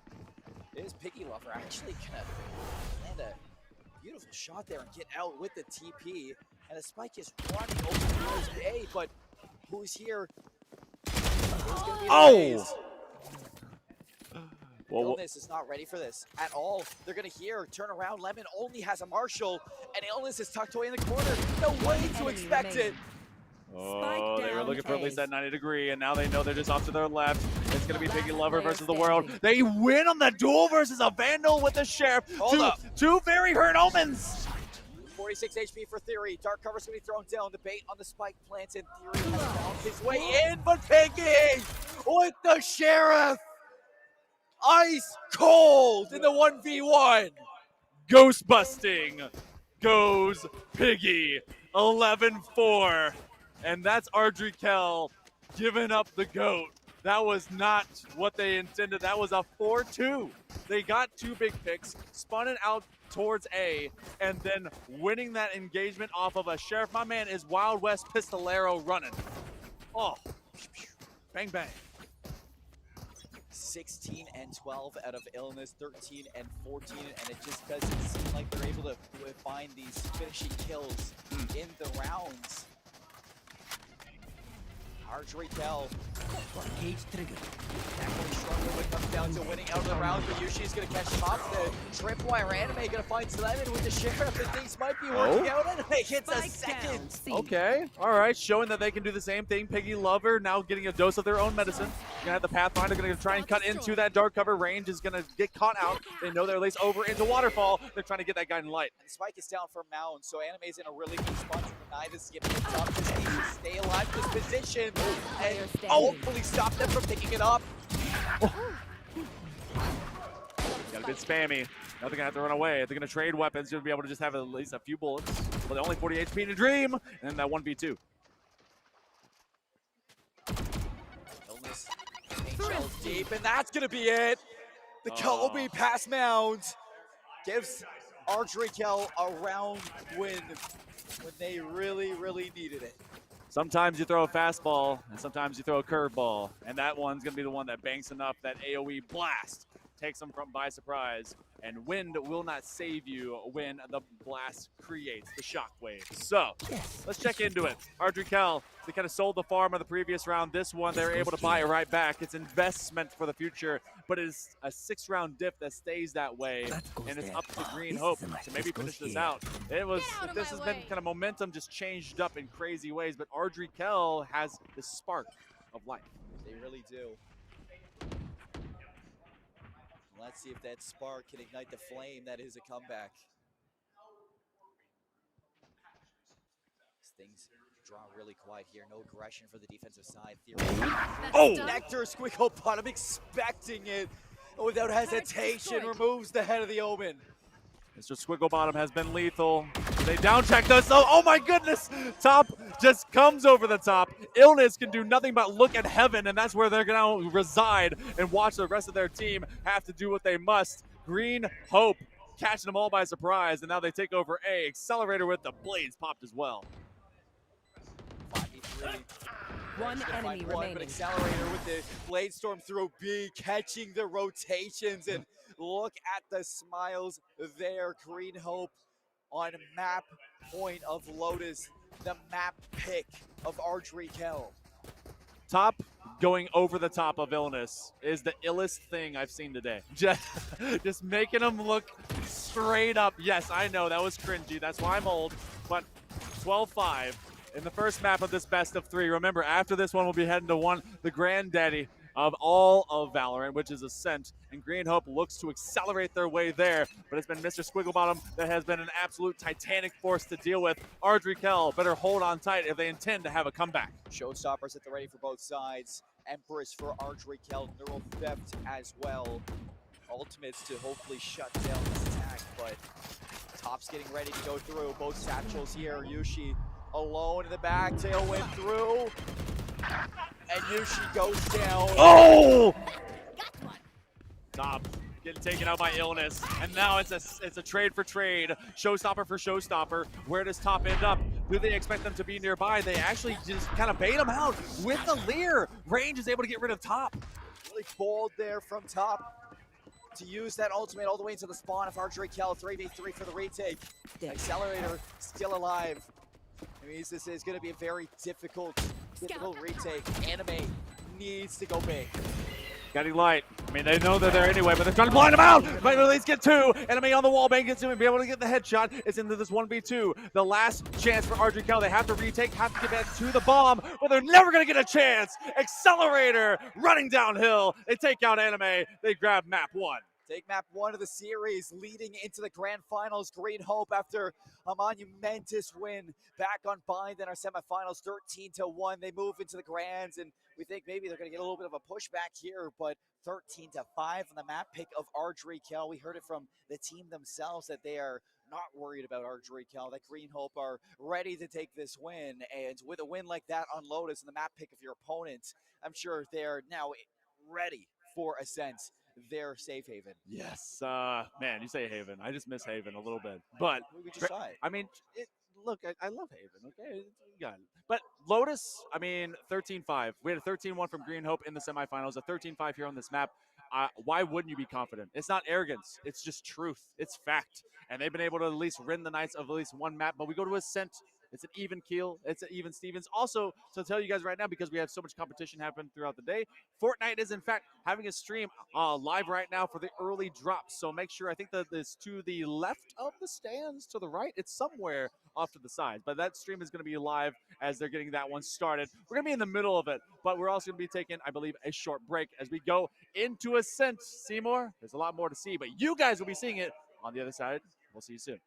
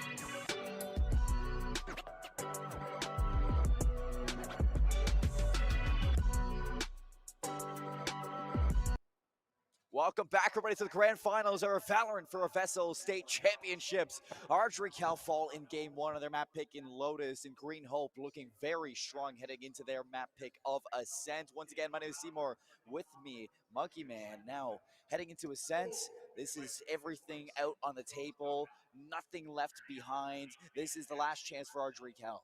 It very much is. We've already been able to see now third place matches also happening on VESL GH, if you want to see that. But in-house, we're right in the midst of this grand final. And as we go from kind of a Lotus, I wouldn't say pocket pick anymore. It's no longer, oh, no one knows how to play it. Everyone does. Ascent, everyone knows how to play.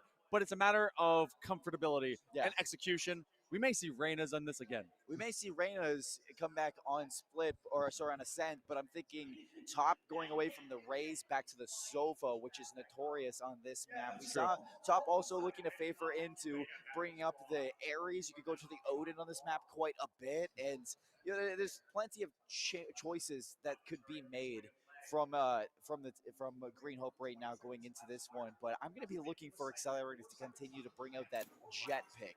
Yes. Is so strong back on Lotus. So many opening picks that we've seen from Accelerators since we saw them back on Binds. But the most interesting thing right now, an Astra from Theory. Yeah, that's actually going to be kind of nifty because that does become a situation where you have a kind of set piece chess playing controller being brought onto the field. And so into that situation, all right, how do you feel comfortable? What do you kind of end up looking at to take that away? I mean, Swiggle Bottom, I thought that they were great on like their previous agent, whenever they just have been brought themselves into this Killjoy. That's fantastic. Yushi is going to hard stuck himself into a Cypher, which I think is the next evolution of Sentinels that are actually coming into better standing here on Ascent. I think you're definitely going to have a lot better showcase from a Cypher on Ascent than on Lotus. Yes. Still, you look to this Killjoy to have so much potential in retakes with that lockdown, and the information that you're going to be getting from the alarm bot through market and mid. Archery Cal, they're going to struggle through this map. It's not going to be easy at all to take down Green Hope, but again, you're going to look towards Illness and Animate to maybe open things up, make it a little bit better on this attack for these two duelists who had a very strong showing on Lotus. I actually love Astra on this map in particular because you can play off of you can do off of your star patterns, but also the Cosmic Divide is just so strong, especially for retake and denial, especially if you end up having people that want to be stragglers and get stuck on like B.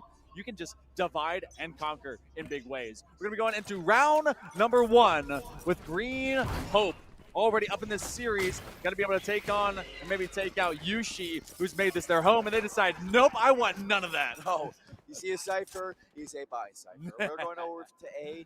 We're going to rotate through mid. They put in that dark cover. Nobody is here at A. It's an early rotation off of it. They look to reinforce that B side. And now they might pay for a Theory. Needs to be ready with this ghost. It needs to hit some shots, but the right click from Piggy Lover. Enough damage to remove that controller. Oh boy, so they do at least get themselves all the way onto A. It's 5v4. Range wants to take initial engagement, and Squiggle Bottom, of course, already making sure to be counter-operative against Yushi, but they are traded eventually by Range. Frenzy in hand by Accelerator. I would love to be able to see Frenzy Gang rise up as they also intend to take on all comers, maybe here out in heaven. It's a 4v2. Losing numbers by the moment. Top. Last one to be able to get that pick. Yeah, last one up is Illness. 1v3 time.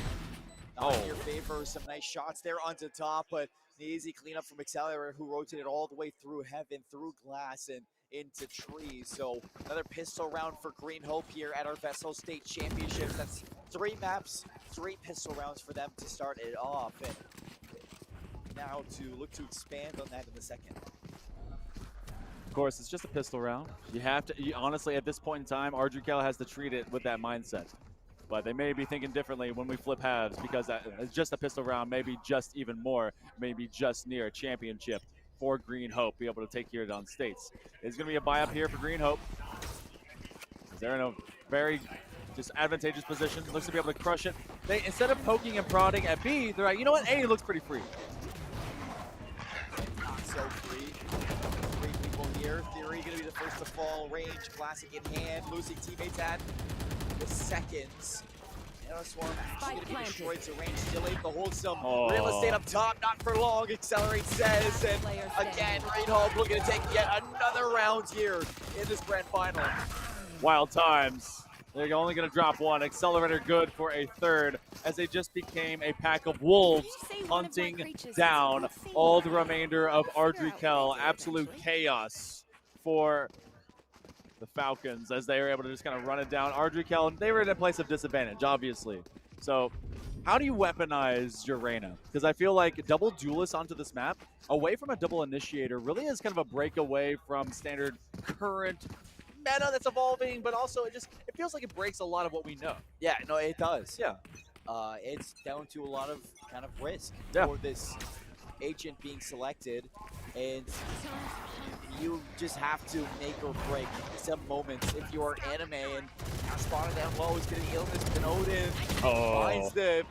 Finds Piggy Lover actually trying to try to step into, drop that spike, but 4-4 now. Shout out your shot calling for top going over to the Sova, by the way. That one pretty much crafted in the stars. It's going to be a 4v4.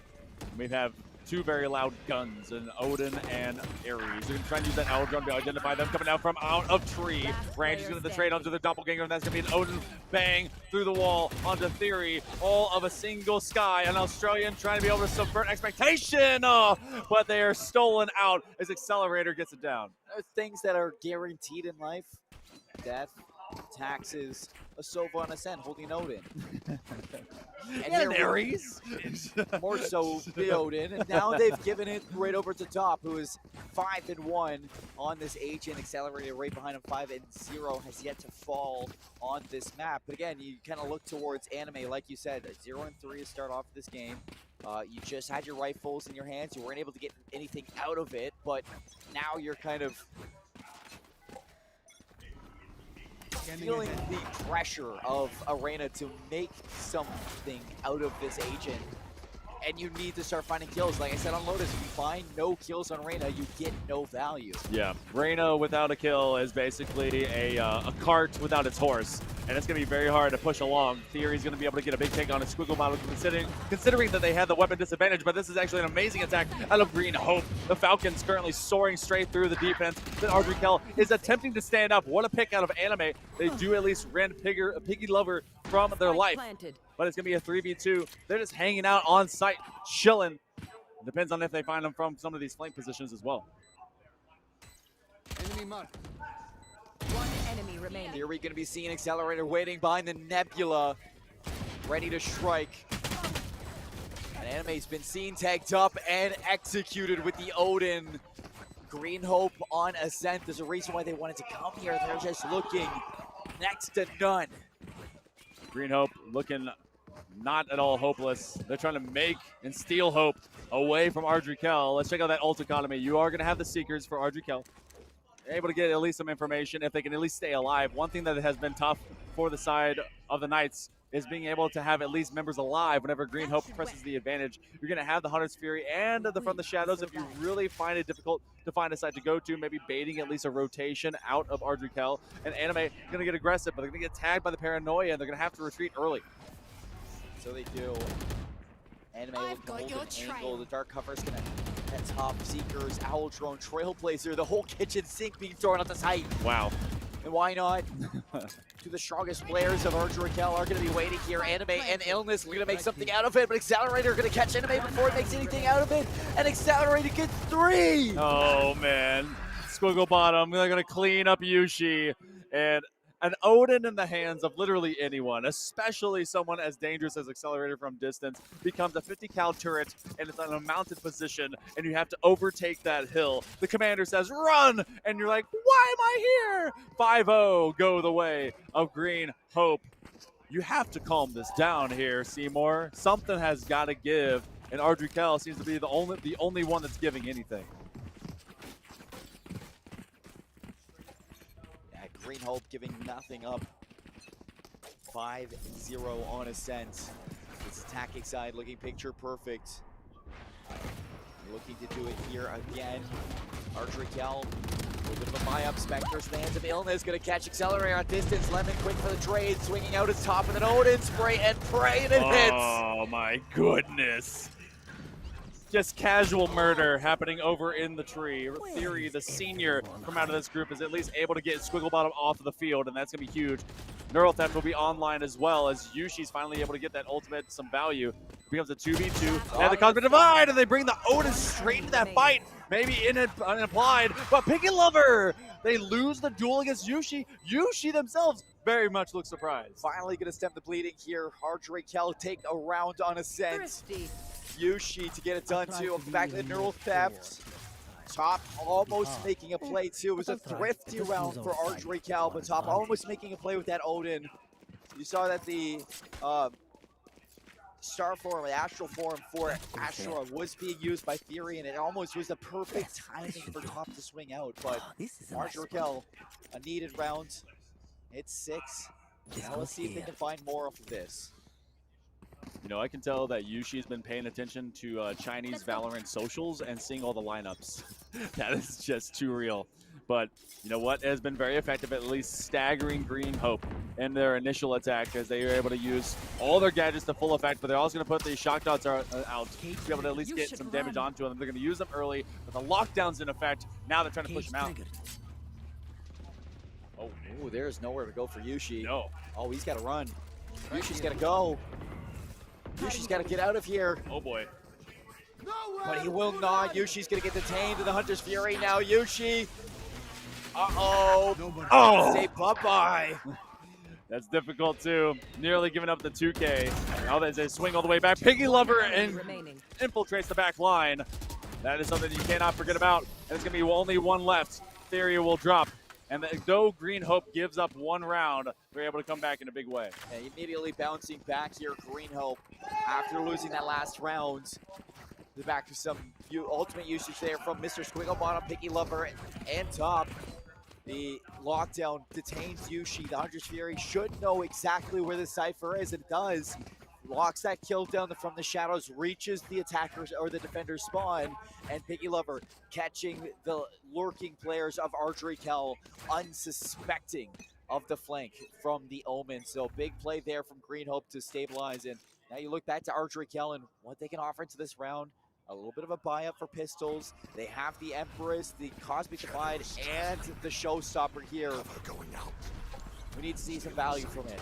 I don't know if we're going to be getting it in this round. The Owl Drone is going to give them at least an early entry here, going over to A, but that Showstopper is going to be very pick your poison and position type of situation. Green Hope is trying to work their way past a Marshall, and as they do use the paint shells, they're at least divided, not conquered. But I also always like to look at what happens with killjoys on this match. Squiggle Bottom obviously is kind of in a lurk situation when it comes to having to act on a Sentinel, especially because they want to be able to set up for these plays. Hardray Kel, they're at a weapon disadvantage, and they know that there's a lot of pressure here. They may be expecting the rotation, but they may also just fight through this.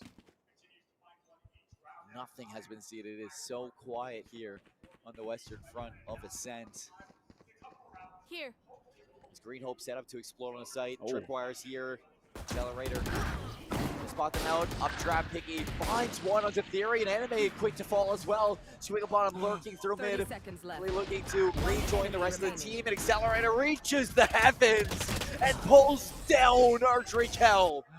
Yushi was not cleared from hell, and it was actually starting to look kind of crazy because I was like, Accelerator, you checked everywhere but underneath, but they didn't have to. They didn't have to care. They went straight to heaven, took down whatever was sitting in front of them, and this grand final is quickly becoming an expose of Green Hope taking on anything that Hardray Kel tries to defend with and really just showing them how to actually play Valorant. So, tough calls, tough position. Yeah, 4 ultimates online for this defense, though. Something of that has got to find some stoppage against the Falcons.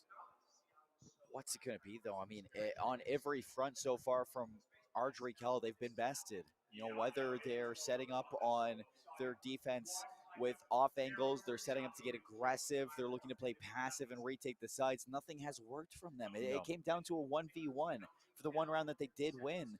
And immediately after, they gave up another. So it's just, what's going to finally break this team for Green Hope? It doesn't seem like it's going to be strategy to begin with. It has to be down to breaking the will of, you know, their games and hoping to shatter that confidence that they do have, because right now Green Hope are doing anything they want to do. Yes, and I think that some of this boils down to what we get out of Ascent as a map, considering it's the longest, oldest, most played, as well as how attacking is all about execution, and obviously you have kind of that 2-3 split between both sites, at least generally speaking. And we've had such good first bloods as well as pressure applied by Accelerator, who's just been nonstop. This is a player that you can really act as the tip of the spear, be able to just kind of run you down, and it's been receiving that with no viability to really kind of slow it down at all. Sometimes you've had them play for life. I would much rather see a hyper vigilance to play to stay alive, recognize what site is being hit, and go into more of a 5v5 rather than simply, giving up like an early pick, and now you're playing from that disadvantage. You're already generally down. But yeah, at the same time, I mean, you look at the composition that they've brought out here for Ardrikel, and they don't have that Killjoy for the retakes of the lockdown. Yeah. They don't have the Sova for the Hunter's Fury, maybe to find it. This is a team that brought out the double duelist, right? And so you expect them to take these early aggression gunfights and win them. And when they don't, the retakes, you don't have the utility to really back up what needs to be that retake. And in turn, you look at Green Hope, who have a very flushed out composition, right? The meta composition. Yeah. And in doing so, they're just able to delay, look for info, and then shut out Ardrikel whenever they want. Not that they can't do it alone, but if you're acting on defense at minimum with a double duelist composition, I think something that really could be changed up, send both duelists together. Get them to hold hand in hand, hip to hip, use that showstopper, use the paint shells, and be able to do more. They have tried that on A. Here we get to see that showstopper from Illness. It's going to find Lemon, so an early pick from Green Hope, traded by the ultimate of Ardrikel. Those guys out the field. Australia has fallen. That's going to be a 2K here for Illness as Squigglebottom will hit the floor. And this is looking a lot better out of side of Ardrikel. Tech pause over a moment ago. Neural Theft will be online. Accelerator is going to trade positions. They're going to slow flow down from Jenny. They're just trying to throw shock darts, and they do see them now as Top is coming right back in. Oh, man, that's a 3K. It comes down to a 1v1. Illness. Will they be able to win? Just a bit of cat and mouse. They have the bomb. They have to defuse. They're going to use that recon dart. The scan's going to come through, but a step too late. Illness with the clutch. Another 1v1 for Ardrikel. This time against Top.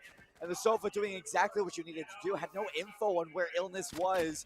Playing it slow. Illness getting the right timing. Draws out the recon dart. And as soon as you see it, as soon as you know where Top is, the aggression to slowly step into that gunfight with the Phantom and spray down your opponent. A very smart play from the 1v1 there. Illness clutching up for the team. Man, that they just like me for real. Getting caught with Utel. Oh, I thought you meant clutching up for the team. No, not at all. No, not one step. But we do go now into round number 10, and Ardrikel can't just have one footstep. He must have two. Success must be found in multiples. That Bulldog, so powerful against Squigglebottom, especially out in mid. If you decide to ADS, all bullets better connect. And now they opt the Guardian, especially off of the X-ray scan. This is a defense that's slowly finding their rhythm. Yeah, Illness looking to activate with two there. Nice shots with the Guardian as well from Yushi. And Accelerator 1v2. Knocked away underneath the catwalk. Now all alone. Everybody looking at the collapse on this last player. Anime gets 3 in the round. A last minute shot there from Accelerator will secure a kill. No flawless for Ardrikel. They can forget about trying to get those flawlesses. They just need rounds. Yeah. I mean, they found a couple. That is honestly 1,000,000,000% more. That's bad math, but it's just been great success in the last couple of rounds. And maybe an extended pause was able to at least give themselves a moment of reflection as a very real possibility of possibly move themselves at least into a 4-8 or a 5-7. It will be fantastic for the Knights. And attacking has been kind of slowed down. You're going to have the ultimate probably brought online by Accelerator, but Top in the game. They have now been at least adapted to, and I've seen momentum like this kind of shift in big ways. You also have Cosmic Divide online, which could be a big retake utility here for Ardrikel. Get out of my way. There it is. Blade Storm for Green Hope. Accelerator looking to Some heads with his ultimate, but Anime's gonna find top and Accelerator gets caught by the side for utility, right to Illness, spraying down, not one but two. Piggy Lugger finds it straight towards the player in hell. A second one as well, snaps to a third. Can you get it to without 4 TPs away from the danger, but right to the next danger. Theory puts it away. Danger, danger, as they go from one to the next. 4-7, and we're nearly going to be going to the next half with a absolute ton of momentum on the side of the Knights. Ardrey Kell finally coming in alive and well. It was Illness in the gang that were able to get some of those early picks as Green Hope wanted to run it down up into mid, getting caught in the trap wire, and it's been good versatility and movement. They're just getting Yushi in and off and around sites, making sure to kind of trip up the rhythm of Green Hope. It will come down to this one. Are we 4-8 or 5-7? We finally put together 3 rounds here. Yeah. In a row for Ardrey Kell. That is going to be good for the mental. Oh. Anime going to be drawn out first. Nice shot there from Accelerator. So good in these first bloods. Yeah. A brain is not, or rather, a bullet is not good for the mental because the brain would love to keep thinking. Lockdown is going to get used. So they're going to drawing out these players to be actually forcing the rotations off of A. Oh boy. This site is wide open. Yeah, it's a decoy play. They have done exactly what they needed to. Squiggle Bottom is looking for a chance, and they know exactly because there's no feet marching in what they got to do. And they've taken over site, they've taken over heaven, and now they're taking over all of this plant. Green Hope knew they had to take something out of the situation, but now you have a long lurk. Now you have to fight on 2 fronts. Goes up from Illness. Finds the player Jenny. Seeker is going to be called out from Ardrey Kell still. The rotation, the flank from Green Hope. Will it get here in time? Dropping down Accelerator to the inside of Hell. A shot there from Illness off of the Satchel charge. Hunter's Fury actually lands a tag. Finds Illness. Now only one left is Theory. Knows the flank through half minutes there. Mr. Squiggle Bottom going to be removed. 1v2. Time ticking away. Both players backed into wine. The ring gun dart gives away the position of Theory. Now the Cosmic Fight. Hopefully for the defuse. For the ultimate. Gets it to half. Holds it out. Takes out the Vandal with the shorty from Piggy. You know that Cosmic Divide was going to be coming into play, and the only way to defend against it is to run through the Veil of Stars and throw a knife and a shorty into it. So a wrench in the old cog of the machine. Green Hope keeps it from being 4 in a row for the side of Ardrey Kell. We flip halves, we flip sides, we flip ourselves into a necessary feature here, Seymour. Ardrey Kell. Don't do a flip here. But Ardrey Kell, I mean, they need a lot of work, and they cannot. That'd be impressive. That'd be amazing. You go through this curtain. But we need them to win a pistol if they intend to take this back. Give them no ground. Ardrey Kell is such an important round here. In the second half of Ascent, the map pick of Green Hope so far looking good with the advantage of 4. Almost identical to Lotus. Lemon's actually going to give up that A main. Nebula's going to block it off. Doors going down. Lemon trying to spam out and find some damage, but nobody's there. The spike's down. 2 sets of stars and a blind fire. That one by Anime as they see it pop on down. They will have one contending from heaven. That's another one by Squiggle Bottom who's going to get traded off of a wall bang. A great pick. Anime absolutely going off right now when they need it the most. Happier for the pistols. Picky Lover 1v3, now 1v2. Full HP on an Anime, swings out. Classic shots, lock it down. Low HP on Illness, but all the way above the smokes. Another 1v1 for Ardrey Kell. Oh boy, that's their first pistol win between both maps. That's huge. They've been needing that. They know that this one could potentially at least become a 6-8, and that cuts the distance just completely. They have been doing so well the last 5 rounds, able to find 4 of them. Even if it's just the beginning of this half, that is something that you know the IGL and all these players are trying to be able to come up with. One big senior in the way of Theory, but there's a lot of seniors and experience in front of them as Green Hope is just made entirely of this upperclassman. Guiding Light finds nothing. No information, even though Ardrey Kell are here. And look what it does. It forces the rotation from the sofa all the way back over towards B. So it's going to be lesser numbers at A for all 5 of these members of Ardrey Kell to pick the right side. This gamble is perfect. Nobody is home. Oh, boy. What an idea. You stay back. You make sure that you receive the initial kind of guiding light squawk. And then there's nothing that comes up the bird chime. And now they're able to put down some stars for free. blast pack, and now you have to walk through just nonsense as they have the tripwire, the cyber cage, and more. And there's not going to be a util bomb. Now back on Lotus. So many retakes from Green Hope at a disadvantage. Now to retake with 5. No ultimates, just pistols. And not in the corner, guys. what are we doing? Are we blocking in your teammate? Can you just not move? They know it's not a good deal. It's not a good deal to retake this, and the time is ticking away. And it seems like they're just playing for the exits at this point, which is not a bad idea.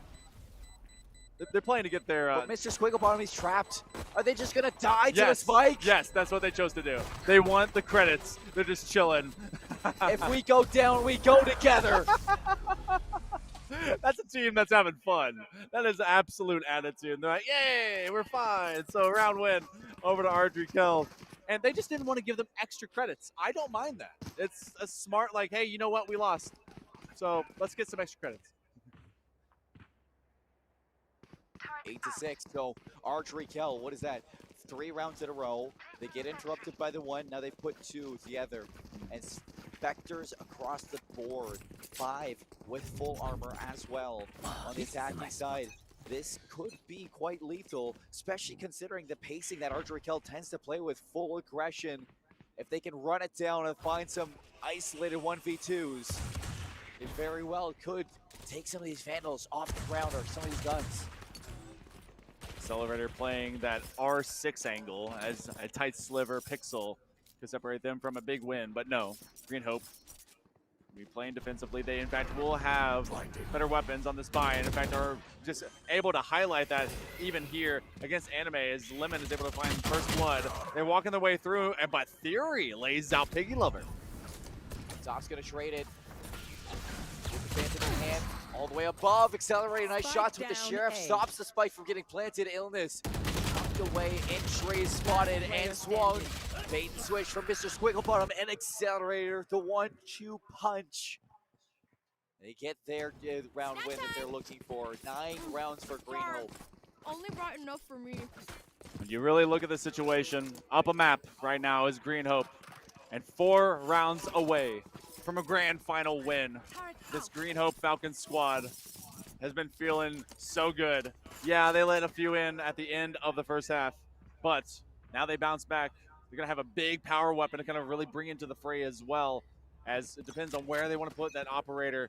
Now as they have a full rifle round, Ardrey Kell, they need to fight into this one, need to steal these guns out of Green Hope's hands.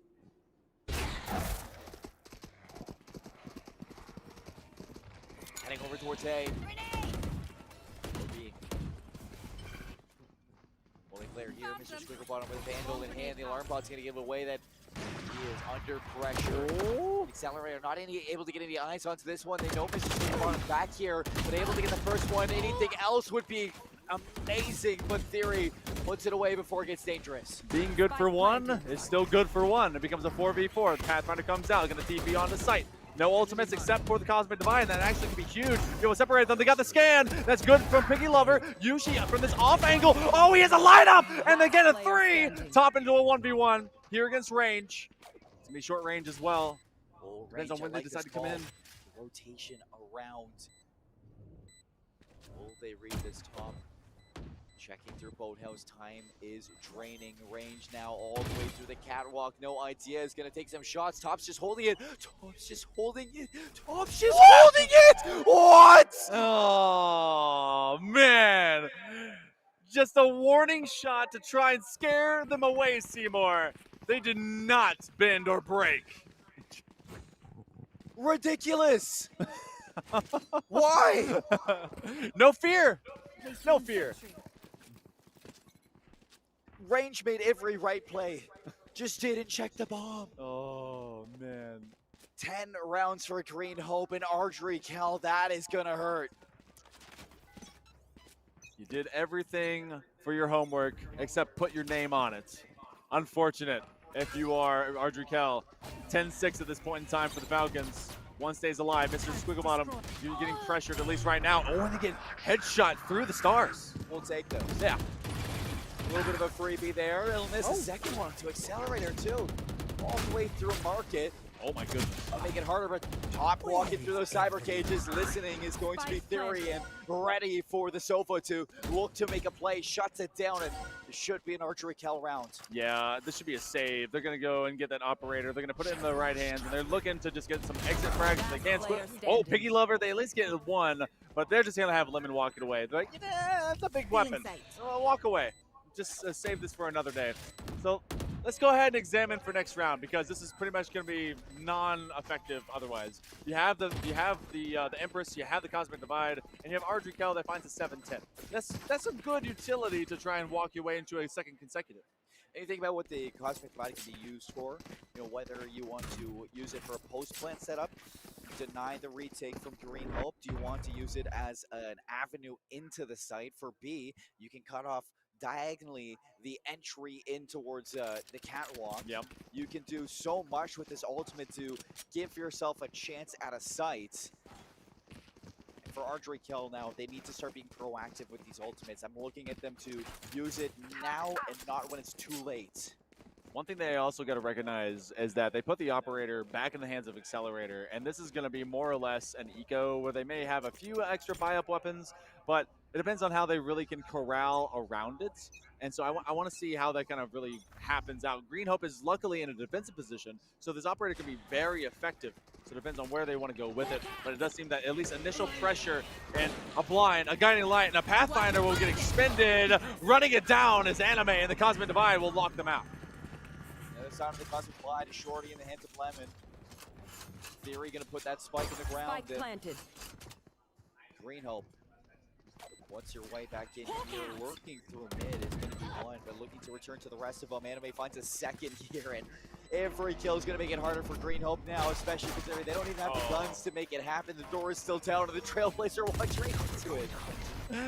My dog has walked into a glass door as well, so I understand that in a real way. They're going to have one extra, but again, they're walking away with the operator. Nothing to give away. They don't want to push it over into the hands of Ardry Kel. It's kind of an odd attacking weapon, but they don't want to give them anything that they just could keep for themselves. So Green Hope, again, going to surrender another round in a row. The first one was with even guns. The second one, it was just with puns. So 8-10.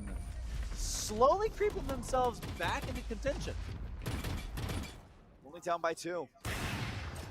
After taking the pistol of the second half for Ardry Kel, they brought it right down to this moment, and that is when Green Hope stepped up yet again. And a little bit here, a little bit there for Green Hope. Their lead still stands. Very comfortable for Green Hope. I'm sure they know they have room to make these mistakes, and they still have the op-out for Accelerator. Haven't seen anything out of the op in forever. It seems like it has been in play, but it just has been a non-factor for Green Hope. So over towards A with that op, and might be able to catch somebody working out here. It seems like Ardry Kel are going to be expecting somebody to get aggressive. The problem is that they have not been able to make the initial read when it comes to where they want to press into these sites. So that has been staggering Accelerator, who otherwise has had a really good bead on the pulse of the situation for where Ardry Kel wants to push. So it depends on which lane ends up being that Ardry Kel ends up going to, and so they want to find that value. They're also trying to get them into this rough situation as well. I think we have another tech pause. Oh no, it was just kind of a changeover, so welcome to B-roll. But man, everyone just kind of chilling out. I think that this one ends up being a reset of the round, but they just got caught and no one responded. It doesn't seem like they have the ability to pause right now. Oh. So, that's awkward. Ooh, do they not? Oh. All right, we're going to be talking about that. Okay. All right. We're going to have to figure something out here. Okay, all right. So, tech pause. There you go. It took a second. All right, so with this in mind, you were talking about the lack of execution from the operator, has not found its value, and they've saved it now twice. So it really feels like you can't lean on this a third time. You have to get Accelerator doing what they did before, and when it's confident pick plays. That we had them out of bind, and it was a raise with an operator. So a jet with an operator should be doing something more, but it's also about the initial read. And it's not like, Accelerator has been missing shots. No. Accelerator just hasn't had the chance to fight with No, this that's just not op. been there. But let's talk about Ardry Kel at the same time, and this comeback that we've been seeing from them. Anime has really come alive in the second half a lot of individual moments from the team too to win out on these rounds. And you look back to Range in that 1v1 where Top sticks the defuse on the spike. A moment there where if Range wins that, they're back in the game. It stops the momentum of Green Hope fully, and it denies them of a round to bring them to double digits. That, if you take that round, this could be a tie game right now, but it just shows that this game is still close. Archery Cal have not given up. No, not at all. And there is a chance for them to win this map still. Yeah, win this map, go to a map 3, which on the other side, I believe that will be Sunset. a sunset, which is just perfect to a season, right? You have sunrise, sunset, and it'll be on the end of 5 months, a big week of competition, a big regional that brought them there, and of course, a state championship that everyone is trying to see the ending to. So as we kind of work through this tech pause, we're just chilling, we're waiting. And of course, you guys have a lot of Fortnite that's also happening on the other side of things. So we appreciate you guys being able to see the entire weekend of VESL States. This has been a wonderful venue. And of course, all these students, their families, their friends, coming to see them compete has been really, really cool. And you know it means a lot, especially to like a large set of seniors, just like what Green Hope brings today. You gotta give a big shout out to the people at VESL for putting this on. An amazing competition for the students, for the schools, for the chance to really showcase how good these kids are at playing this game. And now we got information on what this tech pause is. Somebody kicked their power bar. Oh my goodness. That's a first. All right, so someone kicked the power brick, and that means that we're going to kick it to a short break as they get everything turned back online. I was wondering why they weren't moving. Well, we're going to be grooving here in just a moment. Back to the VESL State Championships here in just a moment.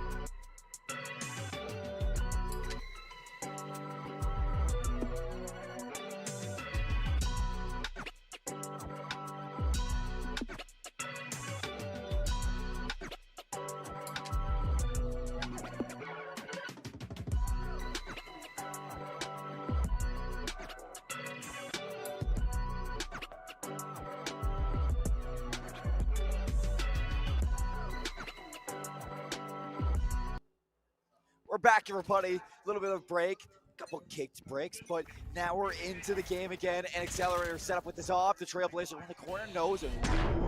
Oh, still hits it.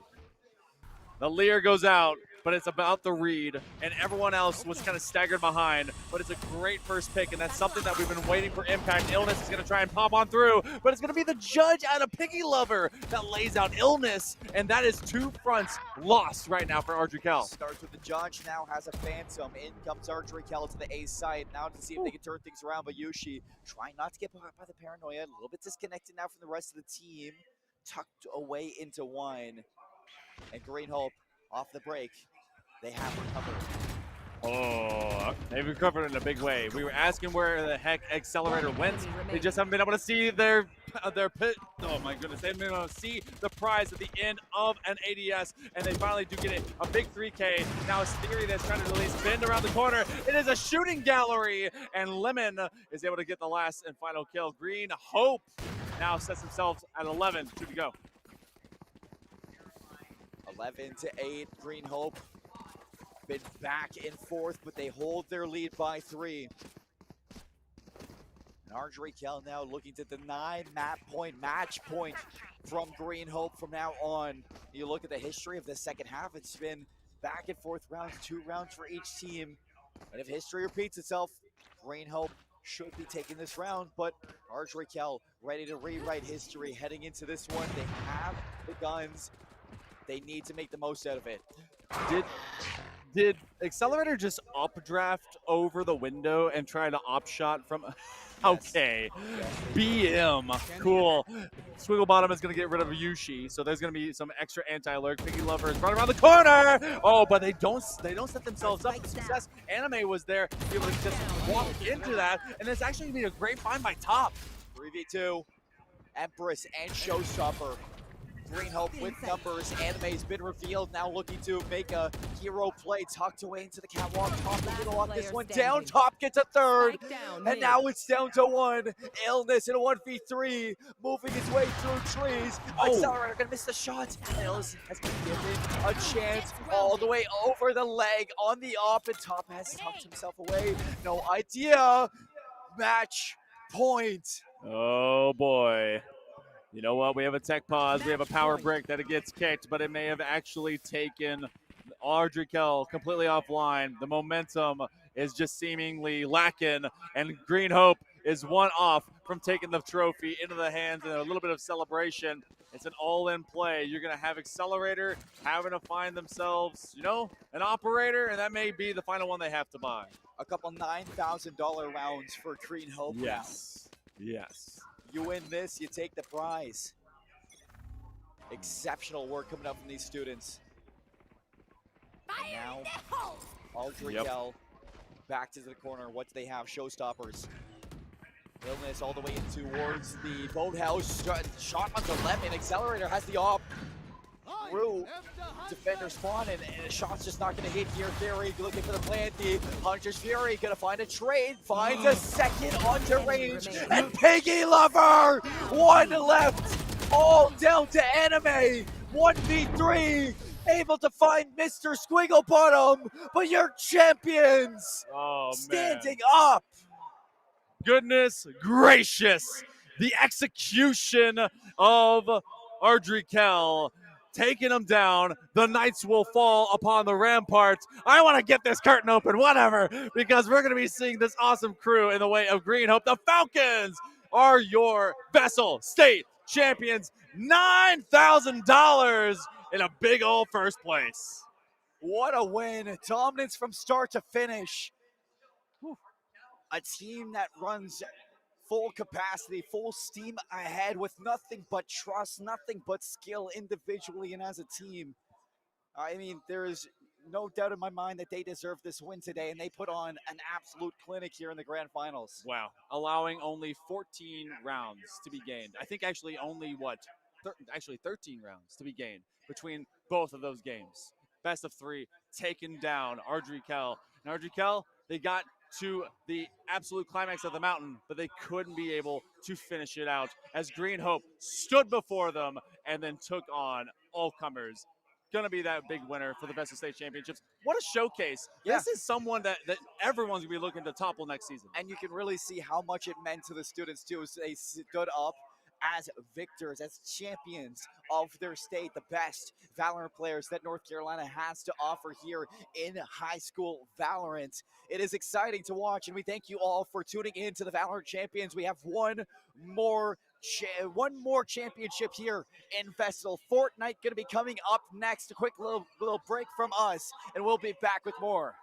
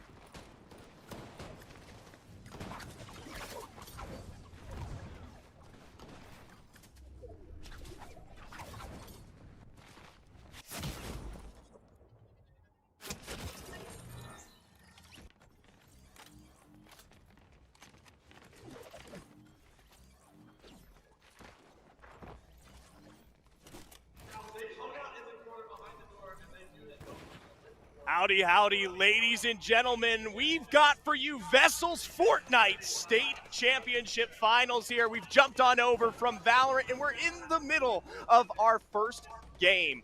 24 individuals remaining, 9 squads left standing there. We just saw the end on the of New Bern High's Team A. This is going to be our first rotation of the Storm, making its way across 8 into 9 in a silent, very sneaky man. Finds himself behind cars, behind potentially sustainment, as in ahead of them, Fuga, Saturn, Valbino, a heavy lead here for the team that we have been watching all game long. Currently set upon at least 8+ kills there in their current regards. High dipping, diving, dashing, and weaving, especially with things like the Blighted in play here.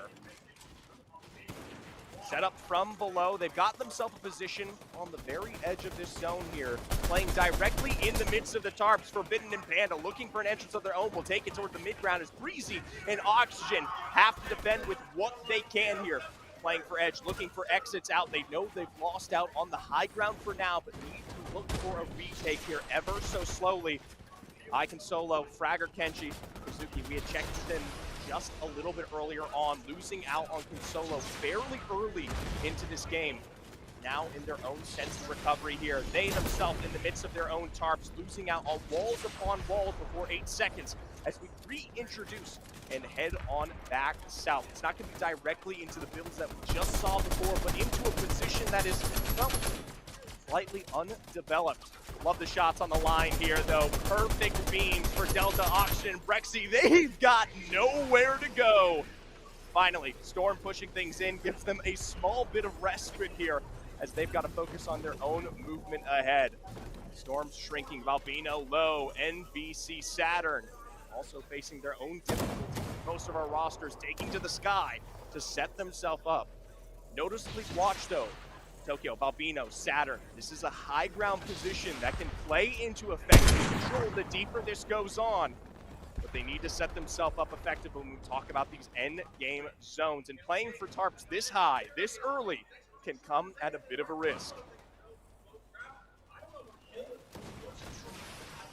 Deltas, Katsuki, Brexy, Oxygen, as good as they've been able to survive on the edge of the zone, have struggled to this final moment here, losing out on one on the low ground in the mud below, potentially in their last moments. Contesting against a fight with one another there. Baby Girl will take final damage down to just one as Delicate is eliminated in full. Panda to find once more to take us down to just 2 members remaining on our low ground. Meanwhile, on the complete other side of zone, things have at least settled out for now. Zach, Forbidden, Conic, Fragger, still left alive and standing.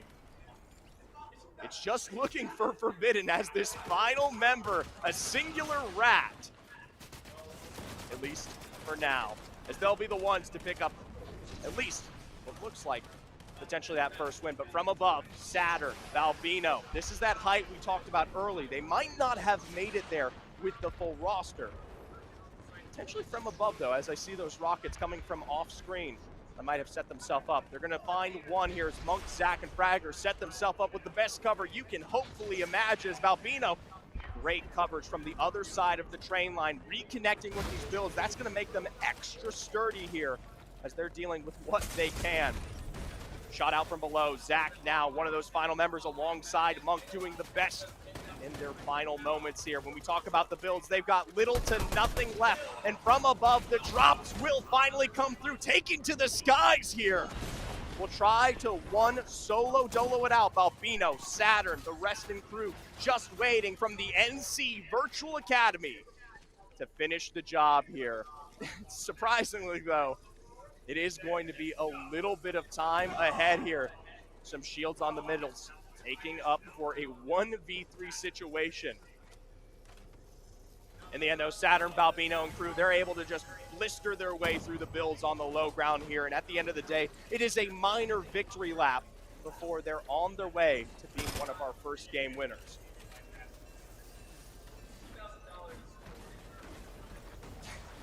Taking their time, we'll have to wait for the zone to potentially breach into a position where there's less builds here. Take a while for Zach to potentially set themselves up. Granted, health ticking on that zone. Now just a single build apart in a 1v3 situation. A bit of a health tick there from the edge of that zone. Now starting to look on the outskirts just to fight their way in. A mini coming through as Balbino is down. Marvel's Tokyo and Zach now in a 1v1 situation, and as long as it took there, in the end, it was going to be, of course, N who comes out on top for game 1 here.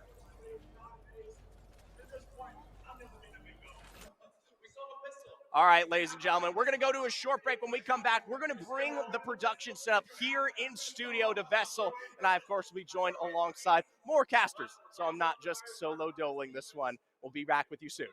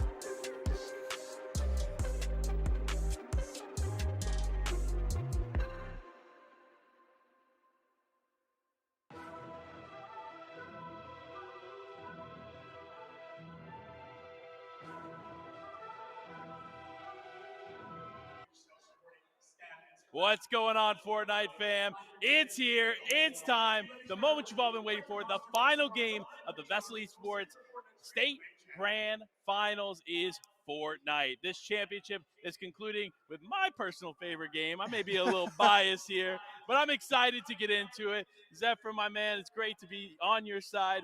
Casting this first game, how are you feeling? I was going to say, it might be your favorite game, but it's my favorite genre. So, Okay. I mean, we can argue in that many regards, even though you are, at least for now, the Fortnite king. Well, thank you. No, listen, it's going to be a blast. I can't wait to get into the game. We're just moments away of getting that battle bus loaded up, ready to go, and getting into our first broadcasted game of the day. This is actually going to be the second game played here for these players, and I am hyped. When I heard Fortnite was a part of this, I knew I had to get involved in some way, shape, or form. So it was cool to be here. It's cool to be able to cast a game of Fortnite, and especially getting to cast it with my boy Zephyr, man. This guy is a BR legend. If you don't know, this guy is incredible. So to have the honor to cast alongside him is a personal feat for me. I want to make it clear, he's the one who casts Pro Fortnite. Okay, it's very, very different. Listen, both Pro BR. There you go, Pro BR. So we're going to be breaking down this for all of you at home and, of course, for the people in the stadium, because we got a huge crowd of parents here supporting their students competing in Fortnite today. So I cannot wait to get into this game. But look, what are you looking forward to in Fortnite? You've got to cast some other games. Yeah. Now it's Fortnite time. What are you looking forward to? Well, personally, we come into a much larger reach of teams, right? And at the end of the day, I'm in love with the concept of seeing so many more of these rosters match up in comparison to getting just the one-on-one combat between these high schools here. So seeing the entire state of North Carolina truthfully come together, because in our regionals, we had East meet West meet North meet South meet Central, right? And so kind of now on its head here for that prize pool. That's what I've been waiting for all day long. Yeah, this is going to be interesting, too. It's the best 60 players in a squads format competing in this one. So you already know squads can be exciting, hectic, nervous, chaotic. So many things, so many emotions can be felt when playing squads. So it's going to make it that much more exciting for us to break down and for you all to watch here at home and in the stadium. So we are just moments away, getting that battle bus loaded and ready to go. But one thing I want to talk about, right? Chapter Yeah. 5, brand new chapter. If you don't know, this is actually simultaneously going on with FNCS, which is the major format for Fortnite. And what we've seen is a lot of games go to heal off in the new chapter because they changed the way the healing mechanics work. And so now you can walk with a med kit instead of having to stay stationary. Wow, okay. So what that's caused is players to play into the end game and strategically hold on to med kits and floppers to go for a heal off. So it's been a pretty dramatic change in the way the end game plays. And considering we have top tier talent going into this game, it's very much a possibility that we can see that. What do you think of being able to heal off in the storm for an extended period of time? Personally, I I was going to say, you know, we come from an era previously where we kind of had to deal with, you know, separate map healing and storm, but this is a lot more adaptable, kind of giving the freedom of play rather than taking advantage of that extra health here. So personally, I think it's a great change. We got to see it in this last matchup where we had NC Virtual Academy win game 1, right? Yeah. And a lot of that was given their standing to consistently rotate, heal, find their way through these movement zones, and stay on top of the action. Yeah, they've done a great job there for game 1. But there are 5 total games, folks, and lots on the line here for this one.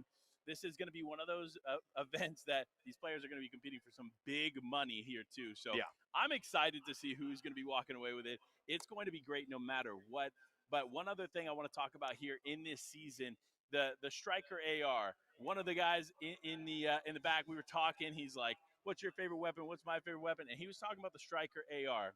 With these new attachments and new things that you can do with it, what do you think? Do you like these attachments? Does it feel more like other games that we've seen on the playing field? You know, I think giving in a way to having these attachments come in here, not obviously in this chapter, but just recently off the most one, it gives a lot more freedom to how each of these individual players want to play out Fortnite, right? Because most of the time you were restricted to one, what was meta and what was good, and then on top of that, how that playstyle worked around that, right? Going from things like pump shotguns into then things like red eye assault rifles, right? Who have a completely different play style between the two. Now your roster, your squad can adapt, evolve to the style of play that you typically work with, and then come out on top more reliably, more consistently, and not be so dependent on the chapter itself.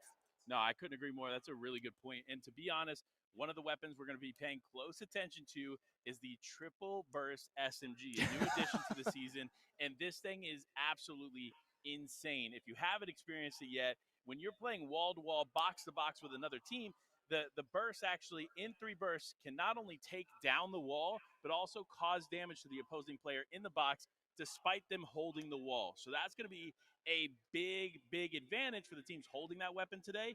And something we're going to be watching, of course, very closely to see if that's taken advantage of. But speaking of weapons in the game, what do you like? And you like the traditional pump shotgun? They have the new Frenzy Auto Shotgun, which is insane. Like, it's super chaotic. What are you loving? Personally, I'm back on the sniper grind. Oh, man. I don't know if we'll see too much of it, given it doesn't hold a lot of presence to breaking a lot of the build tempo, right? But in terms of the single pickup, especially as a no-build gamer myself, you know, it can lay in if you are accurate enough. Yeah, no, you're absolutely right. And one thing with the sniper, too, now with the attachments, you can choose how you play this, right? If you're a quick scope guy, So good. you can easily just set up your attachments in a certain way, and you're just quick scoping across the map, and it just feels nice. It's kind of, I'm going to be honest, my favorite iteration of the sniper rifle that I've seen in Fortnite to date. And so I applaud you for picking that, because that is a good choice here. The puppies would not like that choice, though. Fair. I was going to say, they're pretty mad about it at this point. I can imagine. Look, honestly, so many great additional changes, but big shout out here to VESL Esports making all of this possible. If you don't know, this is the state championships for multiple titles.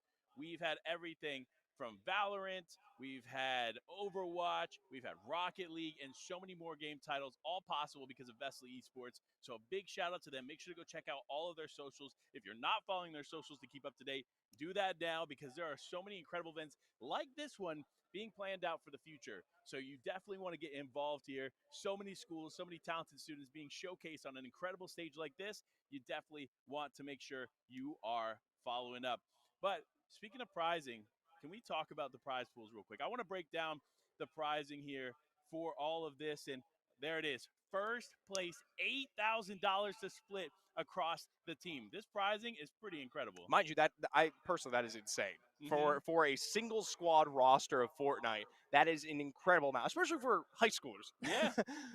If I'm being honest, and this is no shade to OCE, this is more than their first place prize pool. So just to keep that in mind, and that's for like the official FNCS channel, that shows you how much VESL Esports is investing into the students here in the North Carolina region. Yeah, I will say when it comes down to it, 3,000, 1K, even for these students is definitely a huge amount to walk away with. But this specifically comes with its own challenge. When we introduce the 15 or 16 or so squads, it's a lot harder to make your way into that top 3. Granted, we had a whole regionals for all of our other games that we're not talking about here today, which are their own challenge in their own regard. But the fact that we settle this prizing here in one lobby, that's what makes BR special, in my opinion. I couldn't agree more. It's time, though. It sounds like the battle bus is about loaded and ready to go. And we're going to get into the first game broadcasted for you all. And, of course, it's actually our second game of the day. And here we go. Looking at the start, of course, we got to start off with Booga. Now, this isn't the actual Booga. Let's be clear here. This is looks like a fan of Booga. I love to see it. But him and his team obviously did very, very well in the first game. Now we're going to see if they can repeat that in the second game. Yeah, winners coming out of the very first game here. They dominated with what I believe was a solid 9 KP as well. And that's something we actually didn't get to talk about too much here. 2 points per KP, and then a residual working its way down from 60 points for first, 52, 48, 44, and 4 respectively as you work your way down through the rest of these squads here. Yeah, this is a great format here for these squads. So a lot on the line and a lot available for them. And remember, this is only 5 games in total. So there's only 5 opportunities to climb the leaderboard for these players. And I can see them doing pretty well after watching that first game here for this team. But again, so many talented players in this lobby, and anything can happen in a BR. Something to note is the fact that it wasn't just NVCA's B team that comes out on top of that, but Burn as well in second. And they pick up a remarkable 12K as well coming through from that first. So kind of a top-heavy lobby, I would say, which is, to no surprise to some of our competitors. But it makes it difficult to catch back up the deeper we go into this. Yeah, I mean, and even looking at the leaderboard here, right, you see first place, 116 points. And then fifth place is 58 points. That's a massive gap between the two. So if you're not consistent in these 5 games, you can easily be left behind. Yeah. Pop over for just a second on to what might have looked like some setup over towards our Glacier, but for now, we'll still watch NV as they get themselves set up in the Rivera. They are slightly split, but to be honest, in terms of the density of our lobby, it should be filled with a lot of safety in getting themselves sustained, set up, build up, etc. Good loadout here for Mr. Booga. And he's going to be going ahead and grappling. And that's one of the things in this chapter that I think Fortnite has emphasized on more than ever, and that is the mobility options in the game. Currently, there's mythic TMNT-themed items that you can use alongside the Flowberry Fizz, which you see in the inventory there, to basically glide halfway across the map. I mean, it's insane the mobility options you have here in this current chapter, and truly more than we've ever seen before. We'll see as that comes into play, especially as these teams start wiping each other's out. That's going to kind of come to its head as most of these eliminations will give way to those items and set themselves up here. B-Man, Papa Panda, Knee Muscles and Forbidden finishing off the remnants of Pleasant Tequila as they just wiped out one. Looking good here. Looks like this team definitely going to be a fan favorite for me, at least, because, you know, I might be a little biased. Life with Panda, Papa Panda. But this is going to be one we're going to watch closely. Of course, B-Man rocking that sniper rifle we were just talking about moments ago. One of the top weapons in the game as of right now, and easily one of the most effective solely because we have stuff going on. Yeah. Still setting themselves up in Pleasant. They've got quite a bit of time, and especially with zone directly, at least in their setup, they should be fine for this end game to take their time here. They've got a little bit of some recovery out towards the east where they might be running into another squad here shortly. Quite moved up, actually. Could find themselves potentially Radipon there.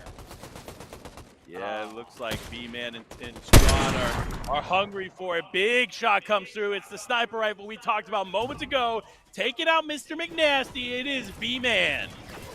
Easy wipes down on one, and now recovery from inside. It's going to be difficult to push through, but at the end of the day, with the numbers advantage they've already managed to sustain here, they can, well, apply pressure where necessary, but they're not getting too heavy into the action. They know they already lay control to the rotation out of the tunnel here, and they don't need to get, well, ahead of themselves.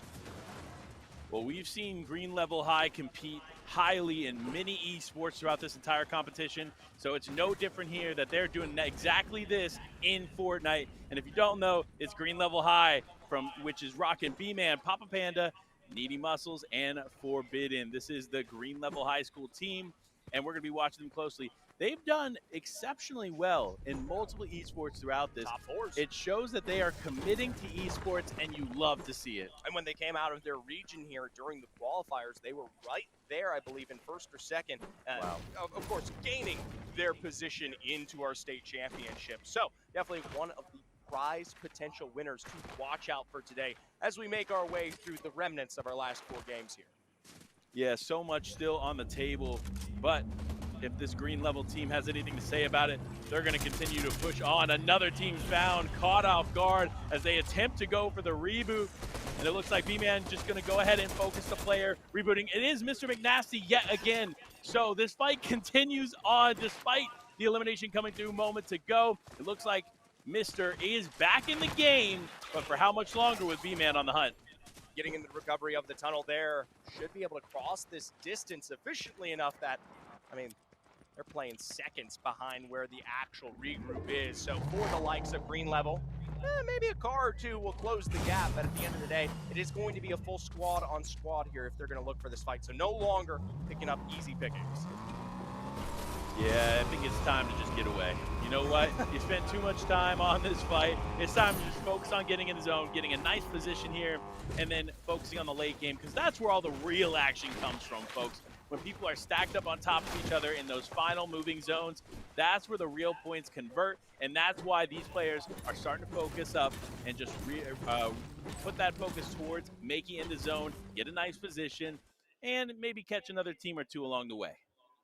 Now, notably, they might be running into issues there in just a moment in terms of setting themselves up. Seemed like another team was launching aggressively here in the meanwhile. As you can see already on the feed, multiple squads starting to fall. Monk, Zay, Alex, Zach, and crew just hopping their way through, finding their way to north. Good positions all around here for this team. Curiously enough, we have New Bern High School. This is the A team from New Bern High. And it consists of course, Monk, Zach, Alex, and Zay. A great team here. Again, every team that's made it to this point had to go through rigorous regionals and other experiences over the course of the last 5 months just for the opportunity to compete in the grand finals for this major cash prize. So all these players have done a lot to get here, and they deserve to be on this stage, the main stage, getting showcased for the talented players that they are. Now, notably, it will be their sister team, a New Bern High Team B, that faces difficulties here just a second ago, almost completely eliminated. We'll have to check back in with them potentially later to see if they make for those revives. At least for now, B-Man and crew from Green Level, they've surprisingly made it out of what was that original excursion towards the south of Fencing Fields and continue to head hard to zone. Again, 5 eliminations is no easy task, and for them to be able to do that within 3 zones is extremely impressive. That is, again, more than one full squad completely eliminated going head-to-head against some of the best. So definitely a good start, but they're not slowing down as Forbidden gets a huge snipe there, but not going to continue to convert. Great play on his part. He realizes his team is not fully here, but that snipe may cause a fight either way, so he needs to be careful and ready as this team potentially pushes forward. And this is the thing, you know for a fact that they're going to be forced to push forward here, and they're already beating 10 on them. So, love to take a bit as Papa Panda in return, starting to form that alternative angle. It will be the escape taking place, and I can only imagine the car hopefully choke them out here before they get across. But ultimately, maybe taking their way out further west will probably dissuade this fight from realistically happening. One thing I'm a little concerned about, you look at Papa Panda's inventory, he only has 35 builds to their name. That is not a lot to work with, especially going into the end game. So they're going to need to be mindful of this. They need to get their material up if they want a chance at winning the final moments. Especially given how, I would say, or at least how not dense it is, it's surprising to see them as weak as they are in terms of getting their sustainability up. I like the fact that they do take a minor stop on the outskirts of the fields here to at least reassure, put themselves back on good footing. But at the end of the day, we're still talking about a lot of resources that is, we check in on any other roster, should be a lot closer. Yeah, you're absolutely right there. A good take for sure. And honestly, with the way that it's playing out, a lot of these teams are in a decent position, but they've spent so much time focused on fighting early and rotating around, and they haven't spent enough time on getting the material, making sure their loadout is set and ready to go, and focusing on the end game. Because guess what? You can get 5 eliminations in the early game, but if you don't make it to the end game, those points really don't matter in comparison to the placement points. Exactly. It is completely linear when we talk about the elims that you can put up on the board, 2 per elim. But at the end of the day, you balloon just only 3 to 4 positions at a difference of, 6th to 2nd is a massive, 20 plus points. You're not going to make 10 elims every round. No, you're absolutely right. It's one of those things that aggressive teams, they tend to believe that maybe the elimination points can carry them through, and they can to some degree, but you need to make sure you're smart about when you get those eliminations. A lot of teams, especially young teams, they get very aggressive early on, make mistakes, and they get taken out in the mid-game. For them, so far, they've slowed down now that we've gotten more into the mid-game section of this one. So that gives me hope that now they're just moving forward, getting ready for the end game where all the action truly unfolds and all the eliminations just naturally start to flow in. Now, notably for Green Level last time around, they were sitting on just 2 elims on top of their 4th place placement. So the majority of their average coming actually from getting into that end circle. Now, I will say, with the higher elims, it's looking better, but I want to see them make and continue to find that transition to high placement. You see them moving now, and it's actually because the train was getting ready to come through their builds, and that could have caused a whirlwind of issues with that other team close by. So definitely a smart play. You see it is Baby Girl Aim, Curry Delicate, and AJR moving around here. Just going to go ahead and play the building. A smart play, in my opinion. Use as much natural cover as you can, and now get gifted the beautiful legendary sniper rifle. It's a setup for them, and from behind, they knew also from their builds up on that high ground that they have a squad making a similar rotate here. Could be a great setup for Baby Girl Aim and this crew to potentially find what could be easy Nox drops, but at the end of the day, taking their time to get themselves well acquainted with the resources is giving way to a lot of the height that they kind of need to have here if they want to take this fight efficiently. Yeah, as you see it, this other team starting to focus in. But for Baby Girl Aim and co, all they need to do is spend some time on the lower ends of the house. Use the existing structure to stay alive, but it looks like they're going to forego that and just start moving. As the team is on top of the house, this is a problem for both. They need to be careful. This is actually Panther Creek's Team A competing up head-to-head against this other team, and they need to do what they can to survive, hopefully not using too much material, but the focus is on box to box. Baby Girl Aim and co all together now as this team continues to push on. Trying to push through the tarps here, you've got to be so careful, especially in squads. Caught out alone could mean the end for the entirety of your team, and as a result, you can see that right here with Baby Girl Aang now set on the cross and will be picked off from the side. Nick there, and now Delicate just as quickly. It's just Curry 2T. Yeah, this is the example of a team that is aggressive, but for good reason. They are phenomenal fighters here, and they're taking advantage of the fact that maybe some of these other fighters aren't as aggressive. They noticed this team was just trying to run away and continually get away from them. So in that moment, that just sets off a spark saying, hey, we're going to be the better fighters in this one. Let's just send it. For New Bern High Team B, they'll take advantage of the resources that they find off that fight. It isn't the full elimination for Curry 2T, but you know, we're getting to the point where it is getting a little bit difficult to get these rosters into play again after you start getting into sight lines that, well, anyone can take advantage of. Drew, Vicious, Zaza, everyone healed back up, and potentially, you gotta be really careful on this cross because they are getting closer and closer. Yeah, if you're Curry, you're just not moving. You do not want to make a sound, not want to move at all, because as soon as this team realizes you're there, it's wraps. But so far, so good. They don't realize he's there, and potentially going to remain safe and be able to survive the remainder of this game. That is absurd. And wow, that is it insane. happened. They just completely disengaged. As I say this, they come back. No, it looks like Curry's good. Well, you know, it might be fine for now, but if you take a look at where our storm's heading, you're going to have a large propensity of our teams coming in from the south here, and it does not get much better for Curry. Going to have to deal with all of those rotations passing you right on by. It is driving me crazy seeing these players on the wall just rotating around and just completely missing the fact that Curry 2T is sitting in the box. So this is great for Curry, but for this other team, they're missing out on some nice elimination points, and pretty easy elimination points at that. 2 on the board potentially for New Bern will find itself fleeting away. For Panther Creek, they survive for positions more, ever so slowly. Meanwhile, as we jump back on over to B-Man and crew, we pick up in the midst of a fight. 3 down, and potentially now revives for Forbidden. Wow, this is huge here for B-Man, but very scary because he has lost 2 of his teammates in that one. They're not completely out, but they are down, and with the focus on them, it's going to be tough to get it back in the game, especially with players like Delta Curse, Brexy, OXG, and OKBF here, hunting from the high ground, taking shots when they can, and applying pressure to the players down below.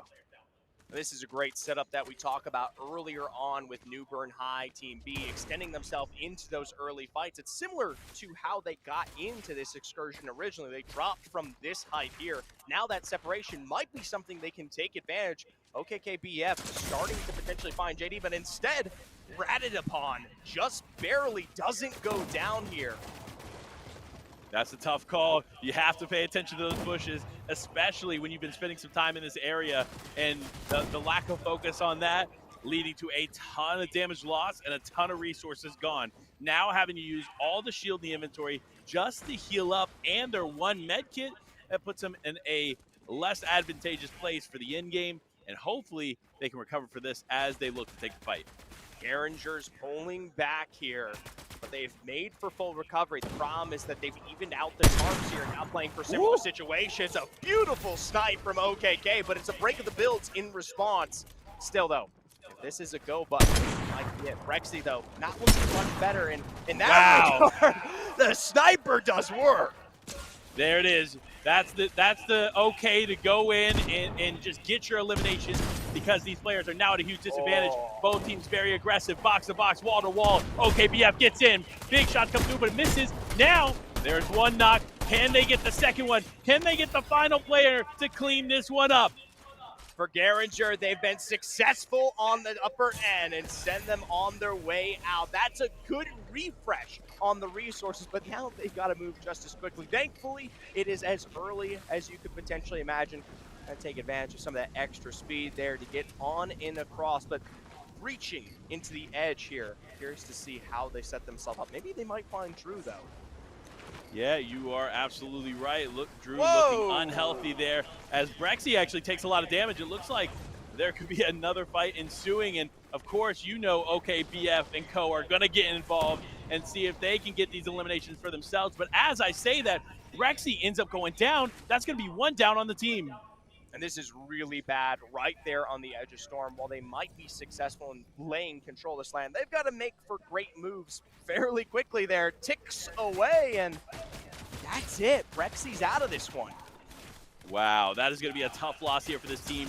They've been, again, very good, but very aggressive, now leading to them losing one of their teammates, and hopefully looking to get them back in, but this is a tough spot, especially with the way that they're stuck on the side of the hill and the zones are moving. It's pretty much wraps here for Brexy. So this trio now going to have to play against fully healthy squads. It's really tough here. And on top of that, alongside the Cliff side, they've got every other roster who is also going to be forced to make, well, at least not a move right now, but will come from that same area here when we start to make these pulls. You see them healing up, preparing for what is to come as teams start rotating around them.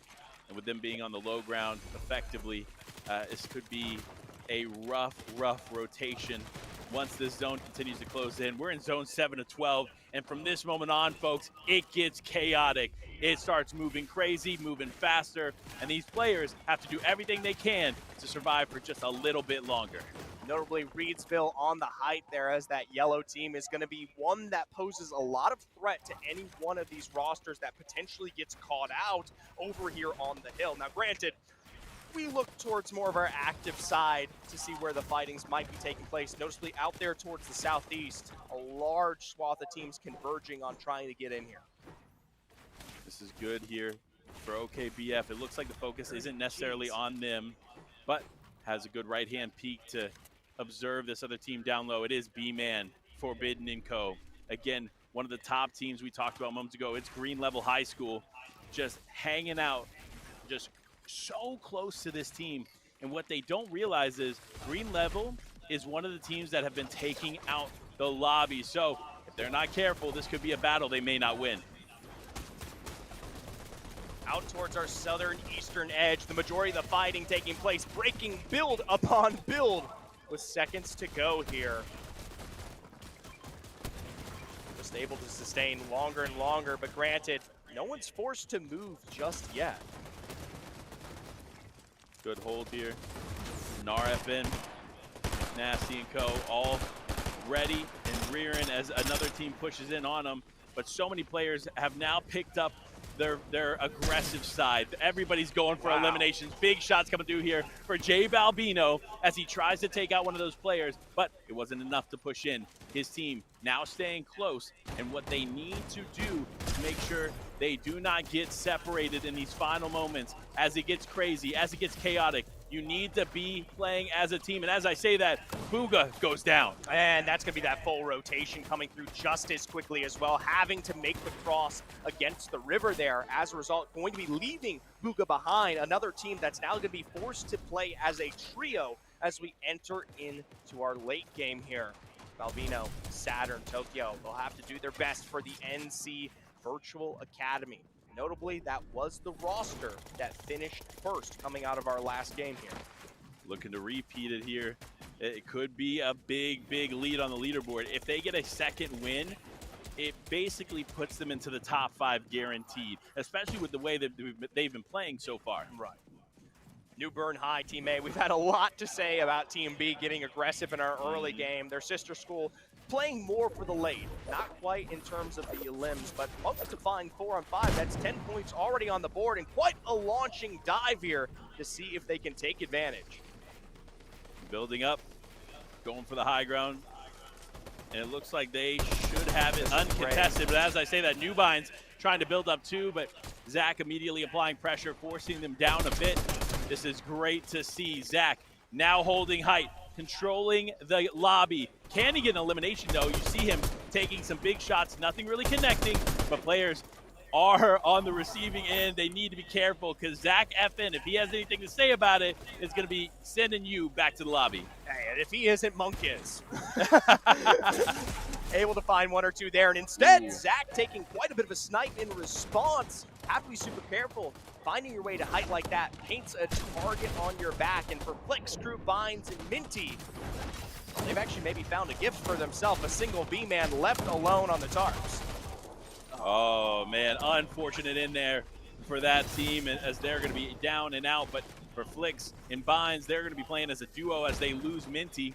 And this is going to be good for them, but tough for them as well. It is North Carolina Cyber Academy playing for this one as a duo, and it doesn't look like they're skipping a beat. The eliminations continue to come through as they press ahead of 10 elims. It's a solid start for them. Even if they drop out now, they're already at a major advantage just on their eloms alone. For New Bern High Team A, they still get to play from the height here and, well, level most of the control, especially in the numbers band. You can see Monk there. He's been aggressive all game. He'll pick up another. They'll snipe to the sky, and they'll take the victory here in our second game. A beautiful finish here for New Bern High's A team.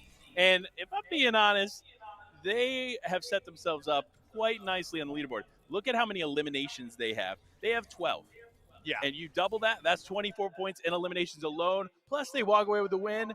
I mean, it's going to be tough to beat. If they can remain consistent through the next 3, they could be walking away with the first place spot. 102 points coming out of game 1, especially with that win as well. They were second Yeah. as our roster. So now definitely going to pop up there to at least 180 as they will probably on their way to a lead here as we breach our second half.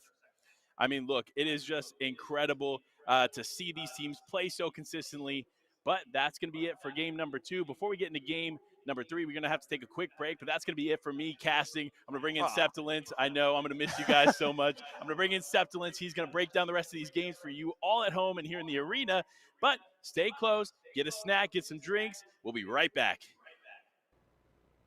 All right, everybody. We've got a bunch more Fortnite action going, but first, we were going to do our Overwatch trophy ceremony, but I found out that our winners are next door watching their teammate in the Fortnite match. So we're going to get them to come back here.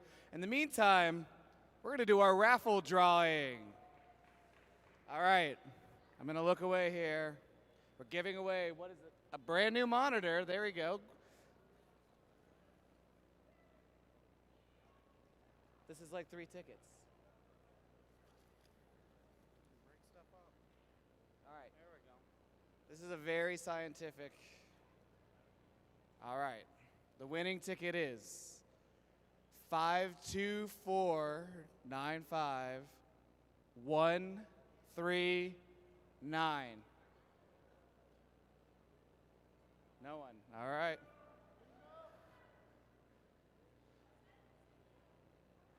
We'll draw another ticket. Must be. That is it yours? All right. Congratulations. What school are you from? Yeah. NCBA? North Carolina Virtual Academy. Congratulations, sir. Enjoy your monitor. All right, we're going to go back to Fortnite after this short break.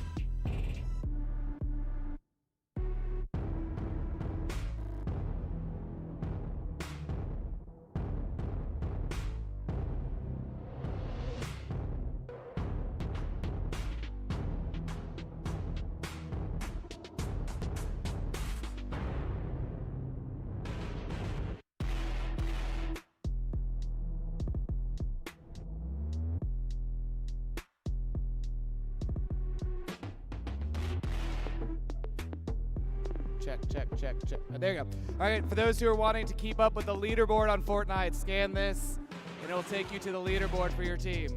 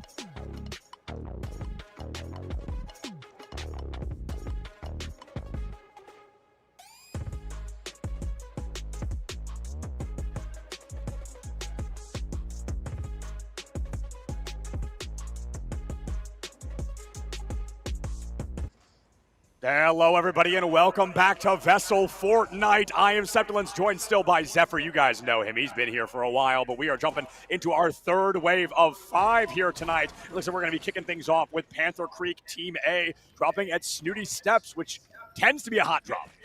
This is something that we already have another squad looking to approach here on the western side. Now, notably, we do see that this roster a little bit down and out in our current standings, outside of our top 5. And I have to remind the folks at home, it is only going to be the top 3 walking away with prizing. Oh, 3 of 14 is just, I mean, that is always going to be a brutal part of competing, but we do it for the love of the game. The money's just a happy accident that happens along the way. But Baby Girl AIM, not a great loadout so far, but plenty of time to make that happen. Yeah, completely. I will say, in our feed up top, we are beginning to see Garinger get into some action here. Might not be able to jump over and check it out, but I want to make it clear for Garinger, who is currently in 4th with 112 points. Already starting off the initial game with some KP is a great place to start. And just because we're here, I'll go over them. North Carolina Virtual Academy B, 178. North Carolina Cyber Academy, 160, tied with Greensboro at 160. And then Garinger a far bit behind at 112. And then New Bern High A at 102. Yeah, but I mean, just placing high enough could give that Garinger boost that they needed, assuming, of course, something catastrophic happens to the top 3 teams. Placing anywhere top 5 or up could be really beneficial. And just minor fix here, New Bern Hay is in the lead at 210. Oh, we did forget about the 210. That is, yeah, all right, got it out of the way now, though. And as the fight starts, Delta's Curse going to go down early on. A team that we've been keeping a close eye on so far is really going to start strong, or get strongly started on, rather. my bad. North Carolina's Virtual Academy finding this one successfully with some of the initial drops here. Delta's Curse going to be able now for a sustained revive early off. Should be fine on the Ritzy Rivera. Yeah, Blue Striker AR and Delta's opportunity here in their inventory, a weapon that I'm particularly fond of. I know you and Panda were chatting about it earlier, and the impact that that weapon alone has had this season is cannot be understated. No, not at all. And while they will be able to get the recovery, they need to find themselves into a place of health where they can actually get consistently competitive. Yep. That competition is something, and I loved what you guys were saying earlier, how so many of these younger or newer teams will often overextend or become over-aggressive, and placement being so much more important than eliminations. Many times those teams, we have to get the elims, we have to get the elims, then they place, 13th out of 14th, and the elims were never worth it. We'll pop down just a bit lower here, see exactly what's in store. Big wall's broken, but no KP just yet. Breakthrough on the other side. Currituck County able to find at least some damage, but they lose out on Big Red in the meanwhile. I believe on the other angle here, it's green level. Yeah, I believe it is going to be green level in the mix, and as that turret goes down, the space has been made, but when you're boxing yourself in like that in a pre-built, indestructible area like these super crates around, it really becomes difficult to create the intros and outros that you might need. I think Gnar taking the run here is the only probable option. Coming down there to 48 health, will find the car out and away to hopefully give a return to Currituck at some later point of the game. For green level, though, it's a solid start. This is a roster that currently exists in 5th with 132 points. They are behind 3rd by only 28.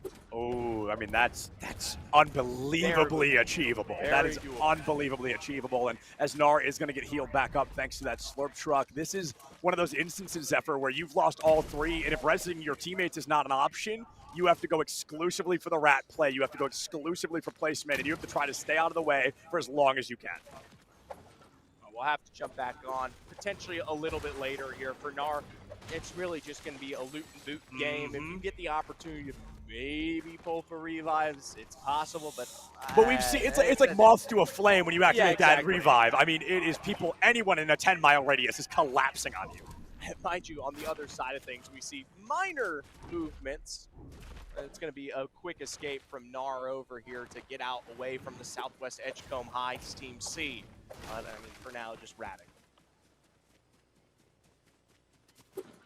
Being someone that plays this game particularly often, but somebody that plays no build mode just in my free time, I always think it's fascinating how fundamentally different the same game can be and how that one function of the game can change it up. And we see a little bit of farming happening here, this tunneling in through Southwest Edgecombe High. They're going to be going down into the sewers, which often can reap pretty beneficial rewards.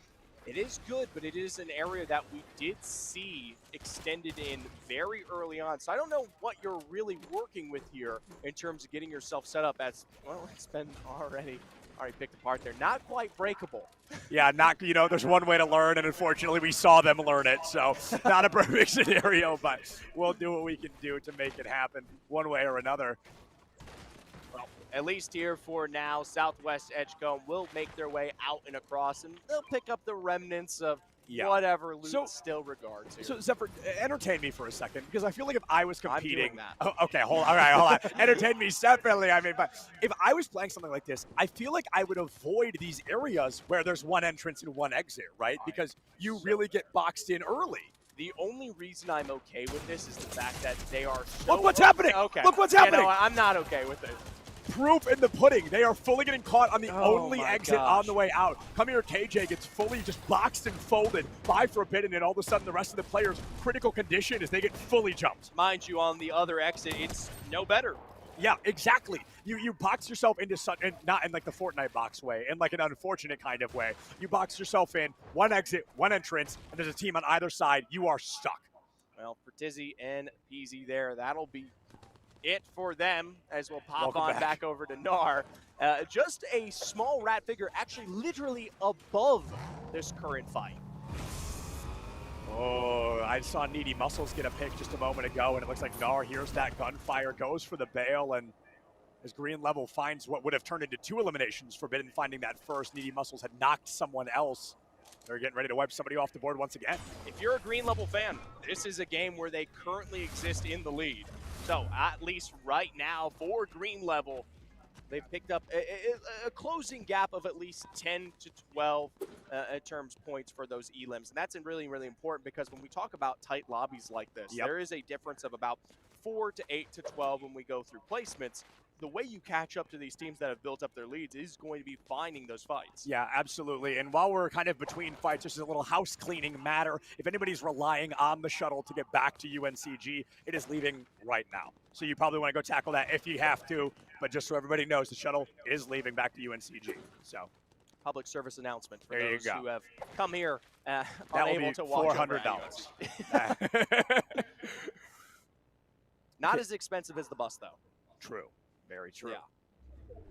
Gnar is a player that, while we continue to watch them, we'll, I think, can just continuously see them be avoiding fights. This is a cat and mouse game, and every other player in this lobby is the cat. The other 49 players are the cat. So Gnar really has to play it low and slow, has to play comfortably in it. I'm going to guess that Marvis Tokyo got rebooted. I don't think we're dancing around with a great classic by choice here, but you've made it back into the fight, and that can be really critical because we're only on Circle 3. So there's a lot of time to find some new equipment, to find some new utility, and kind of revamp before we get into that 7 to 12 just terrifying zone.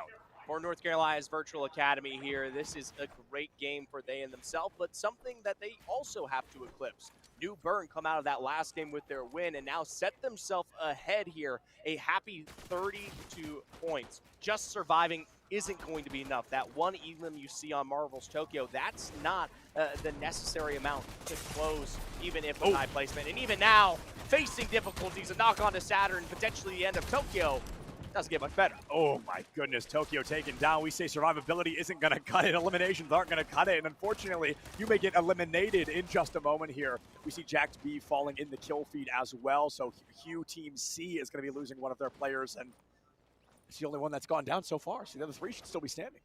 This is a solid start with Lion in the other end, finding Jay Balbino after what was that resurgence. Booga, the last member alive here, looking for escape, taking to the storm directly to get out of the exchange. And this is notable because what was a team in second will most guaranteedly now probably fall as far as 5th or 6th after this game. I was going to say, I'm not even sure there's a way this would end to keep them top 3. I think they're guaranteed kicked off the podium here, and that'll be really large and shaking things up because game 3, I think, becomes fundamental. If any of those top 3 teams are to win this 3rd game, they'll become really difficult to catch without a really strong performance from a team later down the line. So looking at a couple of other teams like Garinger, who have been very powerful up to this point, it's going to be careful. It's going to be cautious from the other teams, because if you can take them down, the earlier the better. The longer they live, the harder it naturally becomes.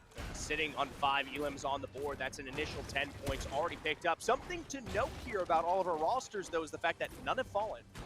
Yeah. We are still as late into Game 3 as possible.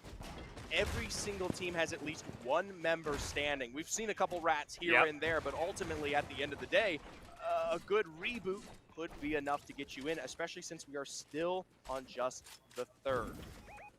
I think one of my favorite things about Fortnite, and you and I have talked about this just conversationally before, is how nobody's toolkit, nobody's kind of weapons bar will ever look the same. No two people will ever have the same loadout. And I think that's so fascinating how everybody, either the order's different or the items are different, but everybody seems to play this game in their own way, and that is so enjoyable. You get to see that a lot more in squads, too. Yeah, because you absolutely. kind of have some roles, too, with more scouting-oriented players, those who are more akin to fragging, and heck, even players that don't even carry meds because they know they've got dedicated players that are willing to carry them for them here. For Ardrikel, this is a setup that they don't have the strongest starts with. It's only Kizlock on the 2 elims there, but getting into the storm, they will find themselves potentially at what could be an excursion here to pick up some of that first fight. We saw a ping directly off to their right, and I wonder if that combat will begin in just a couple of moments, but we're instead going to be jumping over to Hazy Hillside to find Holly Springs in a bit of, I mean, I'm not going to call it a combat. They fired at a fleeing car, but there was a bit of action regardless. They were entertained, and they tried to find themselves, well, the start of their success. I say the start because really nothing much more has been picked up here. It has been resources galore for the likes of Holly Springs. You know, YMG, Minty, and crew trying to see if they can set themselves up for the cash for the Cyber Academy. This is a good chunk of loot to set themselves up before they are forced to rotate in zone, but they might have found themselves a pretty prize instead, something that actually awards points on the board. And I was going to say, at least for Minty here, the loadout's better than what you're going to get out of that cash. So you might as well chase down these points and get hyper-aggressive, and hyper-aggressive they certainly shall. We're going to see Ninja go down there, Eclipse Ninja, a member of the Ardrikel Team A, fall, and I'm not sure if the rest of the team fell with them. Yeah, it's tough. Probably a split there from what we saw earlier on. As a result, though, this continues to put Flix and crew up on top. This is a solid run for the Cyber Academy. I remind folks at home, 160 points. They have a larger sweeping 50 to occur, but remember, high placements start at 60. That's right. Just getting to that end game can be enough. Yeah, without a doubt. Getting to the end game is always going to be the most important part, and that's what makes the end game of Battle Royale so dangerous, is even then more so, the eliminations don't matter. So you really have to pick your battles at a time like that. And sometimes you don't get to pick because you're getting rushed down. Back End to of the day, cash. it's the cash. It's the cash. We're back to the cash. Nothing changed. Do they pick up anything from the cash? I'm waiting. I'm looking. Nope. No, they just did it for giggles. Okay, they at least get some resources there, but they're on their way in to get themselves a little bit better of a position into the storm here. It's going to be a jump over to Jacketed, FaZe, and Lion. The last time we checked in with them on the Hue team, they were up with Swifty, but caught out alone now. Going to be running directly into Fragger and IGL. They have to be so careful about how they approach this road here. And if I'm not mistaken, Swifty went down somewhat early in this wave here. I think we haven't seen that player for quite a while, so moving in 2 4v3s is inherently going to be disadvantageous. And I think they're approaching Reedsville, who is also dancing around the top, currently in 4th place. So this combat could really shift up the leaderboard depending on who walks away. Not even quite in, or my apologies, out of the storm yet. We'll be able to get a couple dashes away. The TNT weapons coming into the bench, but sniped from afar. A bush doesn't do enough cover here to give away. Reedsville making their way in, now knowing they have the advantage for damage. FaZe is brought down low. Swifty's already emerged. It's a 2v4 and take it straight to the dome.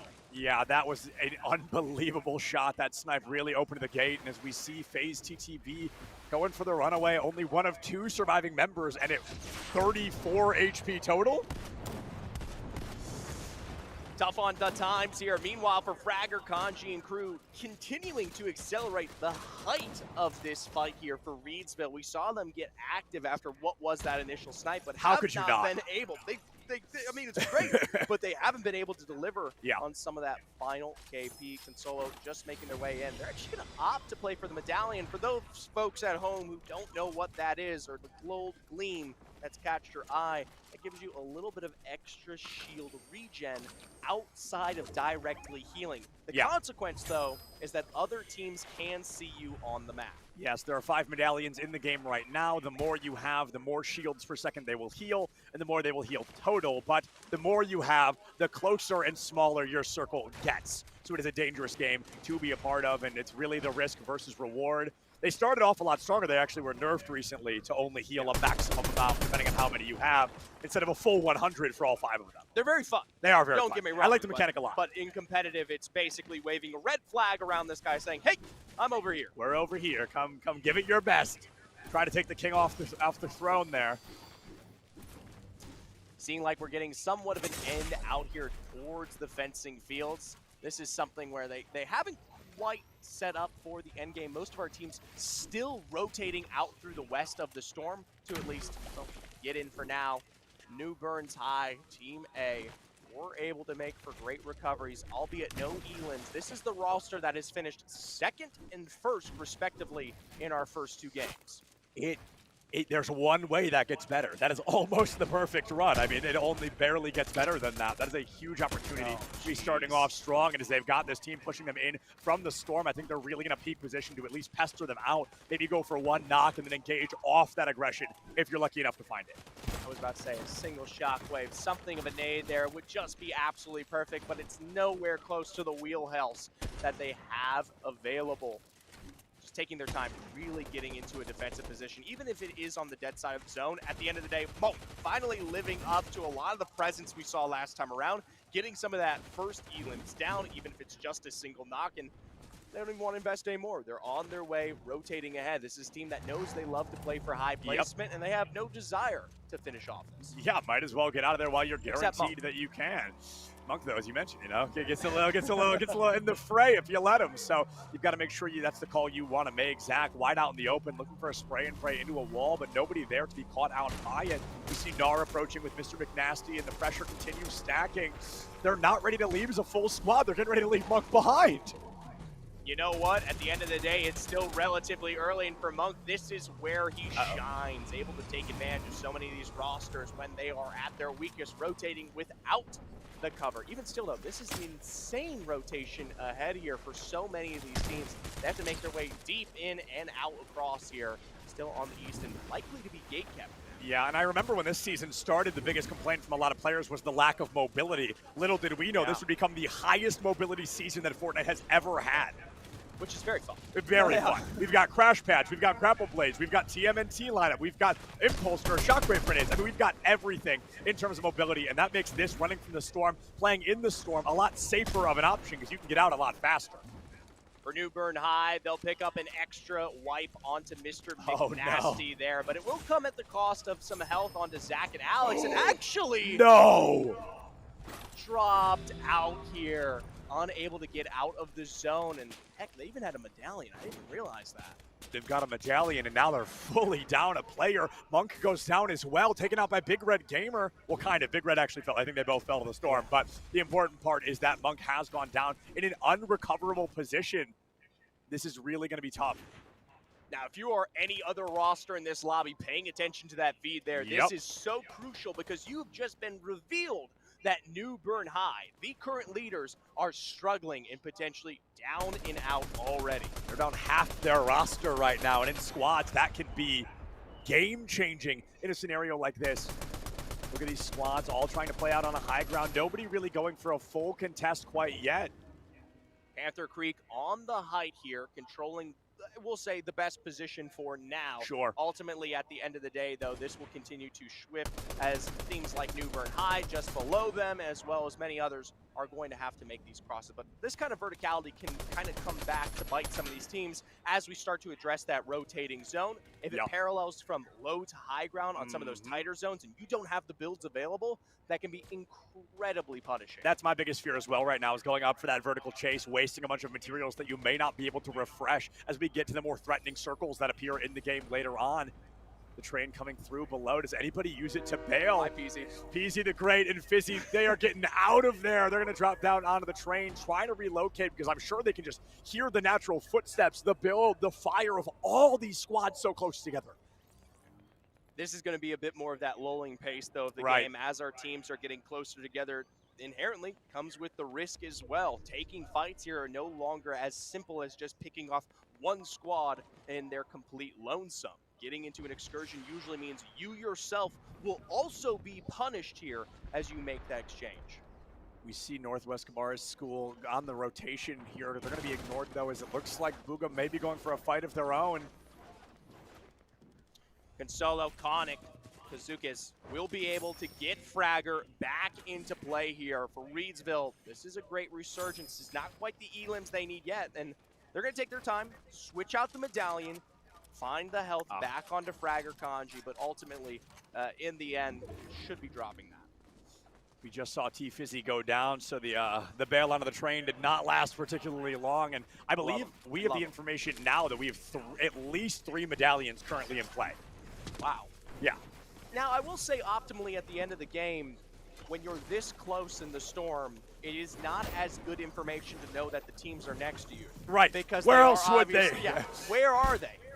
Yeah, oh boy, he's in the circle? No way, me too. Zay surviving with 1 HP, jumping off that high ground there, just trying to stay in the circle. The zone would be fully excommunicative of this round here if that player is to enter it for even a moment. We see a combat happening. Delicate and Curry, Forbidden and Needy going up against B-Man and Papa Panda. We know Panda's personal favorite player for quite obvious reasons, but green level, they're looking for a couple of elims as this circle gets ready to close, and I'd say they have the furthest space around for currently uncontested. Meanwhile, for Panther Creek, making their way out from the edge, looking dicier and dicier as Delicate will now be limited below green level. They lose out on They get leveled. That's it there. Down will be B-Man, completely removed from play here. A really good opening play. We've got Newbine's Vex as well, and I believe that maybe with the squad of New Carolina Cyber Academy, North Carolina. Sorry, red, new on the screen, got my brain mixed up with a beautiful snipe onto Viciousness. That's another point possibly added to the board. Keep beaming, and Drew will inevitably go down. Has to build up behind as they look to fire a forward. Oh, a lot of damage shelled out. All of a sudden, this player begins to fall. The North Carolina Cyber Academy B team, they've got to relocate fast. Vines, Vex, Flix, we're on hype, but losing it out in the middle of the tarps. Papa making for one heck of a push here on the low ground, as that will force them into the mud. A full life just back down to Flix there. Now, laying it out in the corner, quiet, slow. We see Newbines get out of the way there. Flix is going to go for the chase. They both have those TMNT weapons. They want to reset to where the circle will be moving, not where it currently is. If they can get to the high ground, they may be able to pick up a stray elimination onto somebody. We see Booga go for a rotation of their own. Another box built, and a lot of pressure continues to stack some of these folks deep into this final circle here, Zephyr. Panther Creek playing the high ground. We'll have to watch that one, especially with so many of our squads removed out from what is usually a forward position are now reduced numbers. So for Baby Girl and Curry 2T, this could be great. They could find Nox from above. They can eliminate Flix, and they can find more than just that. I am though only seeing Baby Girl, and to note, no more builds available. Yeah, no builds available. Curry healing up with a med kit somewhere, I think, or at least using some kind of healing to try and stay in the mix, but Delicate fell a long time ago, and that 4th member, he has gone down just recently. A great flick out from Baby Girl Aim, trying to find Consolo, but can't get the lineup they were looking for quite yet.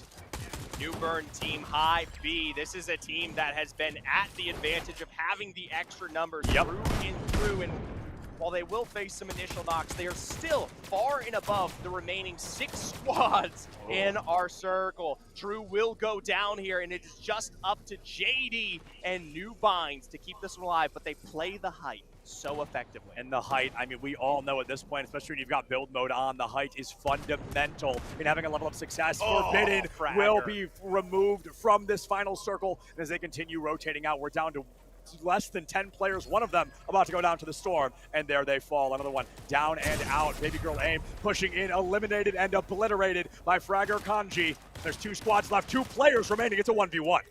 In the end, New Burn High from above. JD will represent here as Fragger on the low ground will be dropped upon. Reedsville stuck in a box. stuck in a box, but worst case scenario, second place is going to be huge for Reedsville. Do we see a first place finish? You bet your bottom dollar we're going to see a first place finish for Fragger Kanji and Reedsville. They are staying at the top of this podium. They're close. Top. Oh, sorry, not the four. top. On the podium. 4.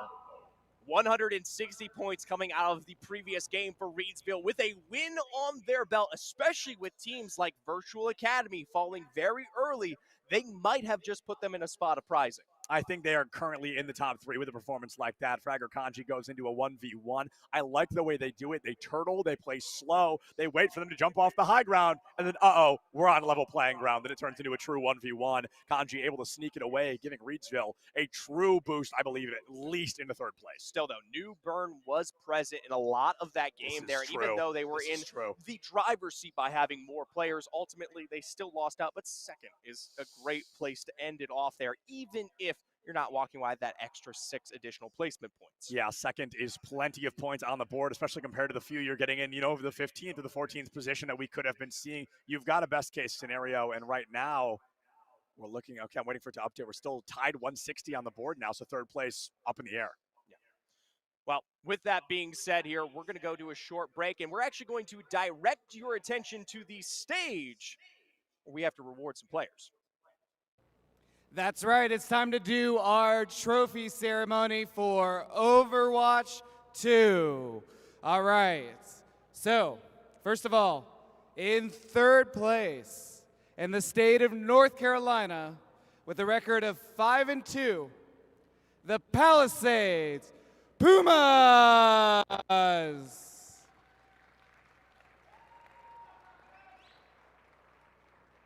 Congratulations. Congratulations. And each of these players, as well as the 2 that are not on stage right now, will be walking home with $250 each. If you guys want to just step over here to my left.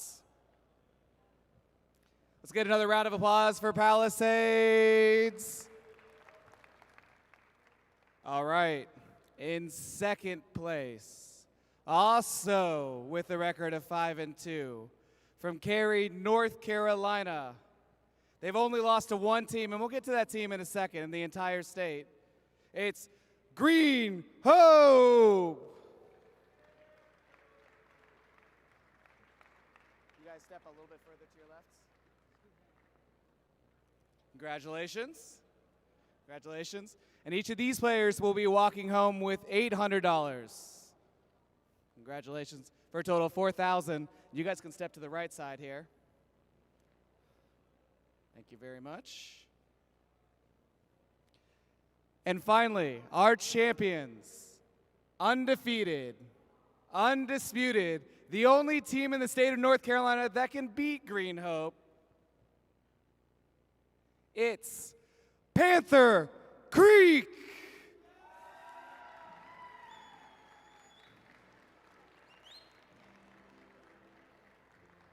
Congratulations.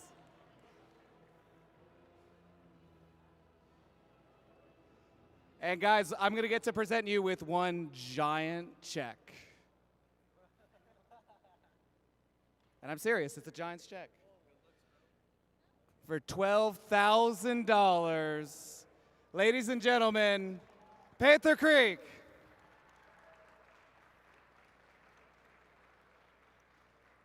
All right, teams, move it in a little bit here so we can get the whole podium. As a photo op, move in here a little bit, Palisades.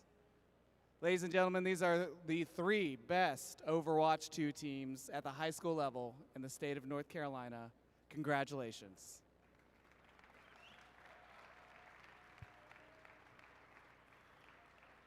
All right, we're going to go to a break and then more Fortnite. Congratulations, guys.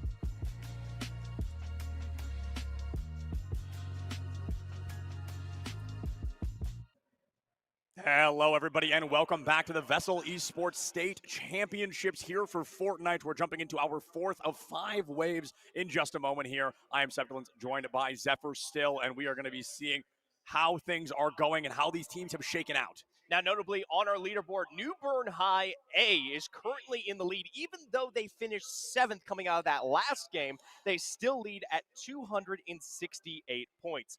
Reedsville wraps out our second with 248. And of course, North Carolina Virtual Academy B finds their way into 3rd with 240. Behind them, the Cyber Academy in green level will also be there, potentially on their way to a spot on our podium. But there is only 2 games left. Only 2 games left, so if you're on that lower bracket, you're definitely running out of time. You're going to have to make some impact early on. All 14 squads, of course, landing as the game always begins, and we're going to be keeping an eye early on to see how Monk and Co. are doing with New Bern High. New Bern High A. Something that they felt prey to last time around is they love to get aggressive, but it can't come at the cost of your rotation here. This is something that they were unable to get past, and as a result, literally lost half of their roster to Storm. Yeah, no, one of them even just barely not making it out. A very sad, slow-mo moment for sure, but hopefully they're able to slow things down a little bit. They land in Reckless Railways, and it seems like they may be the only set here, so they should get a lot of great utility and a lot of great weaponry out of here is all the same. Now, if you're interested in green level, yes, we did just see 2 eliminations fall their way here in the early game. While we don't get to see it on screen, we're keeping you up to date to the best that we can in our ability. So potentially an extra 4 points for them for the roster that is at 210 points. I remind you, first, 268. First place, but that gap certainly closed between this last game and the one prior. They were in quite the lead, but now things have shaken up just a bit. We see Chronospade and OnStore have both gone down, so David and DJ Halo are the 2 left standing. Forbidden, though, critical condition, not able to find that pick. Papa Panda removes Eclipse, and it looks like a player is going to be Chronospade going down. David, the last one standing, I believe. Papa Panda disappears, though. David wants to make sure if I'm going down, you're going with me. One final shot from the pump above there from Holly Springs will continue to even up those elims here, but green level is absolutely relentless. Gonna see if they can maybe find one more additional there onto Forbidden as well as they break this wall, but any kind of noise, any kind of extra action might give this one away. So instead, down the pit. See you later, Alligator. Gonna go up and out of the sewer. It doesn't take you far, but it takes you far enough to at least gather your thoughts, recontest what exactly you want to do, and just how to stay alive at a moment like this. For green level, they will likely be able to get one or maybe potentially Forbidden back into it. But granted, just saw that full wipe there from Booga on afar here.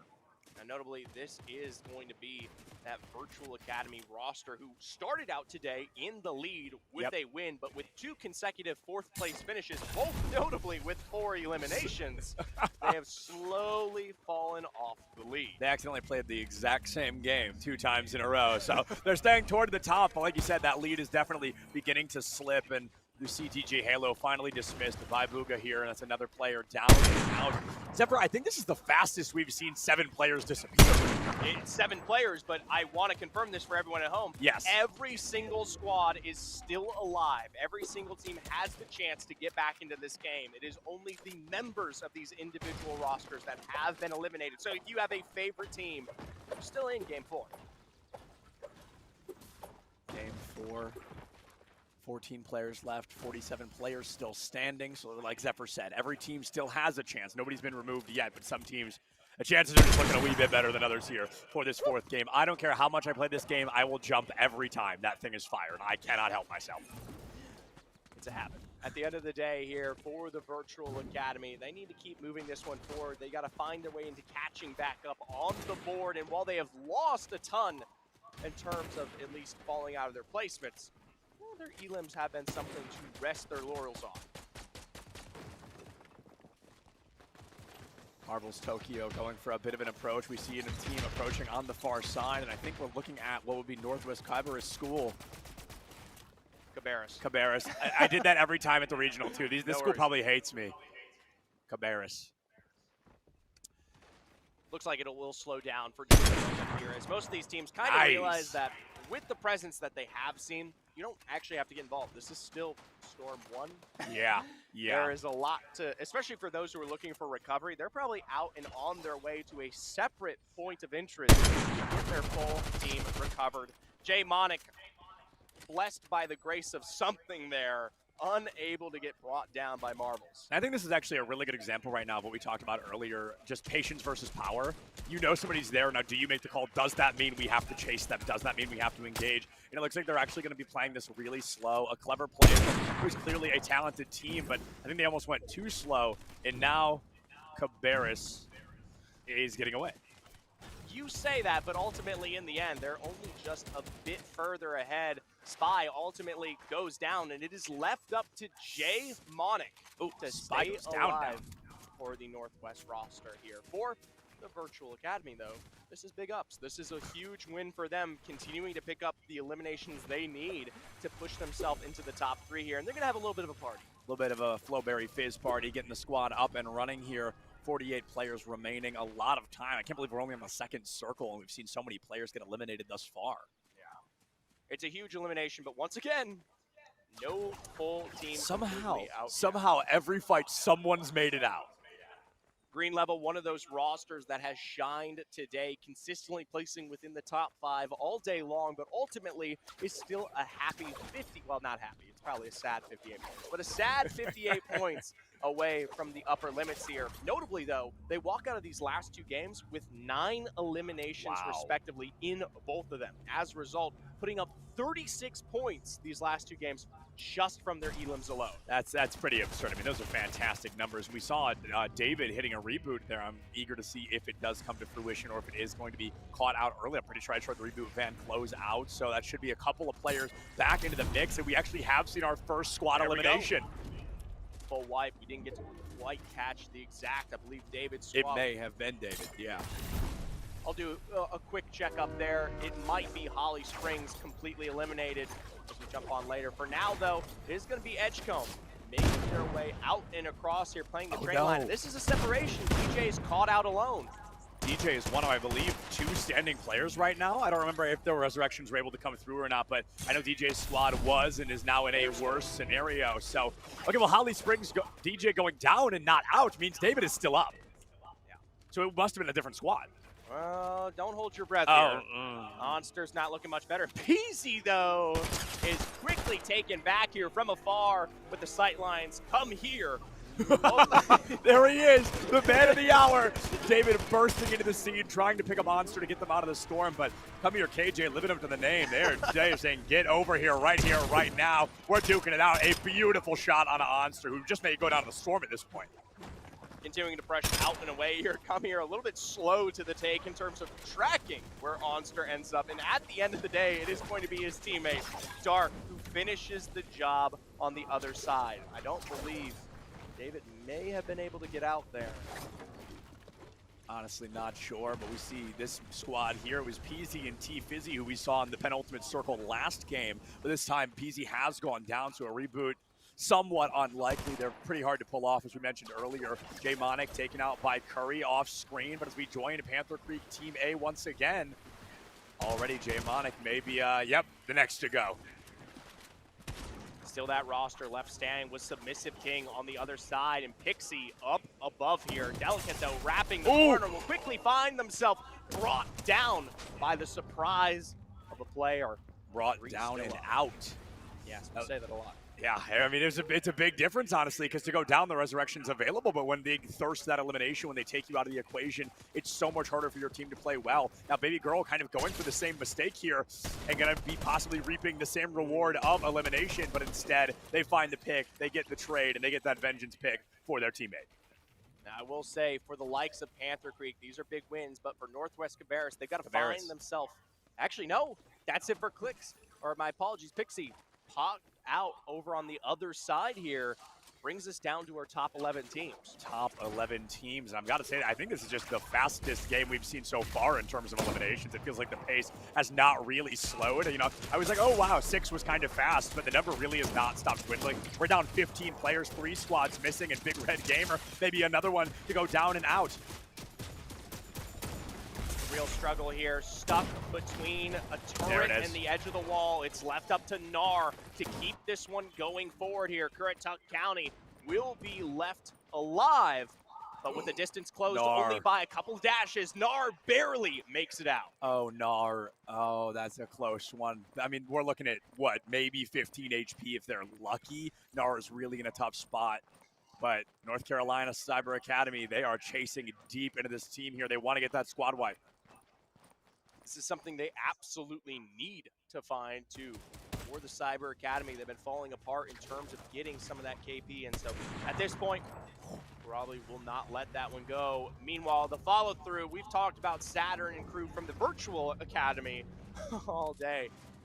They will see if they can make their way up and forward to the reboot van.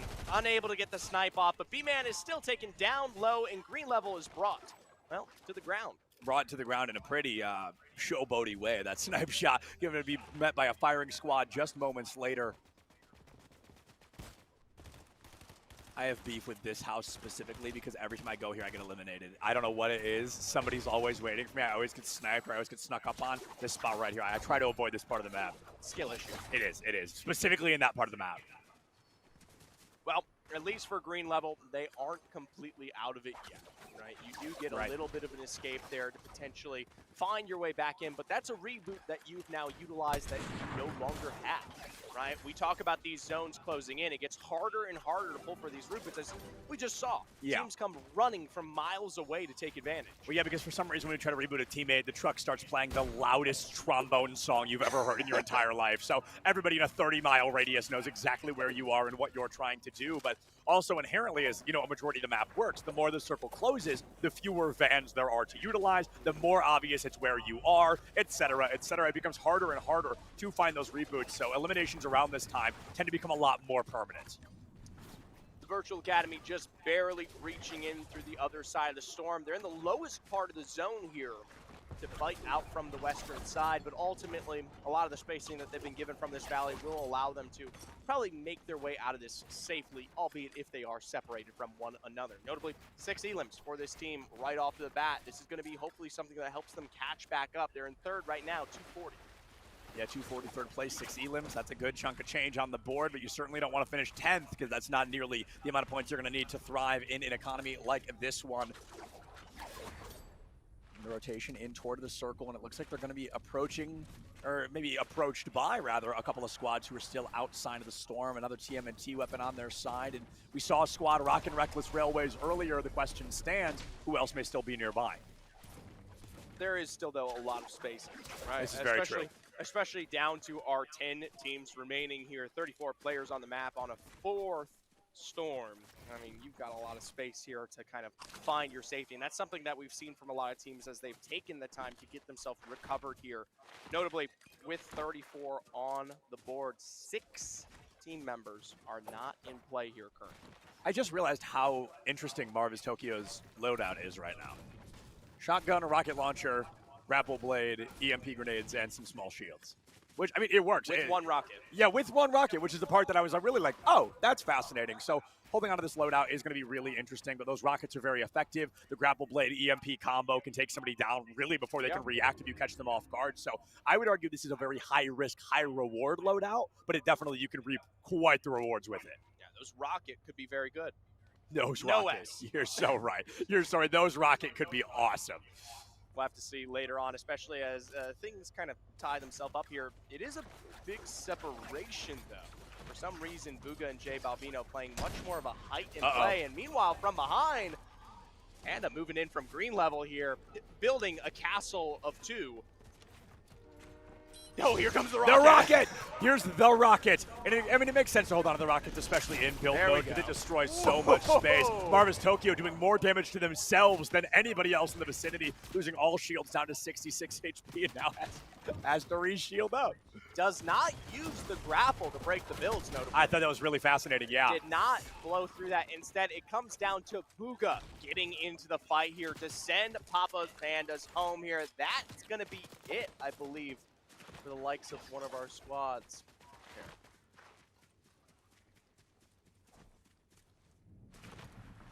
will join the Flicks squad now as they go for a recontest rotation into that Reckless Railways area. They heard of the fight, and I believe New Bynes just hit a great shot onto Valbino up top there, and it looks like Rexy falls off screen. Another player down, another squad missing a teammate, and these 4-stack squads, everybody with a teammate still standing with a full squad up, it becomes that much easier for them to maybe succeed into this matchup. Love the control we're seeing here. You're gonna have an issue for the Virtual Academy to get in from this storm, and they're immediately going to be on a low ground, right? I mean, they don't actually get the benefit of safe rotation. So, at least for the Cyber Academy, they could potentially pick up some elims, but it is quite a distance to land those shots. Yeah, trying to land those shots could be not good after all, especially like you said, when you're forced into an inherent low ground. I like what we're seeing from this squad. They kind of go for playing a warden of the new zone. And I think there could really be some benefit there, trying to catch this squad off guard. Unbeknownst to them, it's a full 4-stack. Come here, KJT, Fizzy, and Peasy going in for some matchups here. Southwest Edgecombe representing once again. For Southwest, they're currently in second to last with 58 points here, only one school below them. They've made it decently far into this lineup, but with this forced low ground upon them, you've got to wonder how much mobility do they have? How many builds can they utilize to get out of this equation, or are they truly just fish in a barrel for North Carolina Cyber Academy? Well, they clearly know they're there. The question is, do they take advantage? Notably, this next storm on its closure, not going to be the biggest impact for this play. It's going to come down to the next rotation. I guarantee you, with the mobility that we see in the game, you're not really going to get the opportunity to kind of lay staking control to every single member. You might pick up one with this high ground advantage, but it's going to come down to a really nice 3-2-1 pick. Yeah, and I think they've also have to go down to the gamble stack of who is that, right? It's in terms of like who are they going to be pushing into. Sure, they have an advantage, but if they were to misstep or if they were to fall into the combat, it could be incredibly detrimental. So they've got to make that call early. Do we full engage, or do we choose to stick it down and out? And speaking of teams that tend to engage, we're back to Reedsville here. Yeah, really solid performance thus today, coming off of a win in this most recent game, are really taking their time playing the Storm here. Just got in from this eastern side, even though they do represent with at least 3 elims on the board. But notice this, full builds available for Consolo. They are setting themselves up for the build battles in this end game here. And you can tell, I mean, a lot of these squads that get into some of these earlier skirmishes, if you're not getting refreshes, I mean, you are going to lose out on things like potentially a height exchange when we talk about Storms 7, 8, 9. Yeah, and that's something we talk about so often is that war of attrition of those builds. It really, many times comes down to the build difference. Like you said, it's that high ground. Or if the builds go out over water and you're stuck swimming around like a goober, you're a fish in a barrel. So there's a lot of reasons you want to hold on to full or near full materials, especially approaching some hot drop areas. Like we're going into Reckless Railways for some of our final circles. This is going to have a lot of space for a lot of teams to stay alive. Something I do want to bring up, though, just for clarity's sake, is if you look below the name in the bottom right, you'll see the hammer and the wrench. That's going to be where you have the count of every individual player's build.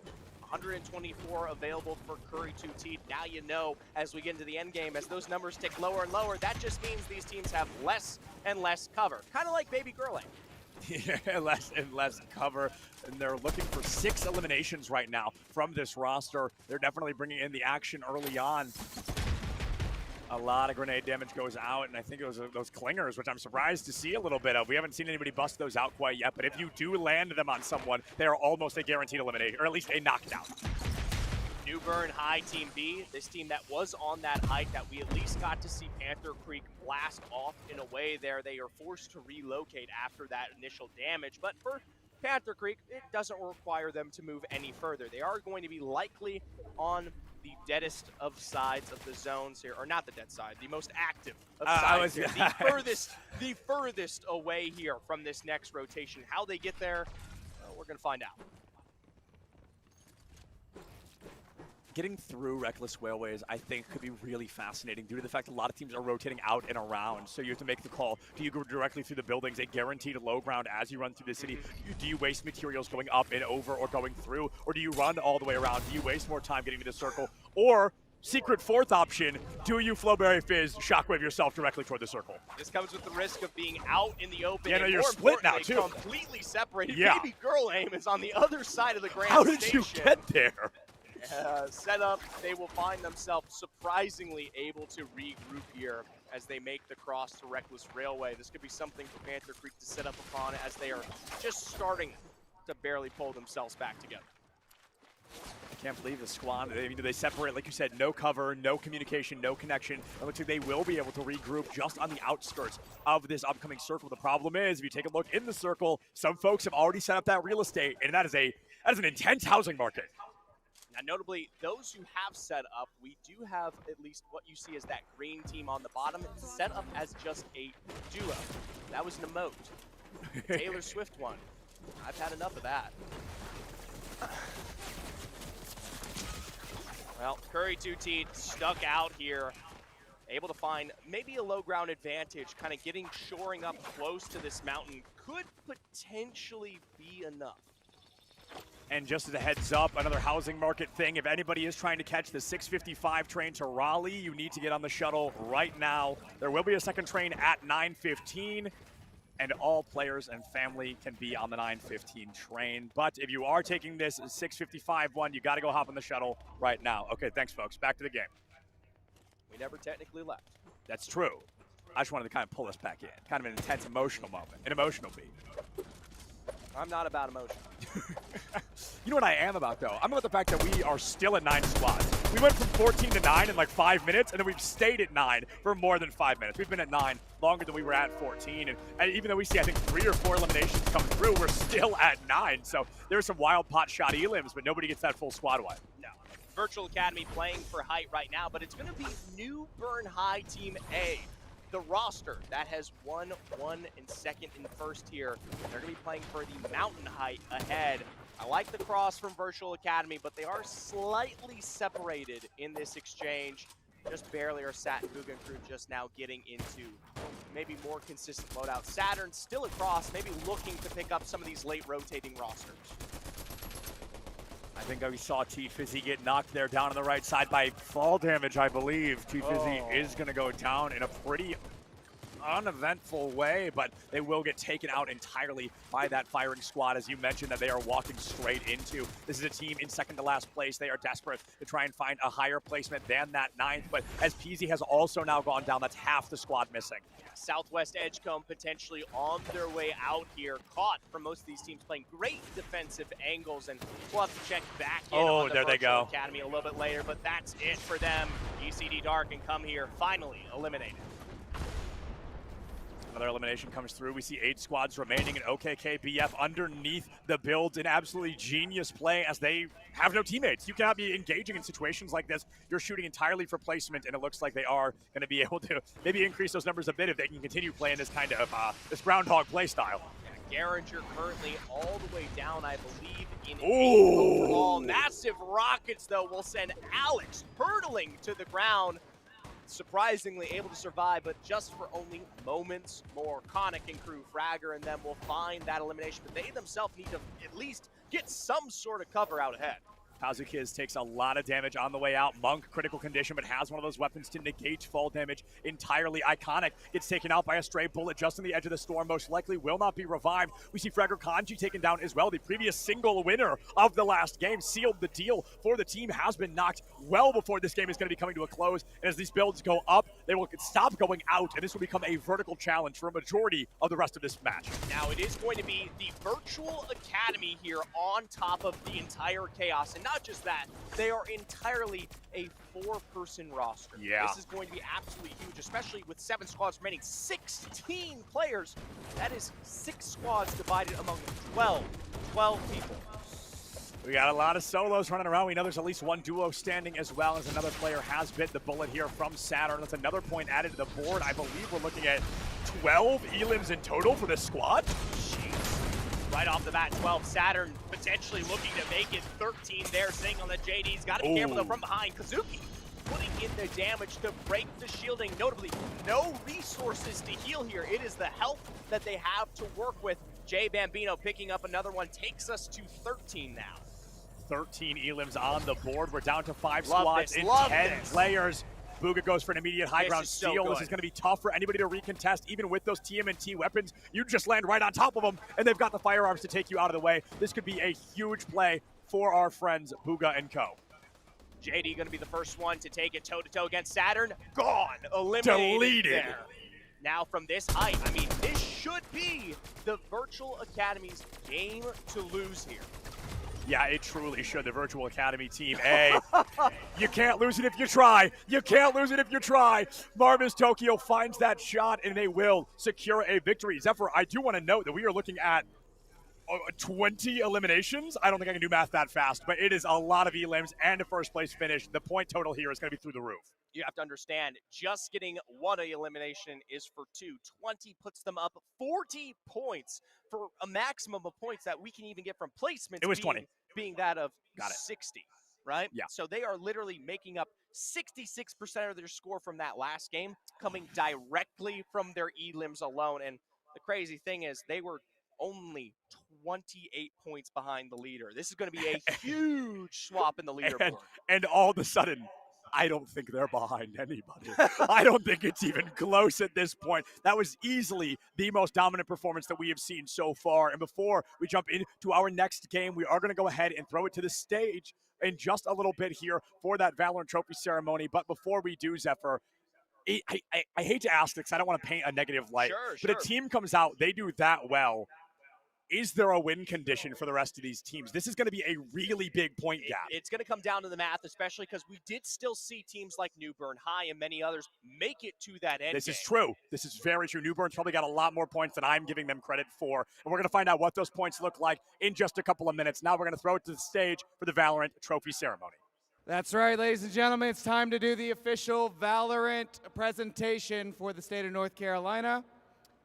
So, first up, in third place, they already had to make their way home, so they're not going to be joining us here on stage. But in third place, coming in as the 4 seed, and then in, advancing and finishing in third place, it is Green Level High. And those players will be walking home with $250 each. All right. In second place, hailing from Charlotte, North Carolina, it's the Audrey Kell Knights. Congratulations, congratulations, congratulations, congratulations, congratulations. All right, let me get this over here.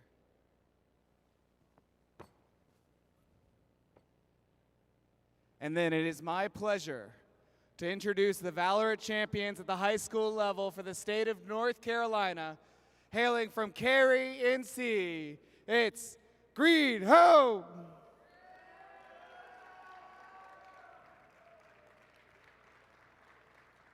It is my pleasure, on behalf of the North Carolina Varsity Esports and STEM League, to congratulate each of you guys.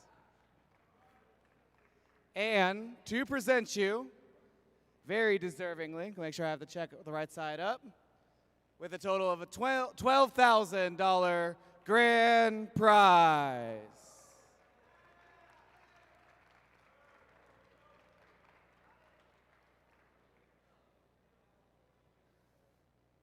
All right, let's bring our two teams together here on the podium. Squeeze in, squeeze in. No, you got to be on that side. You're gonna have to scrunch in, guys. All right, ladies and gentlemen, let's recognize, and let's not forget Green Level as well, the podium winners for Valorant in the state of North Carolina.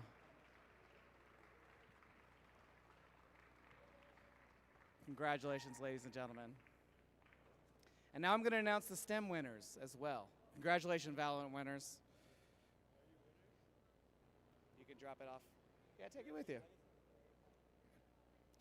All right, so for those of you who were watching, we had our Roboverse competition in STEM, and we do have some winners to announce.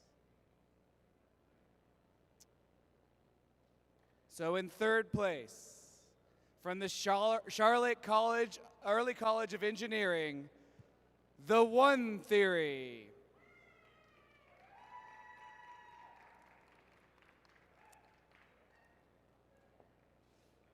In second, Lost Relics.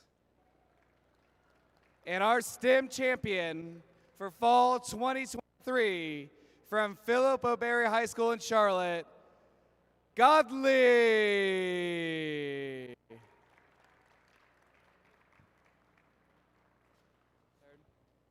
We have our third place winner here, everybody. Congratulations. So thank you so much for all the STEM players who competed. We do have also the Charlotte train. If anybody needs that, make sure you get a shuttle as soon as possible for the Charlotte train. We got one more drop of Fortnite. Can't wait. We're going to throw the QR code up here for the leaderboard, and we will see how the final state championship goes. Thank you.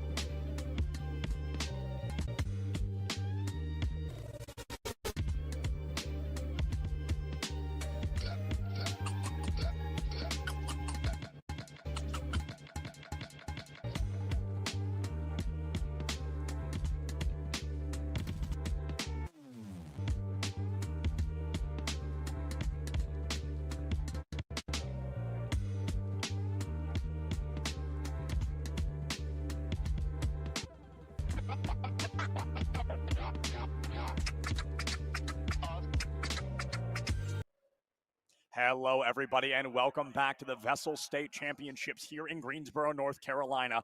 I am Septilence, joined by Zephyr, and we are jumping into our fifth and final wave of Fortnite here tonight. And this is going to be the most challenging match that we have seen today. North Carolina Virtual Academy Team B is deeply in the win here with 2 wins on the day of here and 2 fourth place finishes. They are at 380 points. The next closest, New Bern High A at 326, a whopping 54 points that they need to surpass to get in first. They need to surpass 54 points, and then additionally, whatever is being scored this round as well. So like you say, deep in the lead. I feel like there are few realities in which this team is knocked out of first place at this point, but let's find out if we're getting to watch one of them here as we enter our 5th and final wave to wrap up VESL here this weekend. I will tell you, it is an immediate start here. Zach finding Bid Red Gamer down and out just immediately here, right off the drop. It's rare that we see a contest this early into the game. I have to agree. Everybody really wanted Reckless Railways. Last game and the game prior, we saw 1 squad land here. It's odd that we're now seeing 4, I think, 4 minimum. So pretty incredible to see that happen early on. It is going to be, I believe, Kurituk potentially in the lead. Notably, Zach is officially completely eliminated there, I believe. I believe that is correct. Zach is going to be on the squad with Girl Aim, or what is it? I think something weird like that. Yeah, baby Girl Aim. See, I know what's up. At the end of the day, it is just those starting elims. 14 teams still left alive, and even if you don't get to have this POI to yourself, you can make 4 escape here. I mean, you have all the time in the world to set yourself up. Baby Girl Aim, though, continuing to deliver. SWT Clamp, the next one to fall here on the other side. As I'll tell you what, starting off right on the bat, Panther Creek Team A. Panther Creek Team A looking for a couple of eliminations early, trying to farm a couple extra points on the board. And with already 4 players missing, it's like you said, it's incredible. We've seen 4 go down already. I thought the speed of last game felt like it was increasing, and this almost just proves that point. These players are really putting that pedal to the metal. I would love to talk about the scores here, but I do get worried seeing PZ, Nasty, and Crew all so close to each other. Dizzy on the other side will be in the corner, finding Peace. Caught with, well, not the pants, but the skirt now. Peace 64 is going to catch about 200 damage and be eliminated early on. PZ, a great pick there for a team that really wants to hold on to those points. Big Red and Peace now both eliminated, so it's up to McNasty and Nar to try and get this squad out of Reckless Railways, which is still heavily contested. Able to potentially find their way out. They've got to make sure that it is officially safe. Southwest Edgecombe has been so good at holding their tongue when it comes to initializing some of that damage. They run, though, right past Mr. McNasty, and for what could be the recovery here in Reckless Railroads, it's looking more and more likely for Mr. McNasty trying to play a bit of a stealth ops mission here, trying not to get caught by this team, and finally going to impulse away. Uses that shockwave, dang, right into the hole in the roof. We have a little bit of style points. The real question is, do we stick the reboot? Well, it's going to knock you out of invisibility immediately. So if anything, this is just to get close enough to the area. Has to identify if anybody's in that build that was found atop the building, because if they are, it's a free elimination against Mr. McNasty. So we're going to use a little bit of time to get this intel. Nar is sticking the reboot here. McNasty going to try to play a secondary angle, a bit of defense. Now, everyone can hear this. I just want to make this clear. It's so loud. I'm surprised Nar doesn't put down a single ounce of cover, but at the end of the day, Mr. McNasty's there to close that gap. Still, though, with Pole Assault coming through, it will be the revive of both Big Red Gamer and Peace back into play, and immediately brought down by the follow-up from PZ and Crew. Southwest Edgecombe have been waiting for this moment. Mr. McNasty getting pushed in, but a lot of fall damage perhaps about to be dealt. Both players barely survive. Team Busy catches some bullets on the body here, but it's Mr. McNasty that gets knocked down to 69 HP with no builds available. 8 whopping builds to try and win this combat, so we're going to have to get a lot closer. Meanwhile, it is going to be a bit of loot that hopefully puts Peace in a better spot to help, but Nar. Oh no, this could be it. Going down to fall damage. Following up here, they're going to look to see if they can sustain just a natural revive, but Team Busy on the other end is going to make this difficult. Ooh, great shot on Mr. McNasty, now down to 32 HP. Big Red, still savable, but going for the res here is going to be tough. They know exactly where you are. And you're losing Nar in the same breath. You had to pick a teammate. Peace is missing. This team on the worst stroke of luck we've seen so far. This is really be tough here for Kurituk. Granted, got themselves set up, found the reboot. I think it was a choice to kind of go for that risky of a revive next to the team you just got eliminated by. So, are beginning to hear some of that in response. Fizzy looking for a bit of recovery of their own, but shot from behind the bait.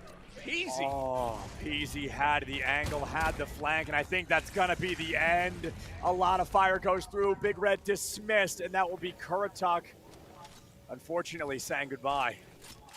It has been a tough day for them, but at the end of it, they are the first team eliminated in our final game. It is going to be a huge chunk of KP up there for Edgecombe. Granted, to take advantage of that in its full entirety, we'll have to wait and see. Panzer with 2, and now finds Vex continuing to take advantage of Vicious on that low ground. Oh, no. Oh, look at the follow through. Oh! Beautiful performance from Newbines there on to Vicious. That's another squad immediately removed from the fray. Down to the 12 remaining here. Yvonne Vex notably going to look for returns, but this is the team we want to watch more than anything. Yes. Virtual Academy currently in the lead at 380, now in their first excursion of the game here. Pressured upon by Eclipse closing in on another side. A single box separates them. Saturn launches out to find a knock supported by Marvel Tokyo. A really good opening play here. Eclipse Ninja has fallen, and T-Fizzy we see taken out in that feed as well. So a couple of players are going to be disappearing in the blink of an eye. 14 down in total, and amongst them we've seen only 2 squads completely dismissed from the coil. Really tough here for Virtual Academy, though. They will continue to rack up the elims. That will continue to balloon their score here. It's something I do want to note, and I kind of comment on as well, is they have what was a lead of 54 points, right? And now we're seeing that they got 40 of those from their eliminations in the previous game. So those 20 elims in the previous game really making the difference to give them such a large lead. Yeah, it is absurd here when you do the math behind their score total as a whole here from their games across the board. They finished with 42 elims, 84 points of their 380 coming through from their elims alone. And this is such a good example of the other side of the argument we always have. Do you go for survivability? Do you go for elims? Heck, these guys are going to do it both. They've found a really clean time of knowing the fights they can and cannot win, and they've really found a way to weaponize that. 80 plus points from elims alone is absurd. Yeah, notably that's over 30% of their current score. So a huge chunk coming through, not quite as balanced, but I mean, how can you beat double wins when you're getting great placement from that? Seriously. Wow, Monk, really kind of an unfortunate loadout for the time being, but New Bern High, they've really shown us a couple of times that they can perform under stress, they can perform under pressure, and we saw Zach go down earlier, but Reboot's already up, full shields, full util. I mean, this player is back and ready into the mix. With 40 players left standing, I think New Bern High really want to finish this as high as they possibly can. Notably, they have the second best placement average of the teams currently in the lobby, with a second, first, and third, and a little bit of a blemish in their 7th from taking time in the zone in our 3rd game, but ultimately are that closest roster to potentially usurping the first place that we've been discussing in the hands of North Carolina Virtual Academy B. For now, they will be looking for their rotation out of Reckless Rails and could potentially take advantage here of that Southwest Edgecombe roster. Zach is watching like a hawk. Zach made a fatal error earlier in this game and has gone to turn things around to make the lineup more possible for this team who is so close, already in the prize pool area, but so close to that number 1. Kind of the only team that can really take it back from our first place victors right now. Peasy caught out in a very long distance Hellfire shot up here, but instead the players really separated, all 4 standing, but T-Fizzy really going to slow Monk down a bit, allows the teammates time to get closer to the storm. This is really solid, but at the end of the day, it's going to be that major split of the distance that makes it just a little too hard here for New Bern to take a good advantage of. As a result, the car comes out, the distance begins to close here, and they got to be very careful about how they approach this, but ultimately, bit behind cover, a couple sniper rifle shots you miss out on. At the end of the day, New Bern are in good standing. Couple of pot shots just trying to scare Monk into relocating, or at least into peeking. An awkward choke here across this canyon in between. If any team falls into that, of course they're going to be at a deficit, so nobody wants to jump up and over, and as Easy in the Guff skin wants to relocate, they've got the grapple blade to do just that. Really close by there. Peasy and crew, though, need to start prioritizing the storm as a whole. 25 seconds until we start to see this close, and they're as far as it gets from the eastern edge here. So, at least for now, for Southwest Edgecombe, this is something that they've got to set themselves up. But granted, 5 elims, pretty good standard start for the team that's close to roughly in last. They've actually managed to jump up from that last game. Yeah, they've really kind of started to show up a little bit in this 5th and final game, and at least they can go out proud with 5K on the board already. Yeah. Newburn taking their time, able to blister through the cover. PZ has set up, able to get out just barely. 13 health. You can get some shields up a little bit, but the HP, you're kind of out of luck. You want the shield pizza? I want food. Oh, just food. It doesn't have to be the shield pizza. I was gonna say I'm not a big mushrooms guy, and the pizza that pizza has mushrooms on it. Yeah. I'm a huge guy. I love a nice mushroom. That's the pizza pepperoni. for you, man. That's a perfect pizza. Anyways, at the end of the day, it will be Newburn High that takes hype out and away from Southwest Edgecombe. And this is the perfect team for them to, well, take advantage of if they want to balloon their KP, send themselves higher to catch up to the North Carolina Virtual Academy. Zach, the first to launch forward onto ECD Dark here. Peasy taking their time, but come here is already first knocked. That is There's tough. Dark. 2 players down already. Dark fully eliminated. KJ not going to be long for this world either. And T-Fizzy and Peasy, the last player standing. Every second Peasy stands in the storm right now is 1 additional damage dealt to them. So with no healing in their arsenal, this is really going to hurt. T-Fizzy down and out. Peasy, last player standing. The bullets start spraying. Monk on top of them. Not even 60 HP to work with. Can't find the shots necessary. And that will be another squad no longer here in Game 5 and removed from the possibility of the prize pool. It was a good resurgence from Southwest. It was. The Edgecombe roster did a great job of kind of turning things around here in some of these last few games, but in the end, even with the elims we saw, it still wasn't enough. That's, though, 4 now on the board for Newburn High Team A, or an additional 4, 5 in total, 10 points to come from those elims alone, but this is the problem. North Carolina Virtual Academy, they're still alive. Yeah, and I do want to call out as well that Monk spending 200 wood there to bring that fire back to life, only for 13 additional HP, 7 of which he would lose before he even got back into the circle. So those 200 materials, will they come back to bite them in the butt later? That's something I definitely want to keep an eye on.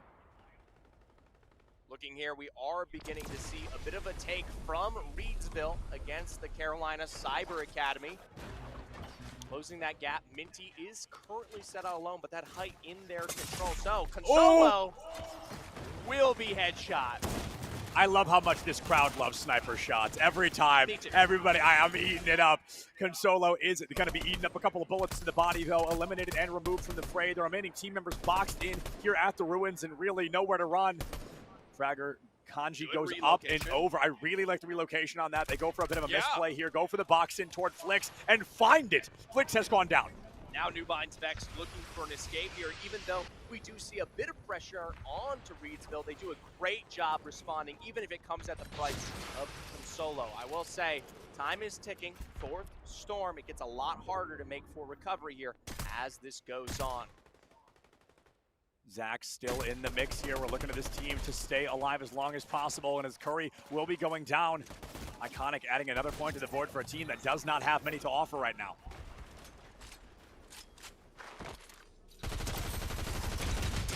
This is one of those moments that can really be difficult for these teams. You've got to make a choice here. There's 2 roads before you. One leads to the safe zone, one leads to more eliminations and more points on the board. Inches you closer to a victory, but you sacrifice so much HP in this process.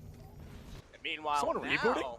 Yeah, reboots below here from Conic on the other side. Meanwhile, a move in from Newburn, and of course, Green Level making themselves aware as well. Some of the biggest names that we've had today in Fortnite appearing here in this moment. It is going to be recovery, though, found from the interior there. And I mean, it's not a lot of great resources to fight these teams out ahead of you, but still, you're back in the game.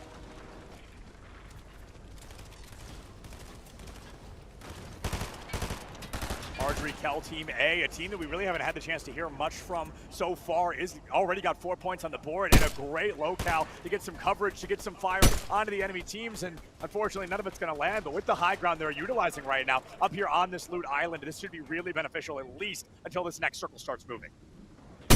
getting down from here, though, can be really punishing. That's but granted, true. there is a couple paths for them to take advantage of to at least close the distance more directly.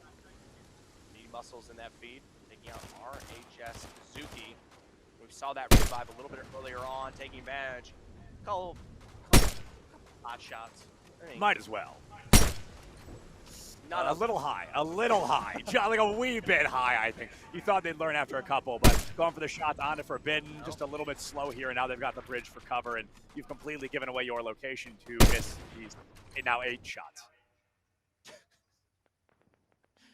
Cal will be forced to drop down here moments before. In return, though, Internet Guy is actually taking the shots. Yeah, Internet Guy loses all shields and even an additional bit of HP. Must have taken a headshot from something there, or at least a body shot with the sniper, but a lot of damage dealt regardless. Have to use those materials and those abilities to get back up into that full healing territory. Yeah. Solid movement out and across. None of it revolving around landing those shots. At the end of the day, the Storm is officially moving here in for the likes of the Cal team. It is time to drop. Time to find a new home here as Loot Island will be pushed out of this circle, and quickly a rotation comes out from the OKKBF squad with Delta's Curse on the side as well. Garinger Team A. Yeah. They'll take to the skies here for some time. Pleasant Plains is available. You can get some nice recovery, but ultimately, I'm taking a look at some of the resources just on Delta's Curse alone, and it does not look like they're the best setup for some of these fights. Yeah, they've got 107 opportunities to build, but in terms of double gray weapons, it's going to be difficult to win out those fights when, in this season in particular, people tend to be rocking blues or higher.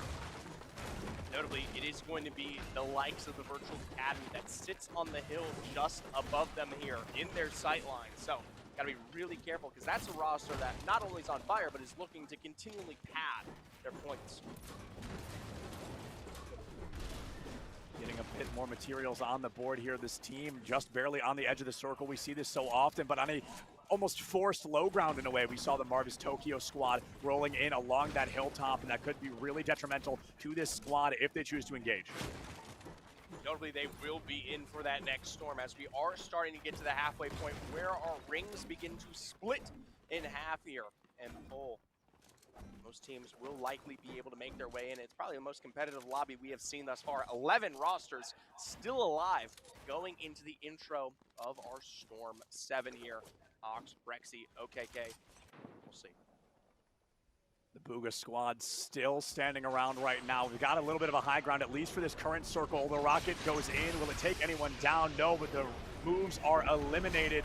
And green level on this low ground. I mean, barely a low ground, but a low ground regardless. Need to find an opportunity, an elimination, or an escape route.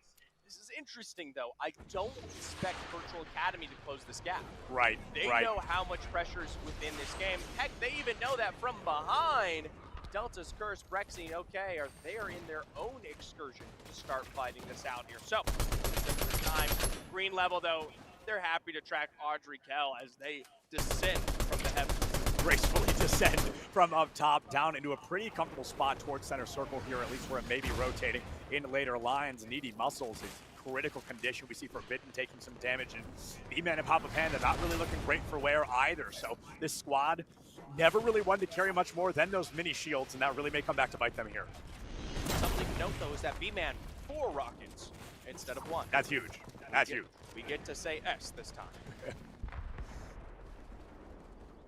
This is one of those final circles, or not quite final circles, this is one of those smaller circles that I always find really fascinating because there's so much pre-built territory here. You have to decide where it is going to be the best for you to build, and if you do want to engage on these pre-builds, because those walls you have to destroy, you can't edit through them, etc., etc. There's so many more pieces to consider, and I like a lot of what we're seeing where they're going for the top of these builds rather than trying to go through or into them. Delta's Curse down before they can even get a better weapon to try and fire it. They will be knocked at the very least. Yeah, green level taking advantage of this one. Papa Panda jumping in there to potentially finish the job. Got to be a little bit careful on the opposite side.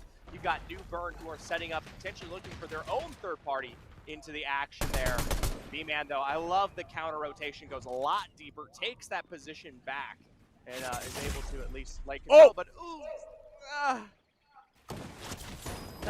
Wouldn't want to be ya. B-Man fully just deleted by that sniper shot. A beautiful performance. Alex goes down all the same. A bit of a vengeance elimination is going to be there. Brexy has fallen. An 11 squad still standing. 33 players in the lobby. So statistically, what is that? That's 3 players per team right now, no? And I'll tell you what, Virtual Academy makes up 4 of them. That's crazy. Shatter my statistic immediately. Yeah, New Bern up on top did lose out on 1 in this excursion, getting at least a little bit more aggressive, and that's something that might come back to bite them when we talk about the late game here.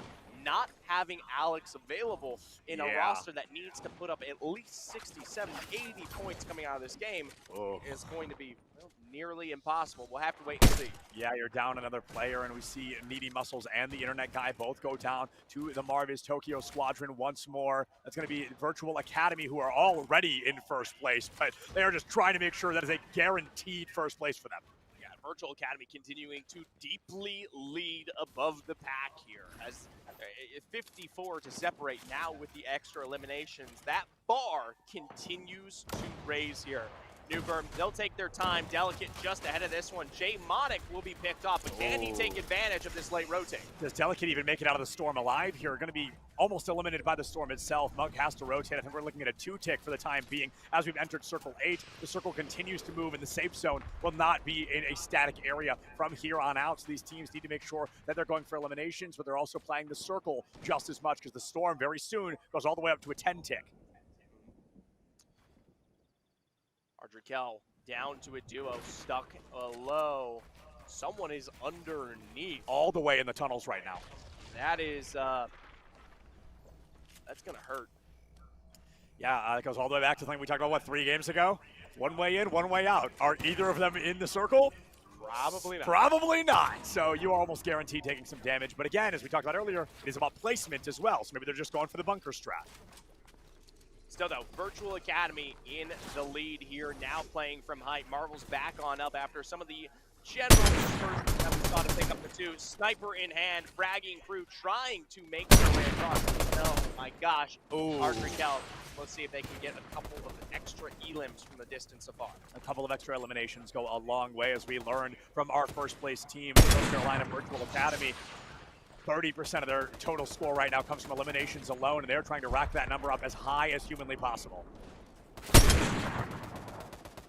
Couple of the shots extended, but nothing quite yet effective. There it is. Onic brought low. Frag to go next from Kizlock. That's going to be likely the end here of the roster. May have just lost another roster, and with this naturally built high ground, so many teams are all going to try to play one half of the circle. Zach rotates around to the far side, up and over the train tunnel entrance. Going to be able to get a pretty large opening out gate here, and I'm wondering if we're seeing this team split. Check it out. Marvis Tokyo can't make it to where Zach is right now. Monk going to fall even lower below. No, does make it over. Okay, okay. New Bern is able to regroup on the other side of height. Marvel's still trying to take advantage of some of these extra extensions on the rotation. Luckily for Lion and crew below, we actually do make our way back towards the tunnel. Still though, it is a single exit tunnel. Good luck. Yeah, one way out, and right now it is also the way in, so there's not a lot of places to work with, and we see this squad continuing. Delta's Curse finally goes down, got knocked earlier with the elimination, finally comes back through in a critical moment, and with 17 players left, 7 squads still in the mix-up here. This could be unbelievably huge for Virtual Academy. I love the patience that they play here. New Bern to their side. The first and second place team now stacked right on top of each other. I mean, could you want something more intense than this? Saturn loses all shields in a single blow. We see a couple of players go down in the feed here, and Zach will be one of them. This is going to be huge, as now both these squads are rocking with only 3 members standing. This is a huge issue for New Bern and Virtual, but notably, it will be Virtual that still plays for the hype. We are beginning to see a couple of sorts to swap them out in a way there, but ultimately, big separation on the low ground. Flicks, binds, potentially down and out. Saturn landing just ahead of them. New Bern above here. Rushing the low ground like this is so reckless, because all of a sudden you're really not going to be able to get back up. We see Marv going down off to the side there. I think Flix has been the one to remove them from the fray. And Saturn's still standing. We see Monk still in the mix as well. So a lot of power players we've been talking a lot about. Lion, 10 HP in a dream, but Marv will be going down. That is now 2 players down. It's up to Saturn and Puga to take this as long as they can. Top 6 there. Oh, very finds nice. Panzer. It's not quite an elimination, but it's one player you need to see gone that steps behind you in these obstacles. Break down your own door. Play for cover. Only 20, 17, 16, 15. I can count all day long. No real builds left, but David is washed as a potential refresh for the likes of Virtual. Hopefully had a lot of utility and a lot of materials on them. They don't even go for the grab here. They go in for even more eliminations. They are trying to guarantee a victory. 12 for the squad standing right now. And Saturn wants to make sure there are a heck of a lot more. Gets knocked off, loses nearly all of their traditional HP, does not have a med kit to make up for it. So Saturn, that many more bullets from being eliminated. But Jack is down. Lion is gone. Down to the top 3 remaining here. Booga is going to go down. There is a medallion in play. That's a recovery item that Saturn can utilize to get some Booga's of down. that shielding. That's it for Booga. Monk is gone as well. 1v1. 1v1 once again. This team has been nothing but powerful all day long. Can they wrap it up with a nice little bow on top? 42 HP in a dream. Stuck on the low ground with Minor, albeit cover is available here. We'll have to see. Audrey Kell, they've made it quite deep into this game, playing for the height. Literally, though, no health left standing onto Kislock. And Saturn continually reviving. Oh, he missed! The sky, Oh! finds it on the fadeaway. The North Carolina Virtual Academy win their 3rd game of the day. And they win their 3rd game of the day. And I don't want to take away from the magic of announcing our winners later. But it's very predictable. They've got like almost 500 points. Okay, I will say we are going to be looking at the I'm just so flabbergasted, bro. I'm just so flabbergasted.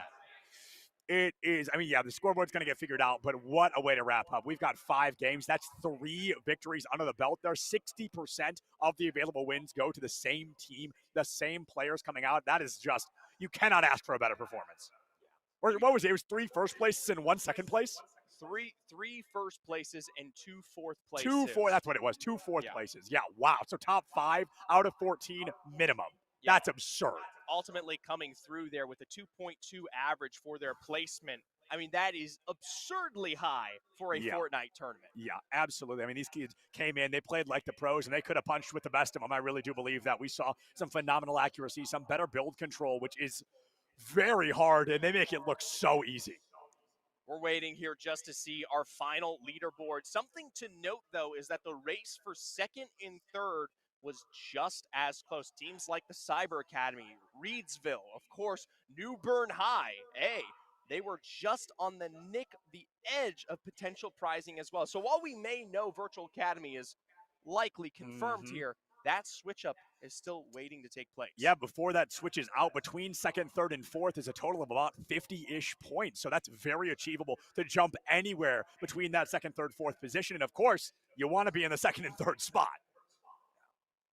Couple of placements left to go on our scoreboard here. Has there been any team that stands out to you past the Virtual Academy? Okay, good thing you said that last part. I was like, do you really want me to answer this question? No, I mean, I definitely was impressed, I think, with Reedsville. They seemed to perform a little bit better before I rolled in. I think I kind of missed their prime, so to speak. But I think they still came in. They were unbelievably consistent. They really performed well. And they had that SEAL Team 6 energy to when they were in a fight. Their target focus was usually incredible. And that's a tough thing to do with 4 people. We are just waiting on 3 teams' final scores here before we announce the final victors of the day. What is the prize pool, by the way? Okay, so I'll say what I have, but I do believe the prize pool has been modified. I believe a little bit of money has been added, so I want to make sure that we know. These are the numbers I was given, but I do believe they've changed. So what I was told, first place, $8,000. Second place, $3,000, and third place, $1,000. Okay. Shout out our production team. Love you guys. Total prize of $12K. And when you swap back over to us, you're going to see our friend Charlie with the giant check right behind us here. And it is for $9,600. So it's about $1,600 higher. So that prize pool has been sweetened a bit for whoever may be our first place finishers. Well, that kind of just gave it away. I didn't even read it. Did you guys read it? I didn't even read it. I forgot to read it. All right. Couple shots left to go here. I have nothing else to say. I feel like we've said a lot of what was what to be said. I've been talking for approximately like 8-ish, and longer than 8-ish, like 10-ish hours. So it's been a bit of a long day for me. If you can't hear it from the vocal fry. I don't want to announce this yet without getting green level's score. Yeah, about to say, very, very true. We have 3 teams, and 2 of them are on the very, very bottom here. But green level out in 6. This could be a game that if they placed high, they might be able to break into the top 3. Yeah, it's definitely something we don't want to get anybody's hopes up and then find out that the one team that had not updated actually shakes up the entire roster lineup overall. We're going to go ahead, hit the good old-fashioned refresh, and wait to see what these teams are bringing out next. Or where they're finishing, rather. Ultimately, though, a huge thank you to everyone who showed up today. I know That's so Fortnite true. went quite late. Our players out there in UNCG playing their hearts out on the opposite end of the stadium, being bussed out as we speak, I believe. So we won't be able to get a nice, pretty check pose with the remnants of them. But at the end of the day, I know that Fortnite can be a monstrous game to host. Absolutely. Fortnite can definitely be a difficult thing to host because it has one of the highest player counts. I mean, usually you see a maximum of 100 players in a lobby at one time. Even another Battle Royale, Apex Legends only caps out at 60, which is what we were hovering today. But when you look at a game like Overwatch or Valorant, you've got a total of 10 players playing at one time versus a game like Fortnite. We're looking at 60 people that we're trying to get on computers with a mouse and keyboard, with a headset, and it can take forever, but we got it all figured out. So thank all of you for your patience. And speaking of patience, I think we're ready to. All right, top 3 in 3rd place here, walking away with 360 points. It is going to be North Carolina's Cyber Academy A. Big congratulations, North Carolina Cyber Academy, for breaking that podium and walking away with, I assume, is a little bit more than $1,000 because that was what the original numbers were. Now in 2nd place with a happy 420 points, New Bern High A. Big congratulations to New Bern High. They really come up there, and they were in first for a long time. They lose it. They clutch back, not quite to first, but they do make it to 2nd place, walking away with a pretty penny under their pocket. But Zephyr, the number 1 team, walking away with the prettiest penny is... with $9,600 on the line and a massive 504 points. North Carolina Virtual Academy walks away with the 1st place prize. North Carolina Virtual Academy I said it at the end. I said, I think they broke 500. And with a 504 point total, they will walk away with that $9,600 that they earned. I mean, they earned that. That was not easily fought for. They absolutely earned that prize pool. 58 elims across the board here. 3 1st place finishes, 2 4th place for an average of 2.2 in their placements. North Carolina Virtual Academy absolutely came out to represent in our Fortnite State Championship. They really did, and Fortnite was, I believe, our closing game Gorgeous. that we had the chance to be a part of here at VESL this weekend. So I'm not sure if we're getting ready to wrap up the broadcast or not, but while we find out, I'll just say thank you to everybody for making this possible. All the schools that signed up and brought teams, everybody in the back line that put this whole event together, got everything coordinated, brought out all the casters like Zephyr and myself. We were all super excited to be here. And of course, all the parents and the families. This was maybe one of the most family supportive events that I've ever had the chance to be at. Families were so loud and they were so excited, and I love that energy, especially as young as a high school level. It's a super cool thing to see. But before we officially wrap things up, we are going to go ahead and throw it to one more break. We'll be back with just a little bit more VESL in a couple of minutes.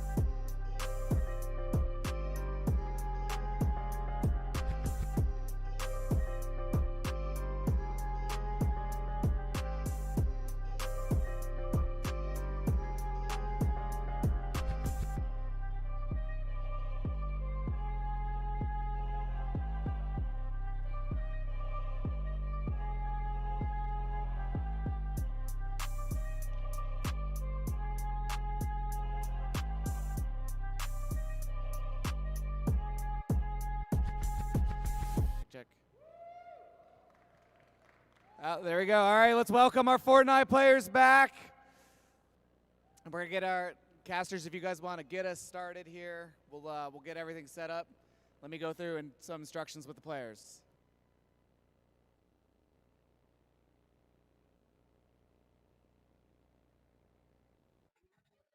Hi, everybody. We're back. I hope you missed us just as much as we missed all of you. But it was a bit of a long break. So we're going to give a bit of a recap on who our top three placing teams are, just as a familiar instance to you guys. I'm going to throw it. Yeah, but I thought he said he needed a minute to get ready. He said it too on stream. It's not. I'm not the one outing him. They don't know what teams. Wildcats. That's a reference for like 10 people. Anyway, we are done with the weekend, which is very exciting. We got a lot of events out of the way. We had dozens of teams here, hundreds of players, and a very supportive community, which I think is very, very cool. Yeah, and a huge shout out not only to what we will be expressing regarding the Fortnite rosters here in just a moment, but also what we saw across the board, starting with today, notably both, yes, Valorant and Overwatch, but even extending to some of our other esports competitions just yesterday between Rocket League, Madden, Smash, and then, of course, also as well the STEM competition that we had going on behind the scenes. Yeah, STEM, such a fundamental part of VESL here in North Carolina. We always love to highlight them if we are able, because I think it is a very neat thing to do. I think including video games in any type of STEM program is the beginning of what will, I believe, become a very common thing. I think it's super fascinating to be a part of, and we are excited to be a part of it. If you guys can't tell, I've been talking for 10 hours, so I'm running out of stuff to say. I was about to say, we're losing focus. We are. It's okay. It's been 10 hours. I think there's an incredibly handsome man who's a little bit blurry right over my shoulder here, so I keep peeking and look at him, too. I can't help myself. Okay, Charlie looks like he's ready, so we're going to go ahead. We're going to throw it to the main stage. We're going to see our Fortnite players. All right, let's give a round of applause to our Fortnite state champions. It is my pleasure as the commissioner of the North Carolina Varsity Esports and STEM League to announce the top 3 teams in the wonderful state of North Carolina at the high school level for Fortnite. We are going to start. First off, our 3rd place finishers from the North Carolina Cyber Academy.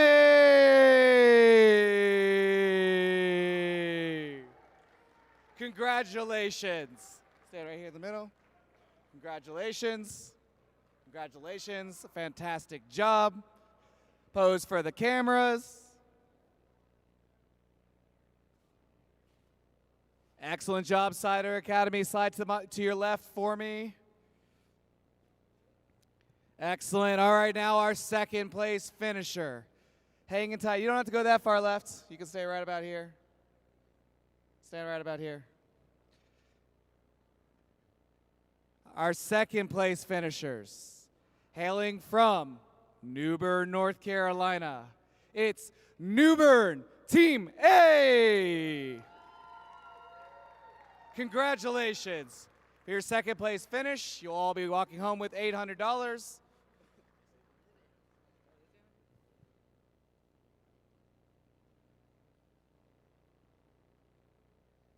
Excellent. Congratulations, New Bern. You guys slide to your right.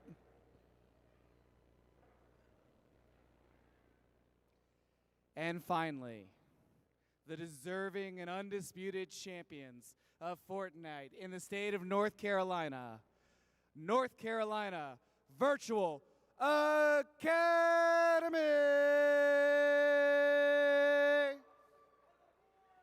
Congratulations. Congratulations. Congratulations. Congratulations. You guys step up right here in these X's here for photos.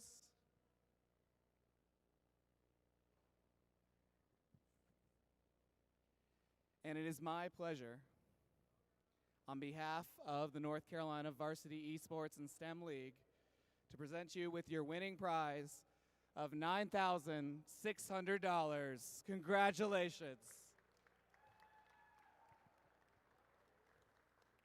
And now let's get all 3 of our teams here to the center stage. Guys, move in so we can take a photo. New Bern, come in. Cyber, come in. There you go. There you go. I know you guys just played like 4 hours of Fortnite. Ladies and gentlemen, let's give it up for our North Carolina Fortnite State Champions, 2nd place and 3rd place.